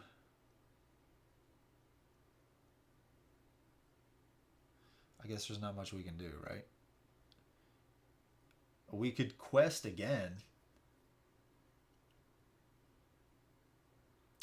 We could quest again, or we could just gain a salt. We don't need salt. You may draw a new quest. You may discard any items from the market. It's not really good moves here. It's not really good moves. Pay 2 if there's no curse. There is a curse. We could get an item. Discard this to gain 1 red during the clash. Yeah. Yeah, let's do that. Gain 1 item from the market. Oh, our stuff is tapped. Oh, that's okay. We'll have to pay. Because we got that card that says reduces the salt cost. But this costs 1. We're just going to pay it. So we got this clash. Discard this to gain 1 red item. We got that. Okay. All right. Back to this guy. So what are we going to do now? Are we going to march? Or are we going to command? I keep calling it march, but that's kind of what it is. March from... I mean, that's like the common term, right? Like, I think it's Lords of Hellas. It's like that in Blood Rage. You know, march. So we could take our units in, or we could just stay here. We could just stay here. What's the Mage Breaker at? The Mage Breaker's at 5. We could move all of our guys in here, take out this skeleton, get a point. Mage Breaker comes in. He's at 5. And we take him on there. We would have our 2 Vargs here, so we would also roll a yellow die. That's risky though, right? But we're so behind. I think we have to risk it. I think we have to risk it. I think we have to risk it. Plus, I'm afraid that the Imperials, the Legion, they're going to start really coming back. The Empire. They're really going to start racking up some points. So if we can take one of those out...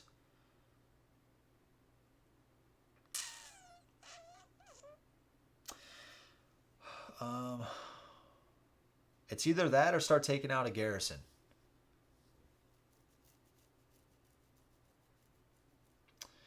Could start taking out a garrison. I could come down here, take this out, and start making my way over here to help take this guy out. I could do that. Get some gems back. There's only 1 more round, so I also have to remember that. Am I thinking about this too much? Probably. Probably. But if I march, I can't march in there. I can't march in there. I could just move in there. I can't march in there. Let's command. Let's go fight. Let's go fight. We got a lot of guys, right? Let's make something happen. I'm gonna leave that undefended because, you know, whatever. Okay, so archery phase. They're not rolling any dice. We have 2 Vargs, so we are actually rolling a yellow die. That is on an ice waste, so nothing happens. So we are rolling this yellow die. We got 1, and we kill him. That's it. We get a point. Going up there. This goes back. Okay, so we don't need to worry about the clash. Okay, good, good, good. All right, that's the round. All right. Now goes to Nemesis phase. Activate legions and hordes once each for each activation token on them. Okay, so we got the courtesan, whatever. And what are we... Who's she targeting? Right here. She's targeting this haven. Did I not even put her on? Jesus. I didn't even put her on. Threat 5 at the capital.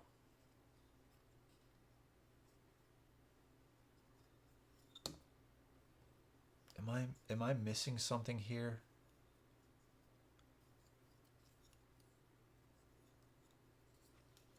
Am I missing something here? Place 2 legions at threat 5 on the capital. Where did this one come from?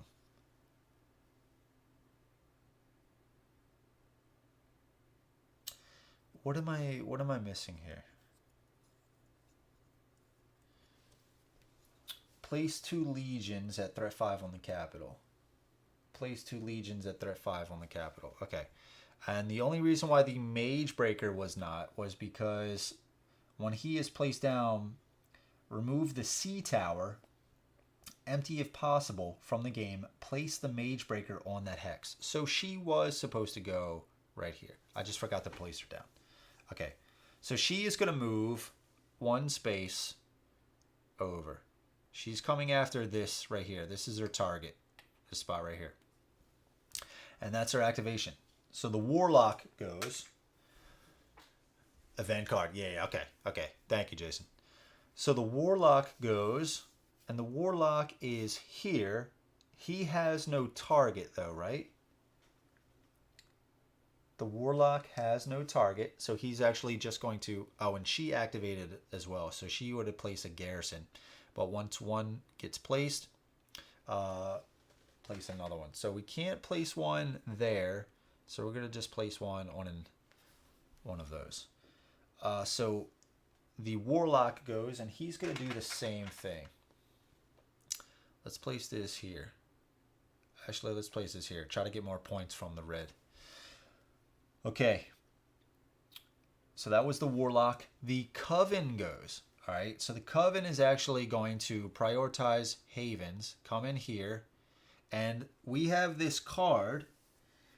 When a horde activates, place 1 basic unit of any player on any of their havens. Now, here's the thing. Do we basically just want to give up on... Not give up completely, but you know what I'm saying. Like, just focus on beefing up the red guys. Could just place another basic unit on there. Or we could place another basic archer here and try to whittle them down a little bit. They're rolling 2 yellow dice right now. We would roll 2 white. There's no shields on the yellow dice. So we could get through for some damage. They are going to go back up next turn. But I don't know. I don't know.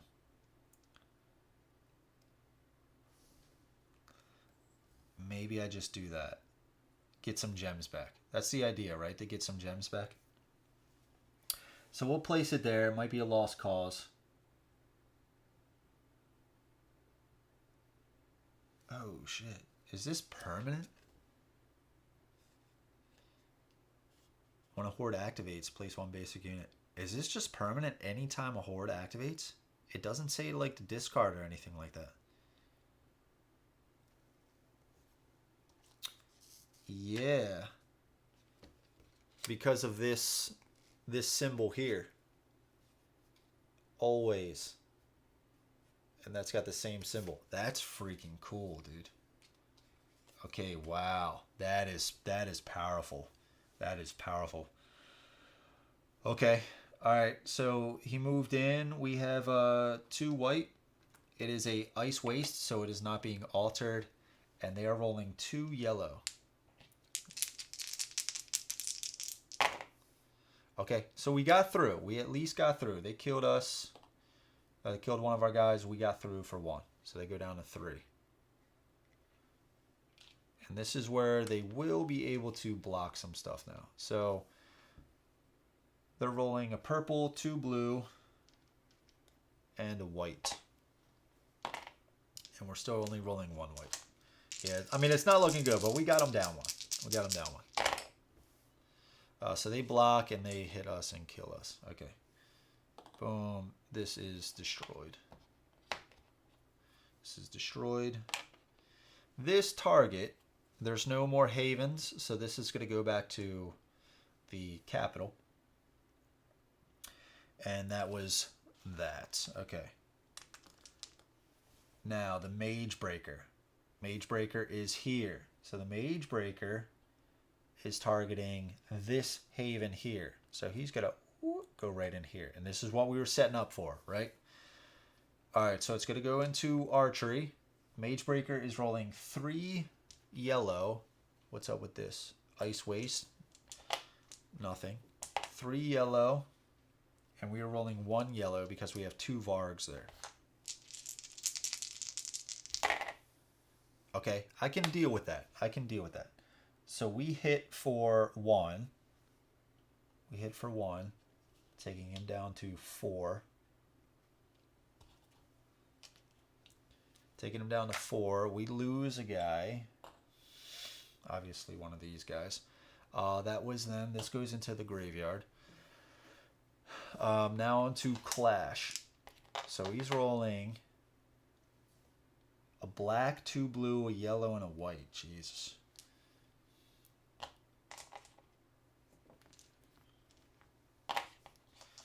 And we are rolling a black, 2 reds, and a yellow.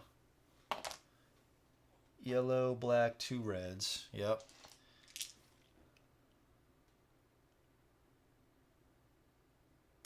Yeah, I'm just trying to look if I have anything else. We're not on a marsh, right? Yeah. Okay. And he's rolling again. Black, 2 blue, yellow, and a white. Okay. Come on, baby. Okay. It's not... I didn't like to see these shields. What's his... Okay. So his lightning bolt...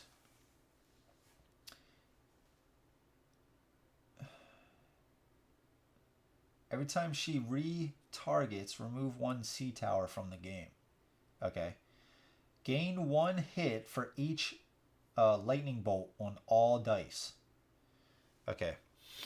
So this is an additional hit. So she hit for 2. We hit for 3, but 2 got blocked, so we hit for 1. So let's do that first. This is not good. So she hit for 2. So we're going to get rid of this guy and I guess a Varg. Yeah. Okay, now we're rolling a black and a red. And she's rolling a purple. No, sorry. A black, blue. It's just 1 less blue. Come on. Oh, okay.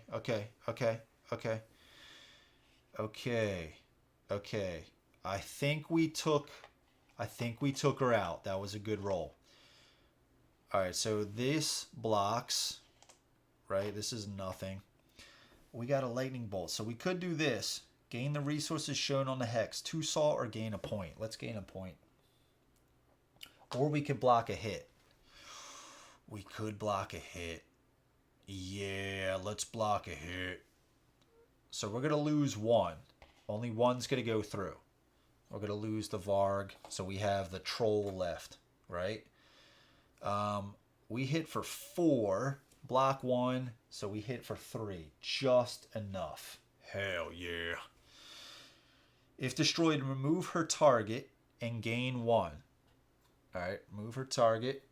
Gain 1 point. And 1 point per magic that you have. We have 1. Discard the market.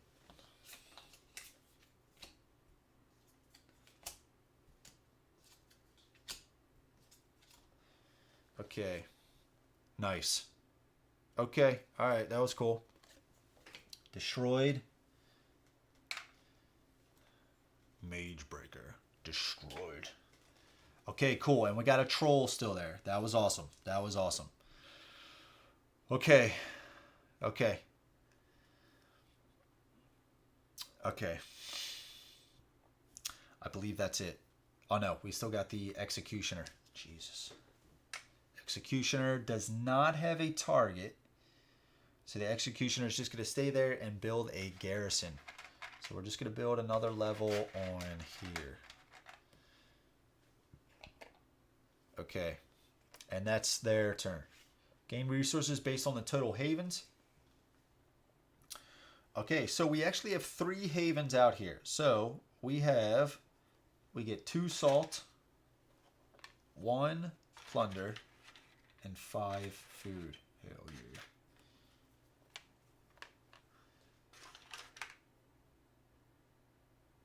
Five food. We need 2 more. 2 more here. Okay. Let's do here. 2. We have 0. So we get 2 plunder. It's pathetic, man. It's pathetic. And 1 food. Okay. Gain resources shown on every hex with one of your havens. Okay. So we get 2 plunder. 1 of each and a point. Oh, let's not score that right now. We'll score that later. And 2 food here. Okay. Empire scores. 1 point for every hex with a garrison. We got 6. God bless, dude. 1 point for every legion in play. There are 3. And 2 for every faction. There's only 1, so they get 2. I take these back. God, that's rough, dude. That is rough, man. Okay. And that's the thing, like this isn't a unique solo. This is the way you play the game. Like this is the game. You would just like another person would play a faction, but you would do the exact same thing. What's next? Oh yeah, let's do the chaos. 1 point for every curse in play. We've got 3, 4, 5. 1 point for every horde in play. There's 1. And then 2 points for every faction in the chaos graveyard. So they get 2. Okay. Turn all units. Yep. Here.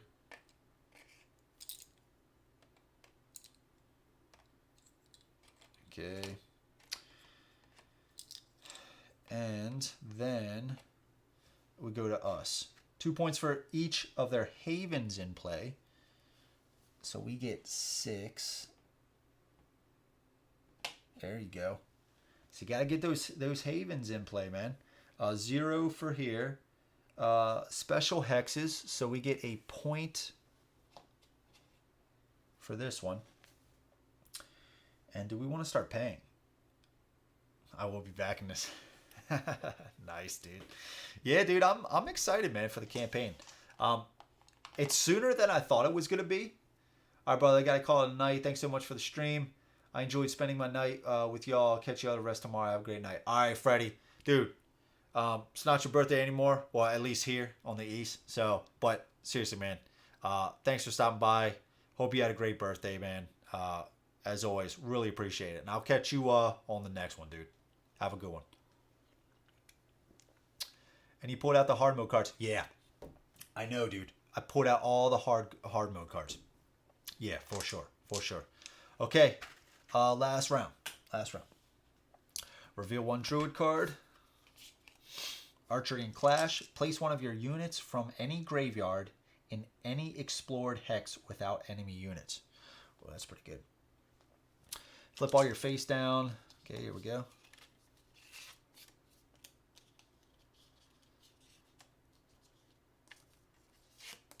This also would be a little easier if I didn't have, like if I wasn't playing it on camera, because on camera I'm like trying to squeeze in everything, right? It's a little bit better if you don't have to do that.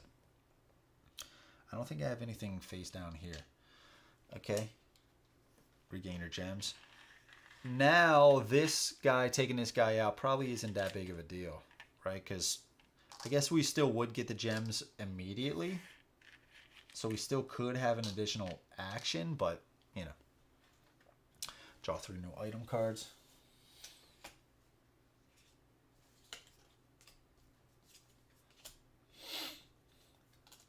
Pay 2 resources to add a hit, shield, or lightning bolt. Outside of combat, discard this to choose a quest from the quest deck, shuffle the quest deck, and place it on top. Okay. Flip this to... I thought it was like pick a quest out of the discard, but it's not. Flip this to regain 1 used gem from your player board. Ooh, I might grab that. I might grab that one. Deal 3 new quests. The cards are really nice too. Like this quality. It's like this. It just feels. It feels so cool. They're like nice thick cards. PA, Pennsylvania, right by the Maryland line. Small world, man. Small world. All right, so we got 3 new quests here. Pass the first player token. Like this. Add 2 threat to all legions and hordes. Okay. So what happens is, if they're already at max, they get a point. I believe it's for each one. So they would get 2 points here. 2 points there. And the rest would raise up. I believe so. I believe it's a point per. It might be a single point. It might be a single point. What's the, what phase is that? Event phase. 16. Okay.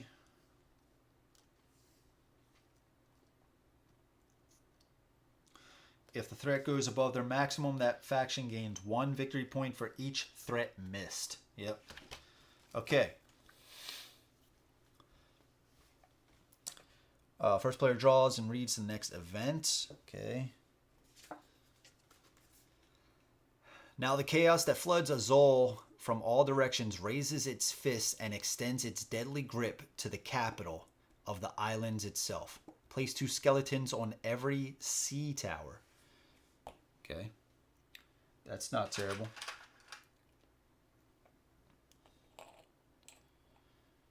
And a gigantic swirl of dark storm clouds and flickering light forms over the islands in the sky. For each player, place 1 horde at threat 7 on any empty hex. For each you cannot, place 1 legion at threat 7 on the capital. Activate the horde with the lowest initiative. You do not need an activation token to activate. All right, so we're going to put 2 hordes at level 7. There are still hordes left. So we got the false messiah. Okay. All right, game's over. Game's over with this guy. This guy is dirty. This guy is really dirty. So his immediate thing, place the false messiah on the haven with the most units. If there are no units on havens, place him on a sea tower. Oh, shit. Oh, wow. Dude, last time this guy came on and completely wrecked what little I had on a haven. I was going to house rule this, that if you draw this guy on a first event, to redraw. That's what I am actually going to house rule that. Because he could come on and just completely, like right from the beginning, before you even have any actions, he goes to a hex with the most, and at the start of the game, you have 1 haven with 3 units on there. So he could just easily, well, not 3 units, but you have the haven out there, and you're going to place units. So he could easily just come on, completely annihilate everything on there, and before you even get to do anything on your turn. So I am going to house rule at least on turn 1, if you draw him first on event 1 to redraw.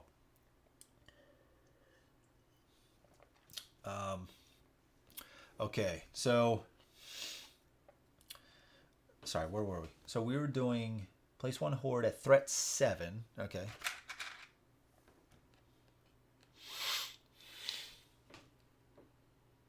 Any empty hex.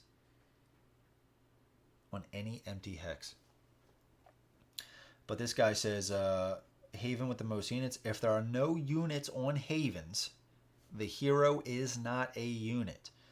Place him on a sea tower. Oh, he's going to come right here. That sucks.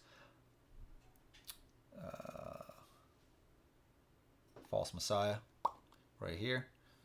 Okay, he is 28, so he's going to go at the end of the line.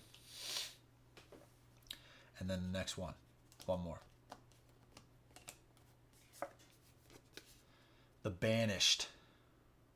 Set the Banished threat to 5. Choose one quest and resolve its failure effect. God. Oh, 5 is his max. This is 26. He's going to go here.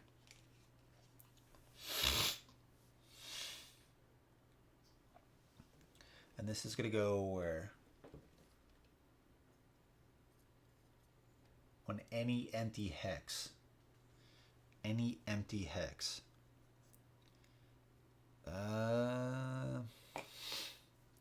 That's fine. He'll move into one of those. They'll battle. Okay. So his thing. Choose a quest and resolve its failure effect. Place one garrison on any empty hex with no X. Chaos gains 2 points. Discard this quest and discard this quest. Yeah. Alright, discard this quest. Okay. That was that. Place one activation token. Okay.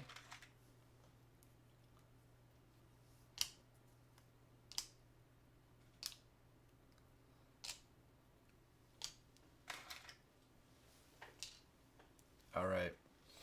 Build phase. Draw 2 feats. What's also cool is the feat cards. I like how they basically, you put them at the bottom. So you can see them again. And you might be able to, like if you're kind of bummed you passed on one, you might see it again. Archery and Clash. Flip this to lose 1 hit and gain 1 lightning bolt. Clash. If the troll was destroyed here, roll 1 a black die. Reroll lightning bolt after damage. I'll do this one. I'll do that one. 2 here.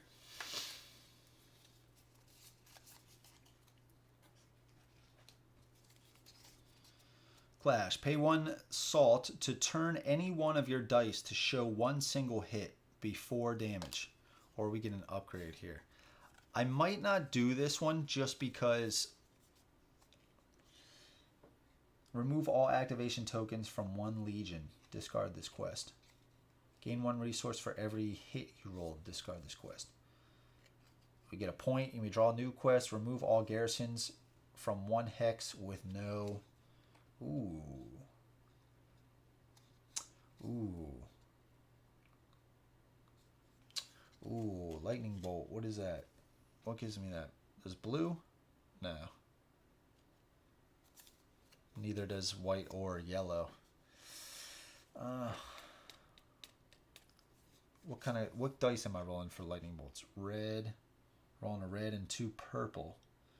Red and 2 purple. That's not terrible. Could do this to go after a quest, but this wouldn't help me with the quest anyway. So I guess it would help me because I could get the hits or the shield, right?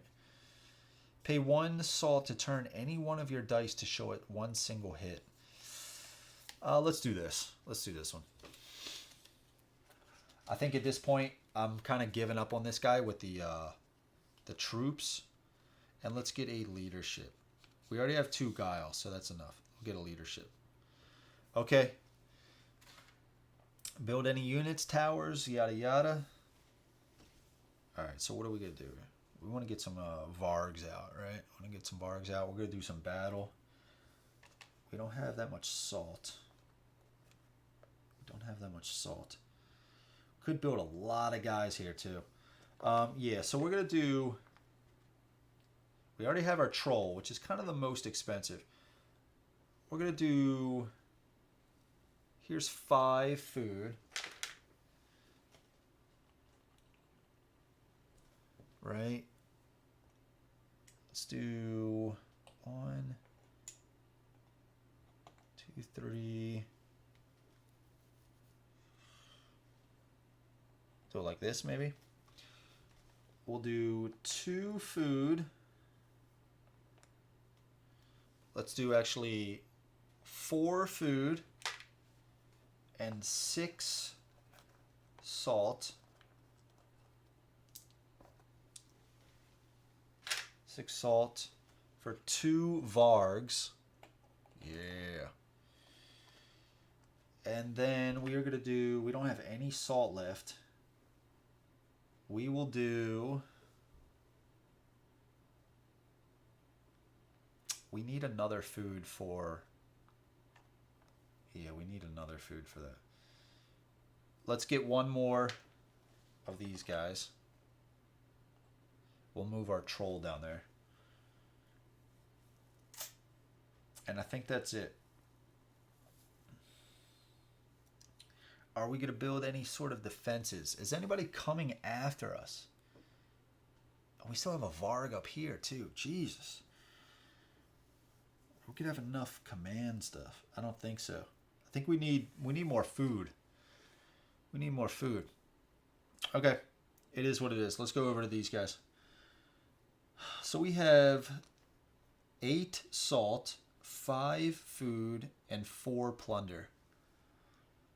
Not that much to do pretty much anything. I'm thinking about just loading up with the sisters.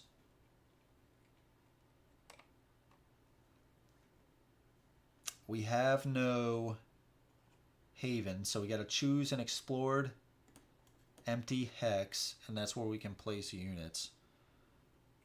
So I'm thinking about just getting 4 of these. At least we can do a little something, right? And that's going to cost us 4 salt and 4 plunder. All of our plunder.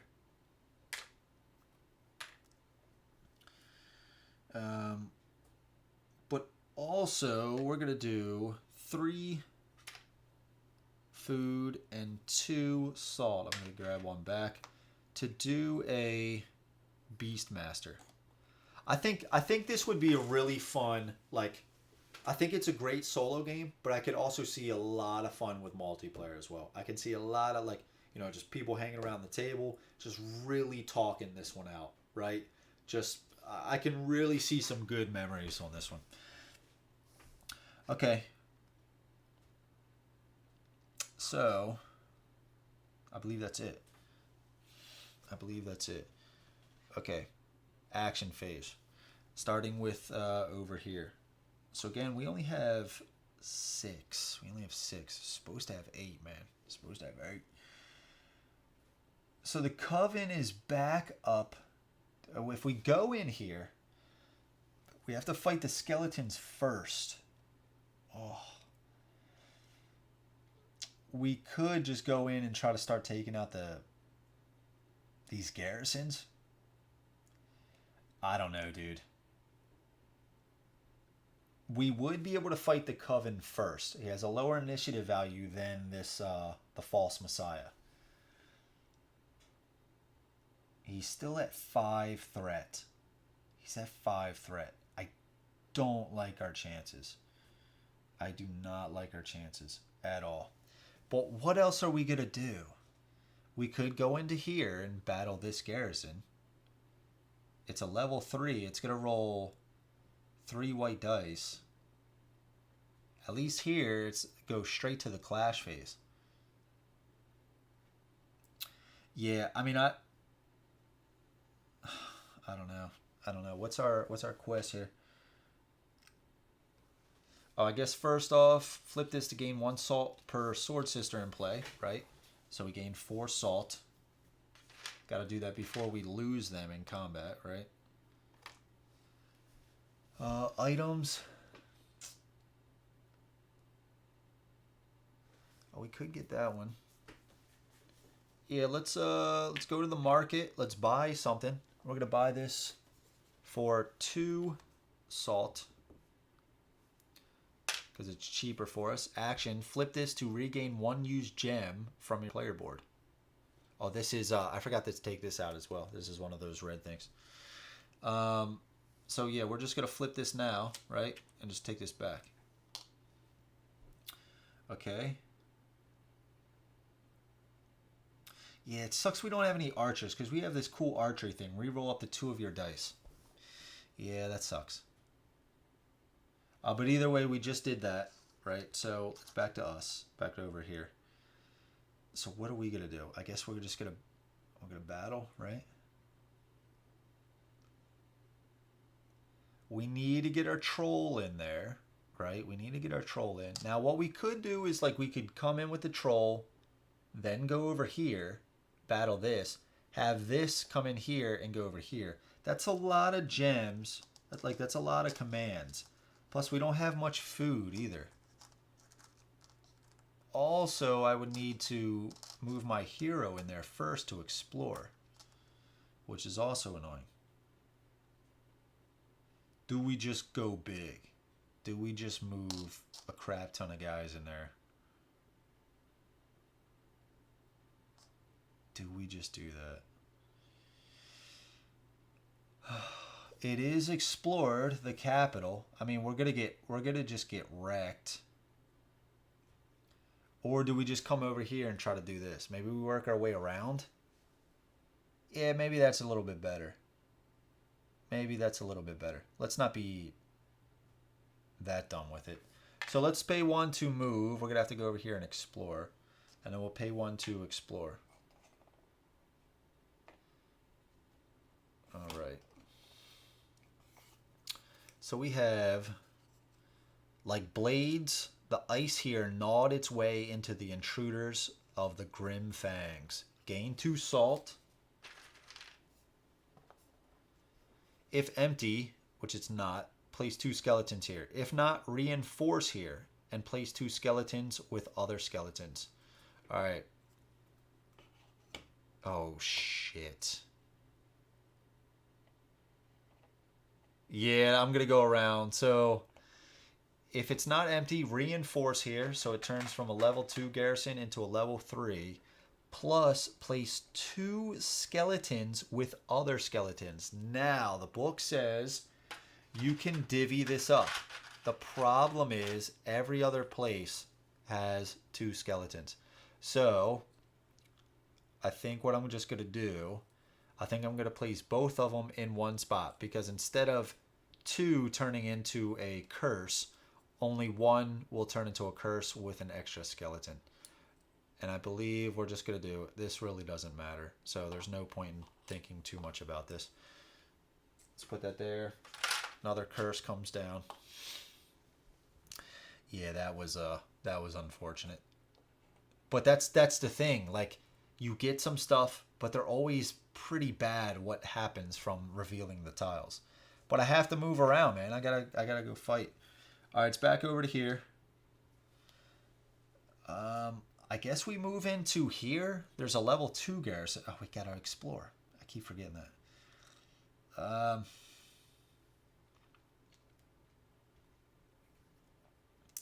I guess we could. I guess we could do that. Or we just go in there and battle these skeletons to get 2 points. Right? We also could build a haven, but they are going to activate, and they're going to come back to destroy our haven. I was going to build a haven because we get 2 points for each haven in play, but it doesn't make any sense if it's just going to get destroyed. So maybe we do just come in here. Yeah, I mean, we don't have much to do, right? We don't have much to do. We can't go over here anyway with our units because of this barrier. So let's just go over here and let's explore. Let's explore. All right. Zayoya kits still hunt for the helmets of drowned legionnaires in Riga. Gain 2 food. And we're going to orient this in just 1 second. If empty, it's not. Place 1 garrison here. If not, reinforce here. Plus place 1 garrison on any empty hex. So since it can't reinforce, they're going to get a point. Plus place 1 garrison on any empty hex with no X. Okay, so let's put this back. And how are we going to put this?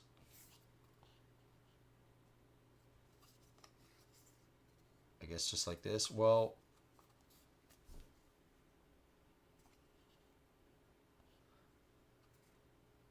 I guess like this. And then we'll go into here maybe to try to get these points. We'll just move in here to here. It's definitely a lot like Nemesis. It seems like it's meant to be fun, not win, but fun. Sure, you can win, but you got to fight hard. Yeah, I know, dude. Yeah. Yeah, I think this is going to be one of those games where you got to put in some time, right? I do think that the factions are a little misleading in that they kind of feel similar, but you got to dig in deeper to really figure out there are differences, right? Obviously, with the, you can look right on the player boards about, stuff like that. Because, like, this guy, they only have basic archers, right? But if you get 2 Vargs in there, you get a yellow die, right? These guys have 2 sets of archers with an elite archer. So besides that, I think you're going to have to dig in deeper to their feat cards. I think that's really where it's going to be a little bit different. Like I said, this guy seems like he's going to be able to get items a lot easier, and that's really cool. This guy, well, let's look at his cards afterwards. But I think you're going to find each character is going to be a little bit different, and I like that, exploring that type of stuff. That's super cool. Okay, and plus, dude, there's 4 in the, there's 4 more in here. There's like a hog race. There's like a lion race. There's a hog race, which look really cool. You even get a card that is basically representing a lot more units than what you can actually place. Like, if I can find it, where was it? Maybe I won't look at for it right now. But it was like you could have. Oh, it's hold on, it's right here. The herd. The herd. Look at this. So herd size. And I think this is supposed to be representative of you have like 11 units there. Dude, it's just like, yeah. The herd standee is not a unit, just a placeholder. And this is the size of the herd. So they got really unique things. I mean, you can see here's some of the other ones. The Oathbreaker. Right here's like the lions. Just really cool stuff. Artwork again, it's just fantastic. Fantastic. Really cool stuff. A lot of different factions. And there's 2 more coming in, the Titans of the First Age.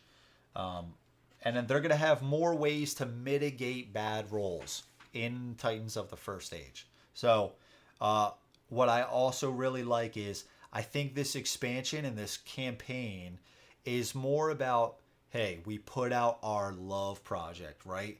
A lot of you have been given feedback. We hear you. We're taking that. We're making this expansion to make what you guys have been asking for. And that's kind of what this campaign is about. So really cool stuff, dude. Again, kudos to them for basically being so interactive with the community and passionate about it. I love to see that sort of stuff. I'm more willing to back a game and give it a shot and, really get into the company and stuff like that if I see that sort of stuff. Always love to see that. Okay. Where were we? Where were we? We just moved into here. We just explored.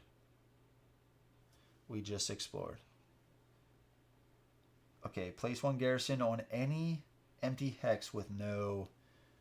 Okay, are there any empty hexes? No. So they're going to get another point. We're going to have to start moving our board down. Okay, back over to here. We're going to battle, right? Now, do we want to bring in our troll? I think so. But that's going to cost us a lot of gems to get our troll down to here and then do another one to come here. And we only have 2 food. We could trade in some to get another food, which is probably what we're going to have to do. But let's just do it. Yeah, let's just do it. Get our troll coming down here. right? And that's our turn. That's unfortunate, but you know, that's how it works. Okay. Now, do we want to quest? Do we want to quest? I think we do, right? I think we do. Oh shit. Oh, I didn't even see this quest. Immediate. Dark Wings above. For every player, place 1 garrison on a hex with a garrison. Place 1 activation token on the Legion deck. The next Legion you draw gets that token. We didn't draw any more Legions. They drew Hordes. Right?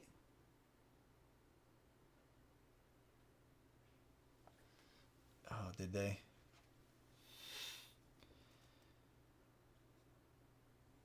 For each you cannot place 1 Legion. Yeah. So they actually placed Hordes. Okay, so for every player, place 1 garrison on a hex with a garrison. So I guess we're going to have to bump this up. I didn't realize that quest. So there's 2. We're going to put 2 on. Okay. I mean, it doesn't change that much. Doesn't change that much, right? Yeah, this is an immediate effect. I didn't even realize that on a quest. I wasn't even looking for that on quest, to be honest with you. Okay. I think we do this one. I think we do this one. I think we quest. We still have enough. We are going to battle at some point, right? I think our plan was to maybe go in here and battle. We can still do that. We can still do that. Let's first just quest. And what's good is if your hero is on a hex with any garrisons, plus 1 yellow. So we're going to quest. We get a yellow from that. We get 2 purple. We get a blue, a red, and guile. So we're going to have to get shield. A shield. The blue is going to give us some shields as well. And is any one of these going to give us more lightning bolts? No. So if that's the case, we need 4 hits. Do we just do...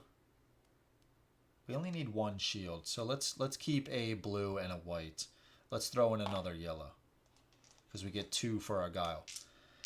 So we get 1 red, 2 purple, 1 blue, a guile of 2, and we're going to take a white and a yellow, and we're going to get 1 here for because we're on a spot with a garrison. All right. Damn, dude, that sucks. Okay. So we got 4 hits, which is enough to succeed. We get a point. It's going up to 11. Yes. Remove all activation tokens from 1 legion.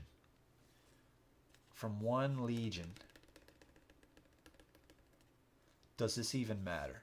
Does this matter? Let's do... I don't think it matters. So let's do maybe the courtesan. Yeah, so she doesn't move. Right. These guys aren't going to move. She is. So let's remove it from her. Okay, discard this card. Okay, all right. Back over to here. So let's command. Oh, no, we already spent... Wait, did we not spend the gem for that? What the hell did we do? I guess we didn't spend the gem for it.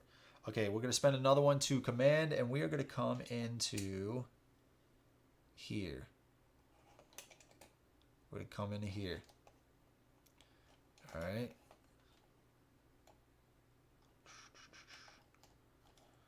Okay. Can you imagine minis on this?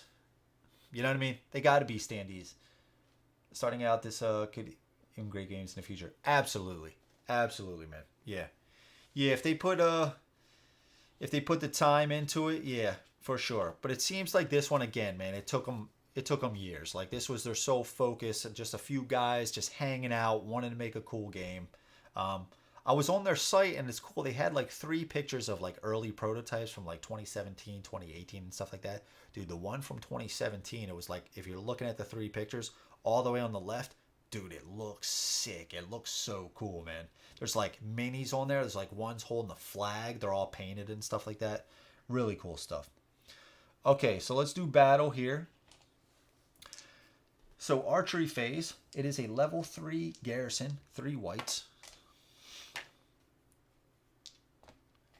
3 white, and we have 2 vargs here. So we're going to be rolling a yellow.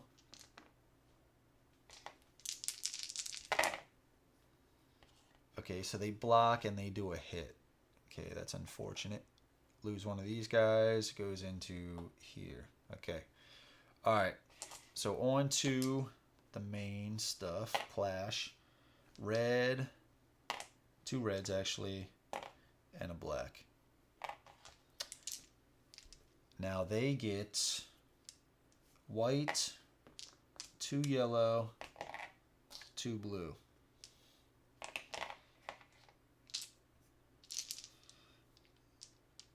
I just want to look at this.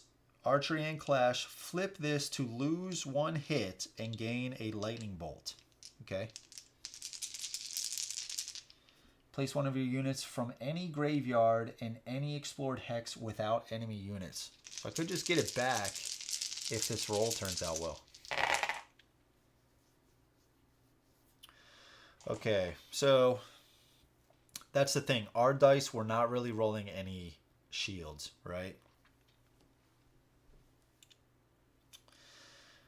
And we didn't get a lightning bolt, which would have actually been really good right here.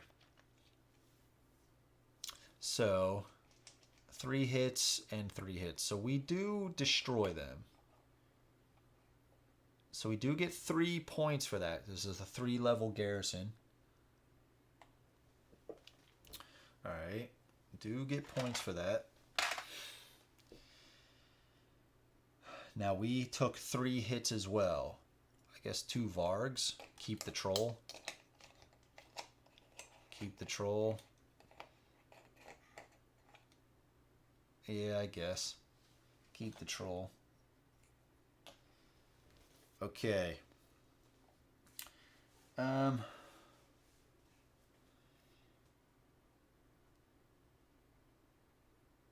Oh, I could actually use this. I got enough hits. So I'm actually going to use this. Place one of your units from any graveyard after damage. So they...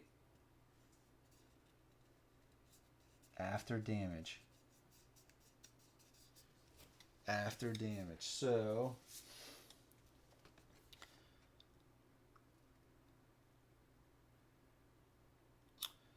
So I think...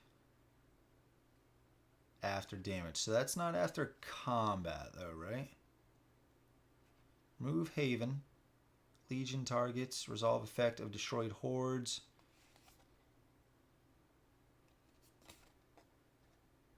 That would be this symbol. After damage. I believe I can get one back now of these guys. I don't know. That's a little sketchy timing. Oh, this is before damage anyway. This is before damage anyway. That's before damage. Well, actually, though, that's still better, though, right? Flip this. Oh, they got 3 hits. I could actually make that into a block. Yeah, let's do that. Let's say that we use that because we got all these hits, right? We only needed 3, right? So we had all these spare hits.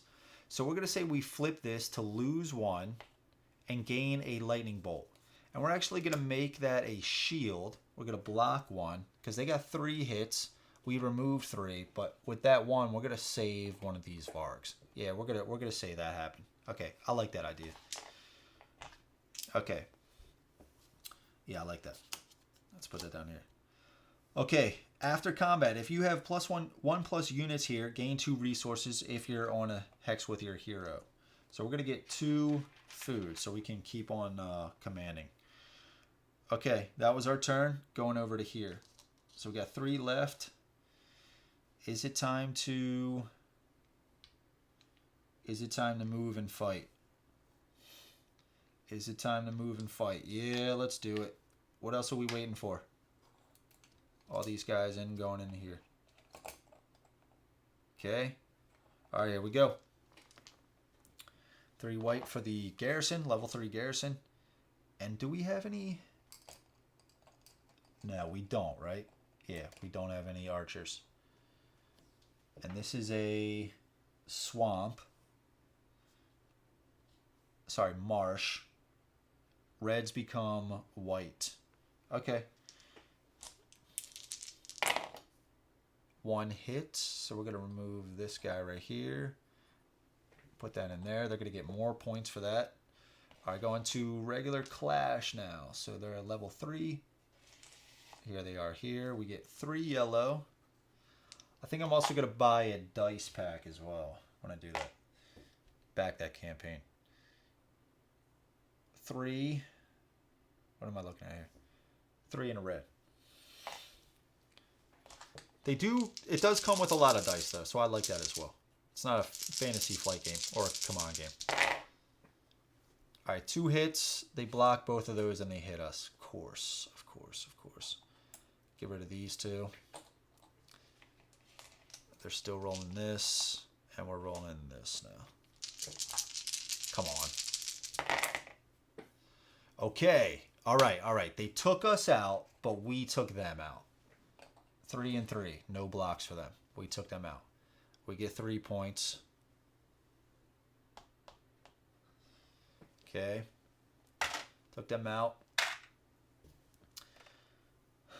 Okay, okay. That was that. On to here. So I think we're gonna use these guys to come down here, right? And then our last thing, I think we're just gonna come here. Right? I think that's the way to go. I would also like to get this Varg down here because it also gives me a yellow die in archery. I have 3 gems left. I can't move there. It's unexplored.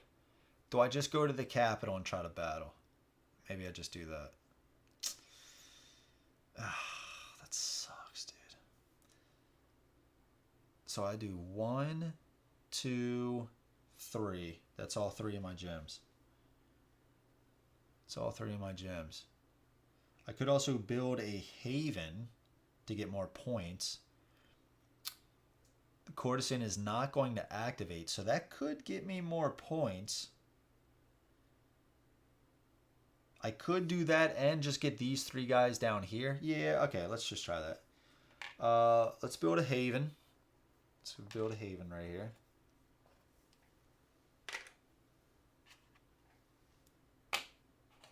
Let's build a haven. Back over to here. We are going to... I guess we're going to build a haven, try to see if it survives. I guess so. We are going to... Oh, we're going to need a trade, though. Not trade. Turn in some resources. 3 food for a plunder, and 3 salt for a plunder. And then as an action... build a haven with those 2 plunder. And we're going to build it right there. Oh, shit. I can't build on there. Oh, no. That's just for this. That's just for this. Okay. Okay. All right. Back over to here. Yeah, I guess we got a command.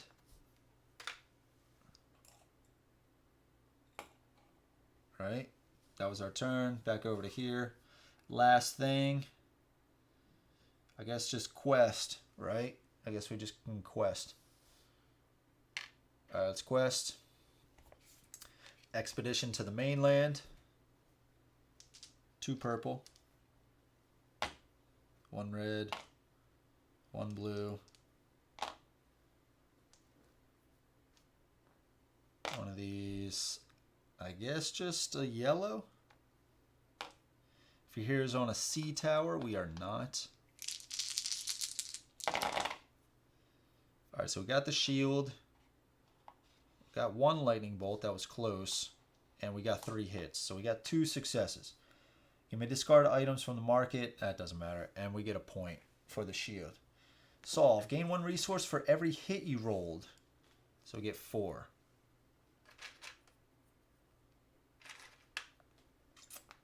Let's just get 4 salt. Okay. And back over to here. So last battle. So we're going to command for our last food. And where are we going to go? I guess the only place we can go to battle is right here. So we're just going to go out. They already have, the Legion already has our type of units in their graveyard. So they're not going to get any more points for this. We could get points. So moving in. Trolls moving in, busting down the door. Okay, so first we battle with the... That is a crowded space. First we battle with the garrison. So we only have 1 Varg rider, so we're not going to be able to add any dice to the archery. So they're going to roll 3 white. 1 hit. That sucks. Alright. Level 3 garrison, 1 white. 2 blues. 2 yellows. Red. Black. 2 yellows. Okay. Oops. Jesus. Oh my god. That is not what I wanted to see. Okay, so we did 1 hit to them. We did 1. They blocked this and they killed all of our guys.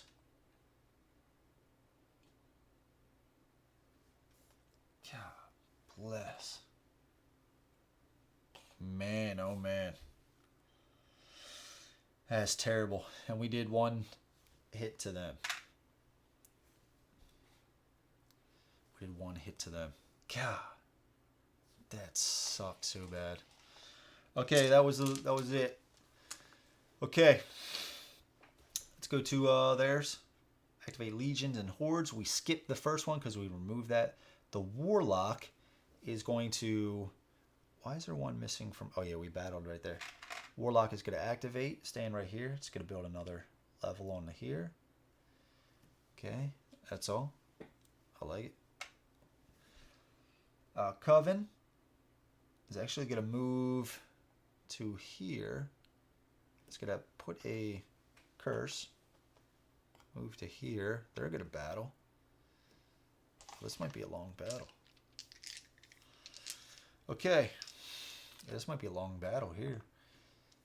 Alright, Coven is going to go.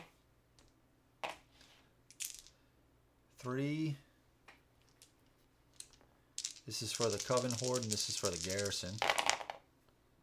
1 and 1.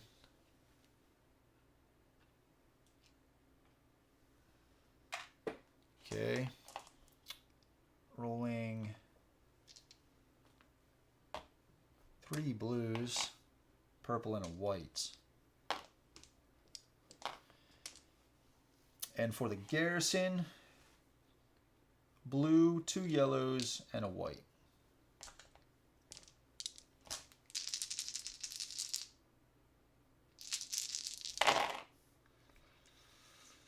Okay, 3 hits, block this. So 2 hits are going through.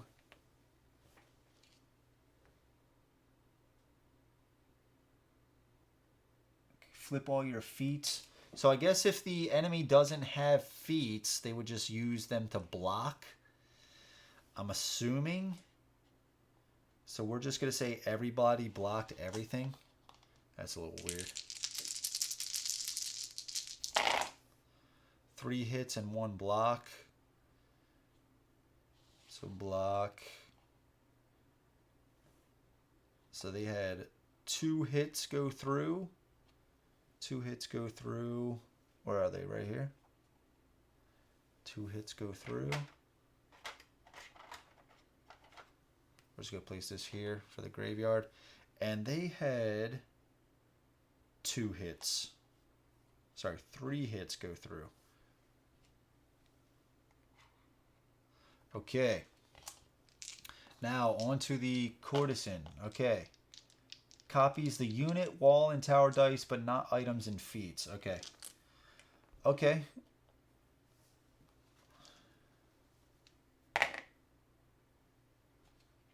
Destroyed. The Legion actually gets this. Gain 4. The Legion actually gets this 4. 1, 2, 3, 4. Every player gets their gems back. Oh, I see. But we're already past that phase. Okay. So they don't get to go. Destroyed. And we also did a damage to her. So she went down to 6. Right? Okay. Next one to activate the Executioner. Executioner is just going to build here. If there's 4, goes into an empty hex. There is not one. So I believe they're just going to get a point. I don't know if it would go here. It might go here. It might go here. The Banished. The Banished is going to go here. Banished is going to go there. The Banished. 2 blue.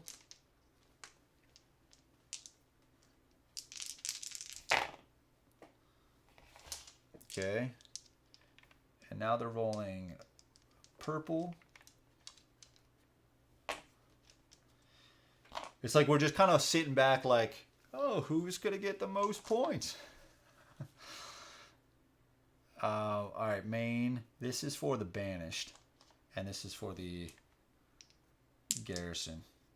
It is a level 3, right? Yeah, level 3.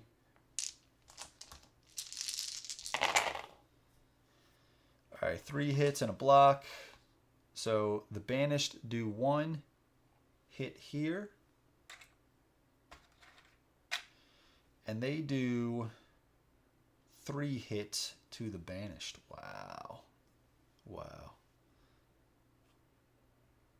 Taking it down to 2. Okay. Level 2 left. We got right here. And the Banished is rolling. Oof.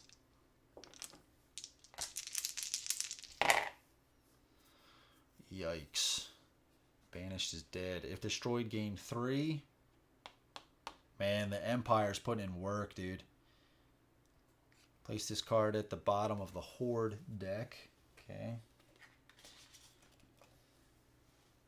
Man, the Empire's putting in work right now. And the False Messiah is going. False Messiah. Whoop, right into here. Okay. False Messiah. Yellow and... what is that? Okay. Yellow and 2 white. And what is this? She is doing the same. She's copying. She's copying whoever is attacking and stuff. All right, nothing goes through. Okay.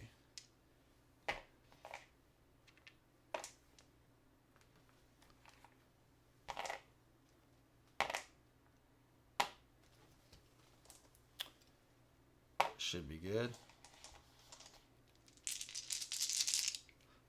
Copies the unit, wall, and tower dice, but not items, feats of her. Okay.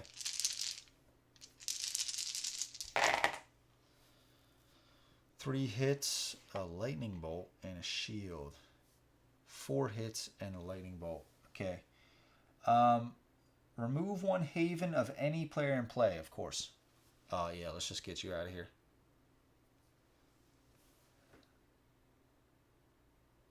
When she gets a lightning bolt, place 1 activation token on another Legion or Horde card with the fewest tokens once per round. Jesus, are you kidding me, dude? They're going to go again. Let's just put it on the Executioner.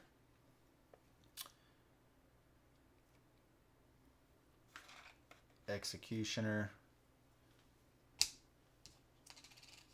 Okay, so now let's do the hits, though.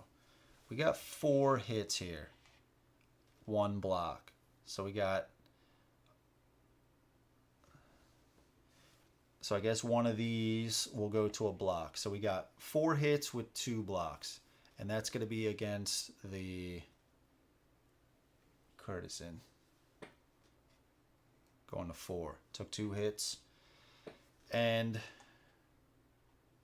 she dealt 3 no blocks. All right. Purple, red, blue, and a white.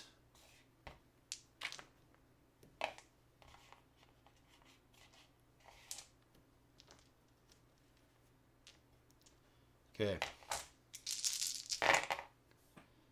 All right. So she did 2 hits once per combat. So that's not going to affect. So that's actually going to be a block. So she did 1 hit to him. It's going down to 4. And he dealt 4. So she's actually dead. If destroyed, remove her target. Roll your hero dice and gain 1 for every... Yeah, see, that's the thing. Roll your hero dice and gain 1 point for every hit you roll. But he took her out. He took her out. Do I roll and then just apply the points to them? I don't know. I don't know. Maybe. Let's just give them a point. I'm not sure. Okay, I believe that's... oh no, we still got the executioner because she got a new thing put on her. There's no empty ones, so a 4th would go on to here. Wait, what the hell is this? Was I not doing this combat? Oh, he's dead. Right? Yeah, he was dead. Jesus. Yeah, and he got put on the bottom, right? Yeah, the banished. Okay. Man, I thought I was going crazy there. It is late. It's like 2:30. Okay, production. Gain resources based on your total havens. Okay. I guess we'll just go through it, right? Go through the motions. I'll gain a 3. I'm supposed to get 2, and I'll put a 1 back. Same thing with this. 3. Put this back. 3, 4, 5. Okay, over here we get 1 food. I don't know if these are going to be... I don't think these are converted to points, so I don't see... Does it say except for last round? Oh, shit. You know what? All right, I messed up on something pretty bad. The last... I just remembered this. I didn't even see it. The last event, each of them are supposed to have 2. They're supposed to have 2 activation tokens put on them. I jacked that up. I'm sorry. Gain the resources shown on every hex with one of your havens. Okay. I don't think these are converted to points, so I could just be spinning my wheels here for no reason. Okay. 2. Let's put 1 back. And 2. Okay, nothing here. One point for every garrison. So they only have 3. Let's move this down now. I think we're all done with this. 1, 2, 3. 1 point for every legion. There are 4. There are 3.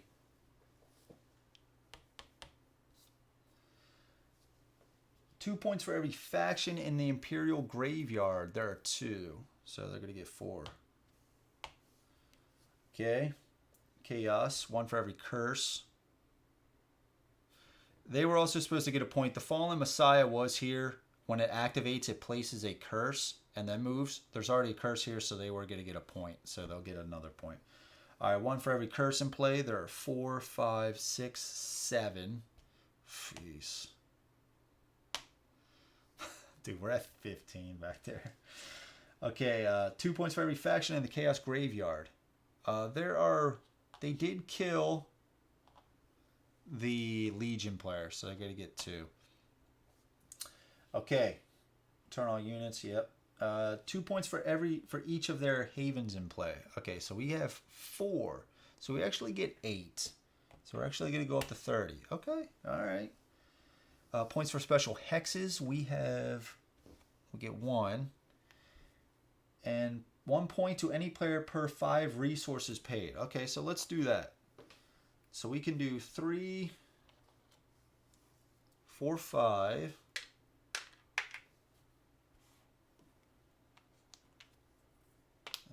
3, 4, 5.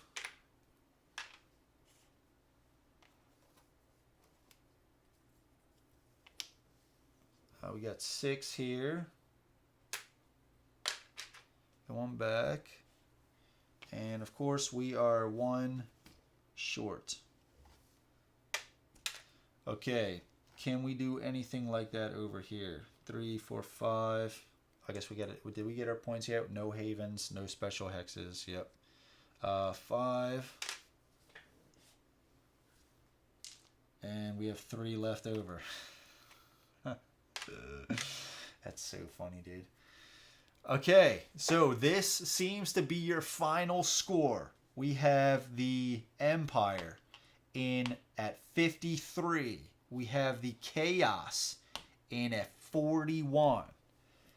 I gotta get their names right.